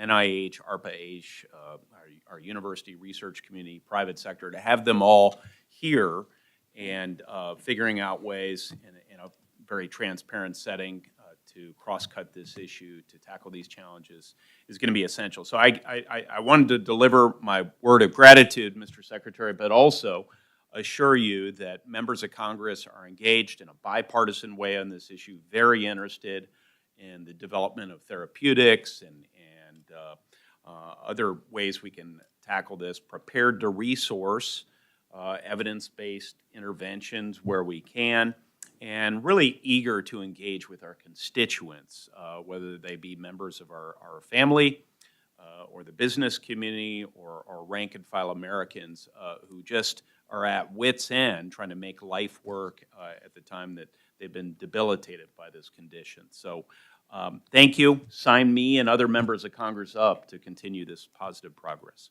Thank you, Senator. I'm Jim O'Neill. I'm the Deputy Secretary of HHS and Acting Director of CDC. We've learned a lot about symptoms of long COVID, a long list, an informal list so far. And I would like to add one symptom of long COVID that I don't think we've mentioned yet, and that's alienation. So many people are suffering, and people around them don't believe them, don't take them seriously. It adds alienation to all of their other symptoms. And I want to thank you, Mr. Secretary, for convening this conversation, putting it on the web. I'm hoping you'll provide validation and support for people who are suffering from alienation, and also hope and optimism that we are putting more facts on the table, bringing more expertise, taking unstructured data and starting to add structure to it so that it can lead to more solutions that everyone will have access to. And you've asked us to build a website at CDC to put all this information together, information from patients, from providers, from manufacturers, about repurposed drugs, about symptoms, about possible causes. I think this will be a great aid to all of our research. We have our Chief Technology Officer, Zach Terrell, in the room, who's listening very carefully. We have Kristen Honey, our Chief Data Officer. We are taking all this information and suggestions on how this new website can best be a central repository for the world to gather this information. So thank you all for participating in this. Just want to echo, thank you everyone for coming. My name is Ken Callahan. I work on policy for Secretary Kennedy. As he had mentioned, the first session was very much focused on giving providers and patients a voice and a platform to share what's worked. And this session is very focused on finding a cure, improving diagnostic testing, and just seeing what we can be doing on the government side to improve innovation in this space. So just want to echo the Secretary and Deputy Secretary, and thank you everyone for being here. Good afternoon. I'm Darcy Johnston. I'm the Principal Deputy Director of the Intergovernmental and External Affairs Office. Thank you for being here today. Well, thank you, Mr. Secretary, for the opportunity to be here and for convening these two panels on long COVID. So I think we can all agree that long COVID is a serious national crisis. There are at least 20 million Americans who are suffering from long COVID. Some are actually disabled because of long COVID. Long COVID affects people across political lines and in every corner of the United States. Wherever I go, there's always people with long COVID. While the NIH's Recovery Initiative was a well-intentioned start, it was very clear that its results so far have not matched the scale of the investment and the urgency of the crisis. I think we can all agree on that. The number of people suffering from long COVID actually continues to rise. It's a misnomer, or people don't really understand this, that even in 2025, people are still getting long COVID from COVID-19, even in 2025. It didn't go away. The number of people who are suffering from long COVID actually continues to rise. And these people need answers yesterday, need answers and treatment yesterday. To that end, I have like 3 suggestions or initiatives for your consideration. First, facilitate data liberation. And what do I mean by that?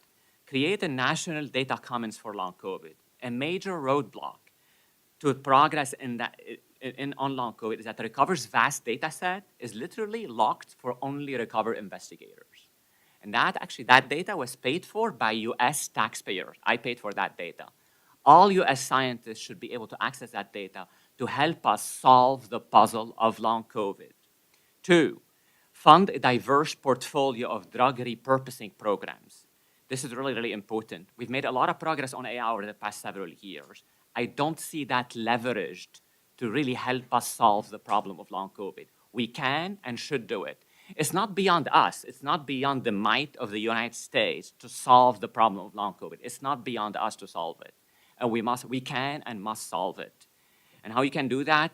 You can really study using AI and existing data, thousands of drugs for repurposing, identify the most promising candidates, and then give them to NIH and say, instead of like testing 100, which you will not have the resource to test 100, 4 is not enough, but maybe these are the top 15 that can really, you can put your money in and then try to investigate those. 3, really galvanize research on studying the epidemiology and mechanisms. While we focus a lot on treatment, and that's really, really important because people are hurting and they want treatment yesterday. They really want treatment yesterday. But there is really, we need also to understand epidemiology and mechanisms. For example, somebody said, oh, like a lot of people in my family have long COVID. Why some people get afflicted with long COVID and most of us are just fine? I got COVID, I'm fine. Most of us, when we get COVID, we're fine. Why do some people get long COVID and some people don't? We need to understand that. We also need to understand what happens to people 5 years down the road after long COVID, 7 years down the road, 10 years down the road. These are really, really important questions that need to be solved. We are in a race against time. We must make progress on long COVID. With bold leadership, I'm grateful to you and to you, Senator, and to the rest, to the NIH and to the rest of you for actually convening this. Enormous gratitude for doing this. With your leadership, I believe we can move the ball forward on long COVID. It's not beyond the power of the people in the room and the United States people to really solve this problem. We can and must solve it. Thank you. Will you just talk about the database that you're talking about that we don't have access to? Correct. So Recover has in the observational arm and also in recruiting patients has amassed troves of data, but those are primarily available to only Recover investigators, and they make really only the secondary or tertiary data sets available to people outside of Recover. If we are really truly serious about solving the puzzle of long COVID, you would want the best and brightest minds in the United States to really get access to that data and help you solve the puzzle of long COVID. Of course, no shorting privacy and security, and must be done correctly and must be done by upholding the high standard of security and privacy, etc. We're not cutting corners, but US people who are actually invested in helping you solve long COVID should be able to access that data and help you unlock or help you solve the puzzle of long COVID. That currently is not the case. So Dr. Ali, yeah. So what is the impediment? That seems like a no-brainer. Yeah, no, this is what the real-world data platform that we're working on is supposed to exactly be for. Not just long COVID, the recovery data, but just the data sets that the United States government has for on a whole host of a whole panoply of data sets that we have, making them available to researchers. It's not just for long COVID, for chronic disease after chronic disease. We need to unleash those data resources so that researchers of the world can use them. I mean, I can tell you, before I was an NIH director, on the outside, I was quite frustrated, and I can hear the same frustration in your voice. Yes. I'm absolutely committed to making that happen. What you said also before about the patient privacy is very, very, very important, right? We made essentially a compact with patients that we're not going to violate their privacy. But there are ways to do that now. Yes. And make those data available, protect the privacy, and then allow researchers to. That's what the real world data platform they're working on is exactly about. May I add a comment to that data because I've worked with different networks as repository. I think that one of the main challenges is validation. The data, until it's not connected to the patient, and you cannot go back and trace it back and validate and potentially follow up the recovery for the patient, it's not useful. It's not a centralized solution, in my opinion, is not useful. It has to be a federated way so it can go back. Look at the N3C, 4C, all those practices. I don't think the answer is in secondary use of data because a lot of unvalidated work was out during the pandemic, and a lot of misinformation, honestly, went out through even scientific publications without any validation. And I really want to emphasize that it's important because this secondary data, even the surveys data, these are not, I mean, the surveys are, they have their own biases, but secondary data, EHR data, claims data, they were not collected for research. There's a lot of inconsistency. There is a lot of quality issues. I just wanted to say that there are solutions. I completely agree that we should utilize the data, but I don't think it's federated way is going to be traceable back to the patient to validate. We can discuss that offline, but yeah, I think that those secondary data actually could be useful if they're analyzed properly and within ways that are, we can talk about that. These are the kind of problems that we're tackling in this real world data platform. Mr. Secretary? Yes. Do you mind if I ask sort of a question of the group? You and I are co-chairing this. Oh, very all right, kind of you. So thank you for hosting again. This is thematically, I think, a good point to ask a question, not only how we can repurpose existing pharmaceuticals, but whether there are ways to get more companies at the table to help solve these problems. It seems to me that the FDA does amazing work. There's been some, I think, thoughtful reflection about how to reform the FDA or how to impose leadership to cut through bureaucratic delays and bring more solutions to those who need it. Mr. Secretary or others, are there things that we can be doing, perhaps a pharma roundtable at some point to bring stakeholders to the table and figure out collectively how we can accelerate U.S. long COVID research through FDA reforms? Yeah, I mean, this is exactly the question that I asked at the last session is how do you bring in a public-private partnership? How do we incentivize private companies to get involved, and particularly when there's repurposed medicines involved, where the patents may have expired or somebody doesn't own the patent? It's a little trickier than it was during COVID when we were just focused on vaccines, and there was a huge profit potential. But maybe other people have ideas about how to do that. So yeah, existing drugs, but also drugs in development. Are there things we can do through the FDA process? Maybe others have thoughts about that. I think, you know. Do you mind if I introduce myself? Yes. Go ahead. I think we still have 2 more people. So I'm Akiko Iwasaki, professor of immunobiology at Yale University School of Medicine. And I'm also director of the Yale Center for Infection and Immunity. We started the center 2 years ago to tackle chronic diseases that happen after an acute infection like SARS-CoV-2. We also realized that many other pathogens can cause similar outcomes, which we're calling post-acute infection syndromes, from Lyme disease, Epstein-Barr virus, and multiple other causes. What we're understanding from long COVID research is very precious because it informs immune dysregulation for other types of post-acute infection syndromes. What is happening, seems to be, is that there is a fundamental inability in some people to clear the virus at the acute phase, which then leads to persistence of the virus or the viral antigen or the RNA, that then leads to things like herpes virus reactivation, Epstein-Barr virus, as well as induction of autoimmunity, autoantibodies that we can detect in about 20 to 25% of people, and also chronic inflammation that's not resolved. So we're seeing these features from multiple studies, and we believe that tackling these root causes of disease is going to make the biggest impact in patients' lives, because it's not just a symptomatic treatment, but getting at the root cause and getting rid of the cause of disease.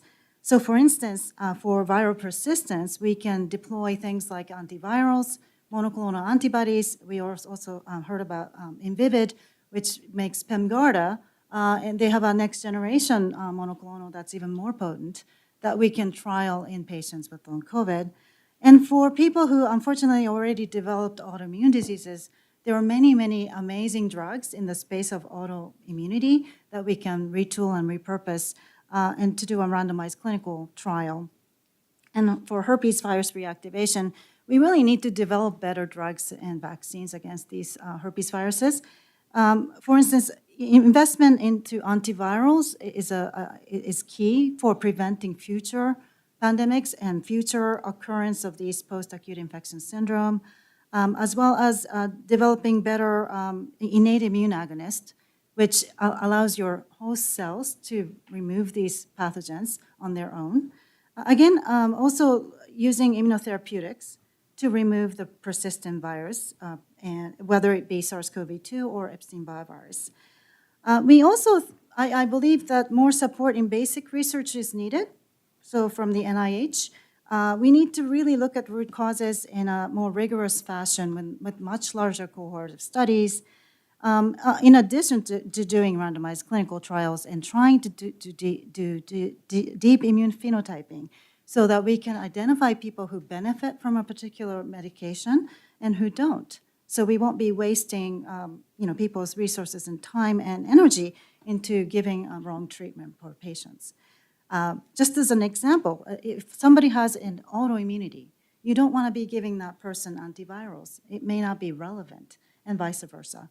So understanding what they have and what the root causes are important, and biomarkers, many of us already talked about this, but having a validated biomarker to identify people who have persistent virus antigen versus people who have autoantibody versus people who have chronic inflammation will go a really long way to doing a targeted randomized clinical trial. And for engaging industry, academia, and regulatory agencies all together to expedite this process, because as many of us already said, we really needed this randomized clinical trial yesterday. So I agree with it. And I'm here to serve and be a resource for this group. Jay, do you want to respond to that?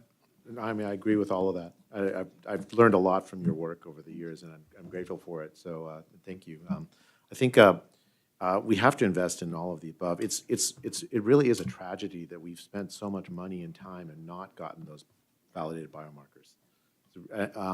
But I don't want to wait. I want those randomized trials happening now as fast as we can. We can't do hundreds, but we can do a lot. I've heard like the possibility of private collaborations. I think that's one way to accelerate things.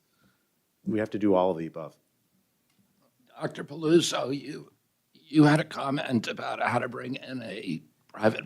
Yeah, I just want to make a quick comment. So, I spend a lot of time as a clinical trialist doing kind of proof of concept or early phase 2 trials, knocking on doors of different companies that have drugs that I think can and should be tested for this condition. And I perceive this hesitancy because this is considered a really risky investment on the part of a lot of these potential industry partners. The question that comes up by far the most often is, how do you know that the people that you enroll in this trial actually stand to benefit? And that sort of gets at this biomarker issue. I think that they are concerned that, a bad outcome in a long COVID trial, which is not going to be straightforward, could harm their product development pipeline. So I really like the idea of actually having a roundtable event like this with industry partners to really get a sense of what their concerns are and what would facilitate this. The last thing I'll say is it's not at all clear what the FDA would accept as an outcome in a clinical trial for an indication. And so guidance from the FDA, perhaps as part of a roundtable like that, would be extremely helpful, I think, in engaging that key group of stakeholders. Dr. Patterson. I think that was such a great idea. I think in terms of biomarkers and in terms of how we use our diagnostics, it's twofold. Number one, you need a diagnostic to stratify, ensure that you're enrolling long COVID patients into a trial and you're not enrolling Lyme patients into your long COVID trial. Okay, that's been the focus of our trial design. Number two, you need a biomarker or a collection of biomarkers, as in our long hauler index, that shows response to therapy. So you take it from, you have a companion diagnostic in addition to a diagnostic that can stratify. So it goes much beyond discussion. Maybe it's because we're kind of beyond what biomarkers should we use, where we're actually deciding how to deploy that diagnostic, deploy those biomarkers. And like I said, one to stratify, to get a pure long COVID population, and one to monitor response to therapy. And that brings up the point. I think long COVID and the term PASC are two different definitions. I think SARS-CoV-2 in of itself is capable of a post-infectious condition, as Dr. Iwasaki mentioned. I think PASC encompasses the fact that SARS-CoV-2 causes profound immunosuppression. CD8 T cell counts in the single digits when we started in February of 2020. And of course, you get the herpes family virus reactivation. You get Lyme recrudescence or reactivation. And now mold mycotoxins we're studying. So that is truly post-acute sequelae of COVID. That's PASC. I think with long COVID, it's pure COVID. It's not Epstein-Barr reactivation. It's not CMV reactivation. It's not Lyme.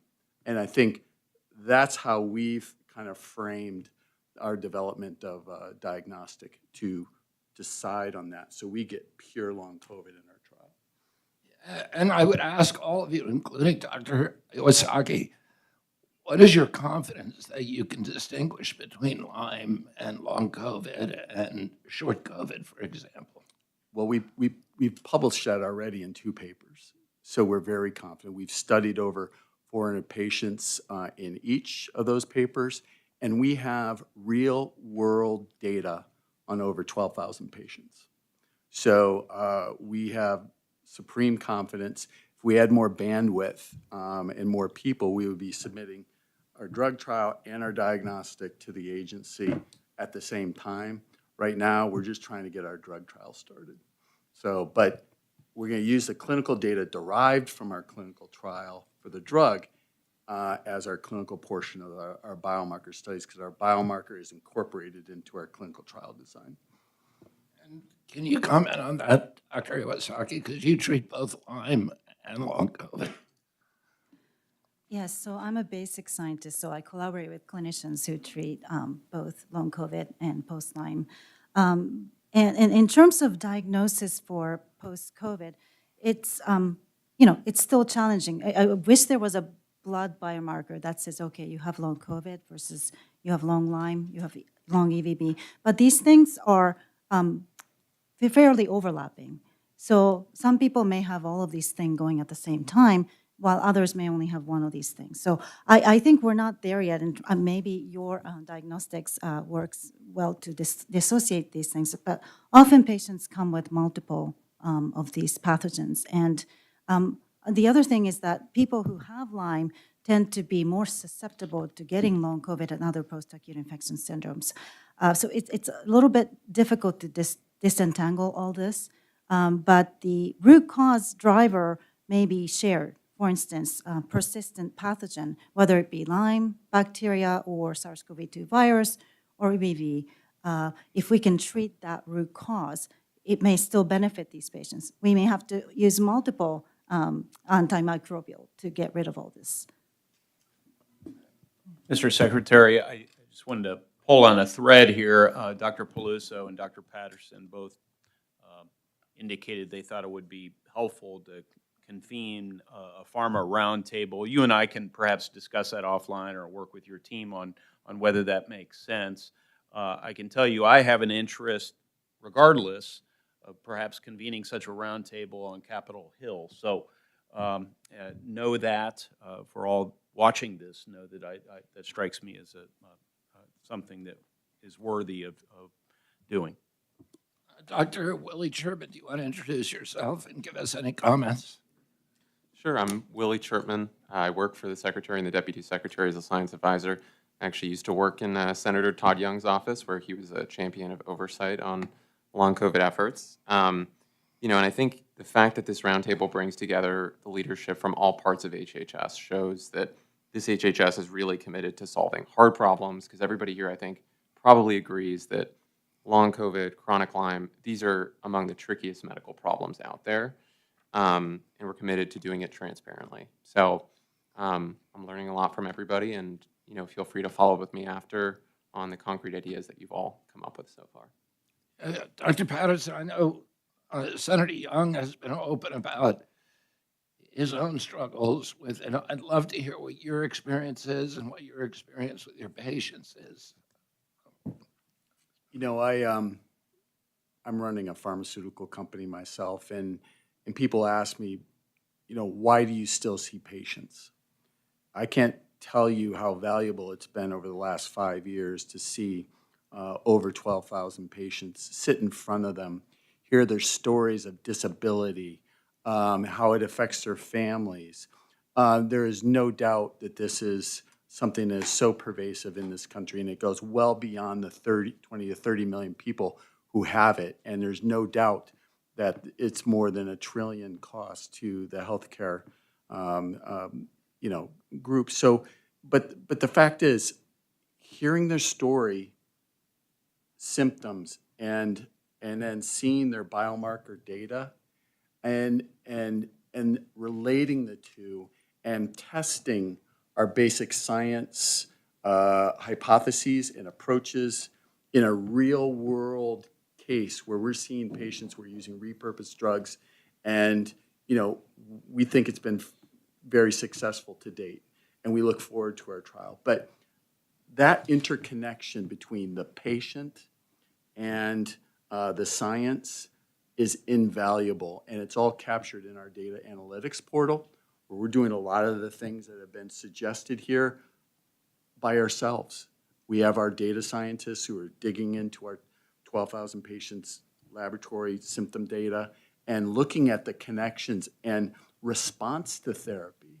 I mean, subjective responses to therapy are so difficult. This population has been so sick that it's really hard to say, well, I feel better. Maybe I'm better. I don't know if I'm better, but I'm better. But to see their immune system resetting and getting back to normal on our panel is so reassuring, not only to us, but to them, that, hey, you know what we're trying right now is at least working and getting your immune system back to normal. And for the most part, we see symptoms following. That, I wouldn't trade that feeling for anything in the world. And how would you describe your success rate? People always ask that. And I think early on, we didn't even have a diagnostic that could separate long COVID from Lyme. Early on, I would say, 70 to 80%. It could be even higher now that we're able to say, well, no, you have a long hauler index over 6, or you have high interleukin 8 plus high interferon gamma, or high interleukin 13 plus high interferon gamma, you have Lyme. And being able to make that distinction in our real world data, I think has been invaluable, and maybe our success rate is over 80, 85%. But I think in terms of the clinical trial, that is absolutely critical. So please. Yeah, no, I think my perspective on this is that it's so important to learn from, the experiences of patients who are trying different therapeutics, and then to, like you said, get those therapeutics into clinical trials that can be done safely and with rigor to prove that a therapeutic does or does not truly work. I think we've seen some things advance to clinical trials based on that. For example, there have been several trials of short-term antivirals based on patient experiences. But the other thing that I just want to kind of state for the group is that, often clinical trials are negative, but a negative clinical trial is not useless. We actually learn a tremendous amount from trying and not seeing an effect, because we can understand whether the drug did or did not have a biological effect in the first place. And then we can really try to hone in on whether there's a subset of people, and I'd love to hear Dr. Urasaki's thoughts on this, whether there's a subset of people that do truly benefit. How do we understand who those people are? And then how do we identify those people for the next clinical trial, which would really give us the best opportunity to find something that truly works for a subset of people? Because as we've mentioned repeatedly in this is a heterogeneous condition. That is a challenge, but that should not be an unsolvable problem. And I think that we can learn even from, clinical trials that don't hit a home run for how to inform how to move forward. Yeah, thank you very much, Dr. Peluso. So one of those, an example of this is the PAX-LC trial. We did a Paxlovid 15-day course of treatment in patients with long COVID in collaboration with Pfizer. And we did not see an effect in terms of the primary outcome of improving the health of these people sufficiently. However, we did a deep dive immune phenotyping in these people, and we are seeing some signatures that may be predictive of who recovers versus who don't. Again, it's not in everyone who took the drug, but these signatures are then going to inform us what might be the next target that we should go after. And so Dr. Peluso is absolutely right. A failed clinical trial is a learning experience. And we have to learn from each of these because they're very expensive, laborious, and the patient's time and effort, we cannot waste that. Let me just a brief comment about, because everybody agrees that we need to accelerate clinical trials. We also agree that it's a heterogeneous problem. Paxlovid trial, how long did it take for you to start and do it? Several months, right? Yeah, so our Paxlovid trial was relatively quick and cheap because we did it in a decentralized trial, which is really like amazing effort by Dr. Harlan Krumholtz at Yale, who specializes in these next generation trial platforms. And this is what I would recommend to everyone because patients with long COVID and other post-acute infection syndromes are quite ill. And even if they wanted to participate in a trial, they're unable to come to these sites. So we sent the phlebotomists to their homes. We send all the surveys electronically, and the drugs are sent to their homes, remotely. So none of the patients had to come to any given sites to do the trial. And I think it's cheaper and faster. And this is something that we should consider going forward, especially when we're having this discussion with the pharma partners. Now, my comment is that we can actually do these kind of trials on multiple hypotheses using data. In fact, we have done that, and we found that Paxlovid doesn't have any effect. And we have curated this cohort of the largest curated precision cohort in the country, 150,000 patients. 21,000 of them have unexplained chronic conditions post-COVID that associate with COVID. That's about more than 14%. So we have this data of it's about 80% accuracy, which is still great given the validation.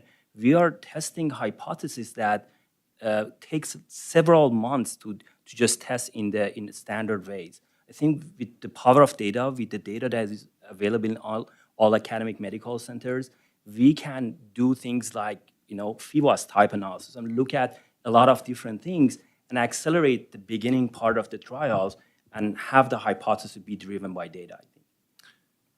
This is a high-risk, high-reward public health condition.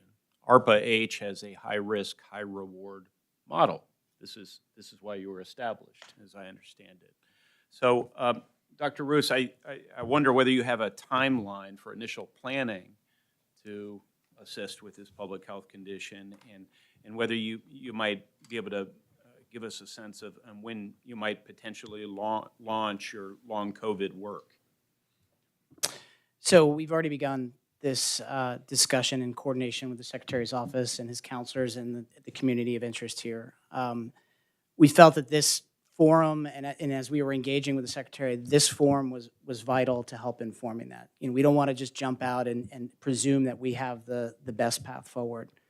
So I'm very confident in saying that in short order after this forum that we can come up with a plan, work that through the Secretary's office, and get that out to the community to react to.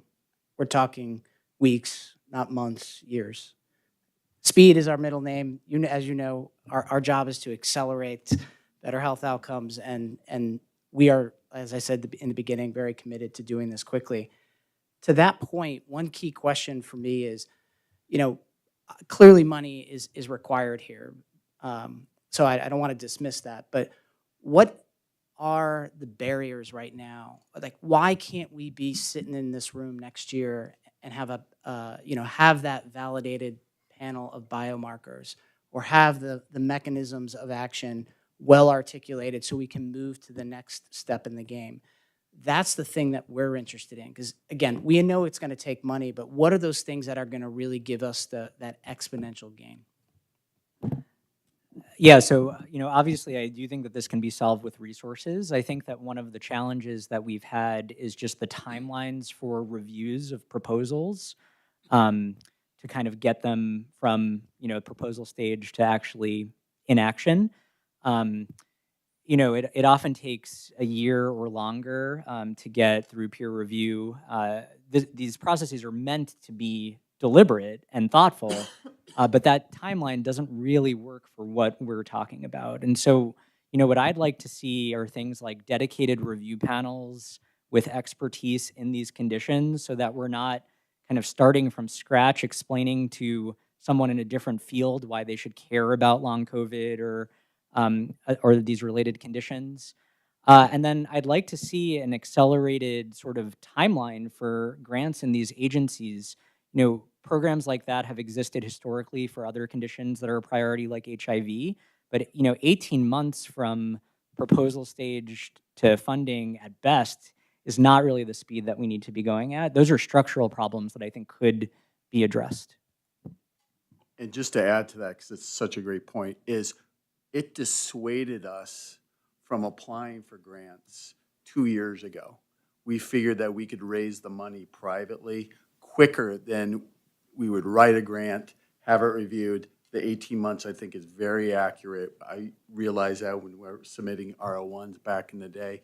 And that's an impediment.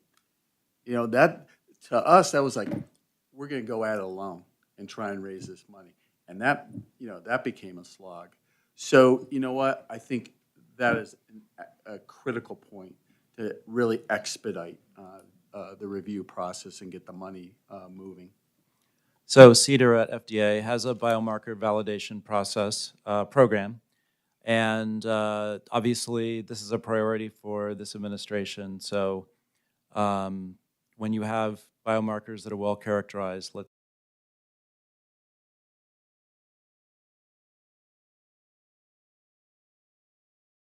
say 2 years ago, and it was sent back to us.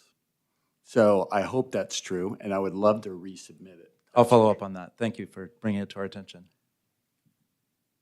Well, we've come to the end of our session. I want to thank this extraordinary pantheon of great researchers for being here and for your commitment to solving this problem for our country. We want to work with you, and I hope you will continue to communicate to us about what we should be doing better to make this cure come faster. Thank you all very much. Great. That was great. Thank you. That was great. The story of Kennedy and Trump has changed the course of history forever. August 23rd, 2024 will forever be known as the day we turned the corner and took back our great nation and changed the course of history and brought hope to a free world. Join me as we relive the strange relationship between Kennedy and Trump, leading to their return to the White House to make America healthy and great again. I spent 2 years following the Kennedy and Trump campaigns. Long before the two men ever considered running for president, Kennedy sued Trump and stopped him from building a golf course near the Hudson River. After Trump won the presidency in 2016, he recruited Kennedy to look into vaccine safety issues. Kennedy was forced out the door after clashing with a man by the name of Anthony Fauci. But the assassination attempt on President Trump's life brought Kennedy and Trump closer than ever. From rivals to collaborators, from foes to friends, this is the story of Kennedy and Trump. You can download the book for free right now by going to kennedy&trump.com. That's kennedy&trump.com. My name is Greg Fernandez Jr. God bless you all. Okay, next question. All right, the next question is from Greg, and he's asking if you will pray for him. He says he wants to be a stronger Christian, a better father, and a loyal husband. And then he goes on to say how much he enjoys the show and is inspired by the content. Greg, thank you so much for asking me to pray for you. I consider that an honor. God tells us to pray for one another and to carry one another's burdens. And the fact that you have a burden to be a better Christian, a more loyal husband, a better dad for your kids, that's awesome. So yes, I will pray for you that God will give you a deep heart of love for God, love for your wife, and a devotion and loyalty to raising your kids in the way they should go.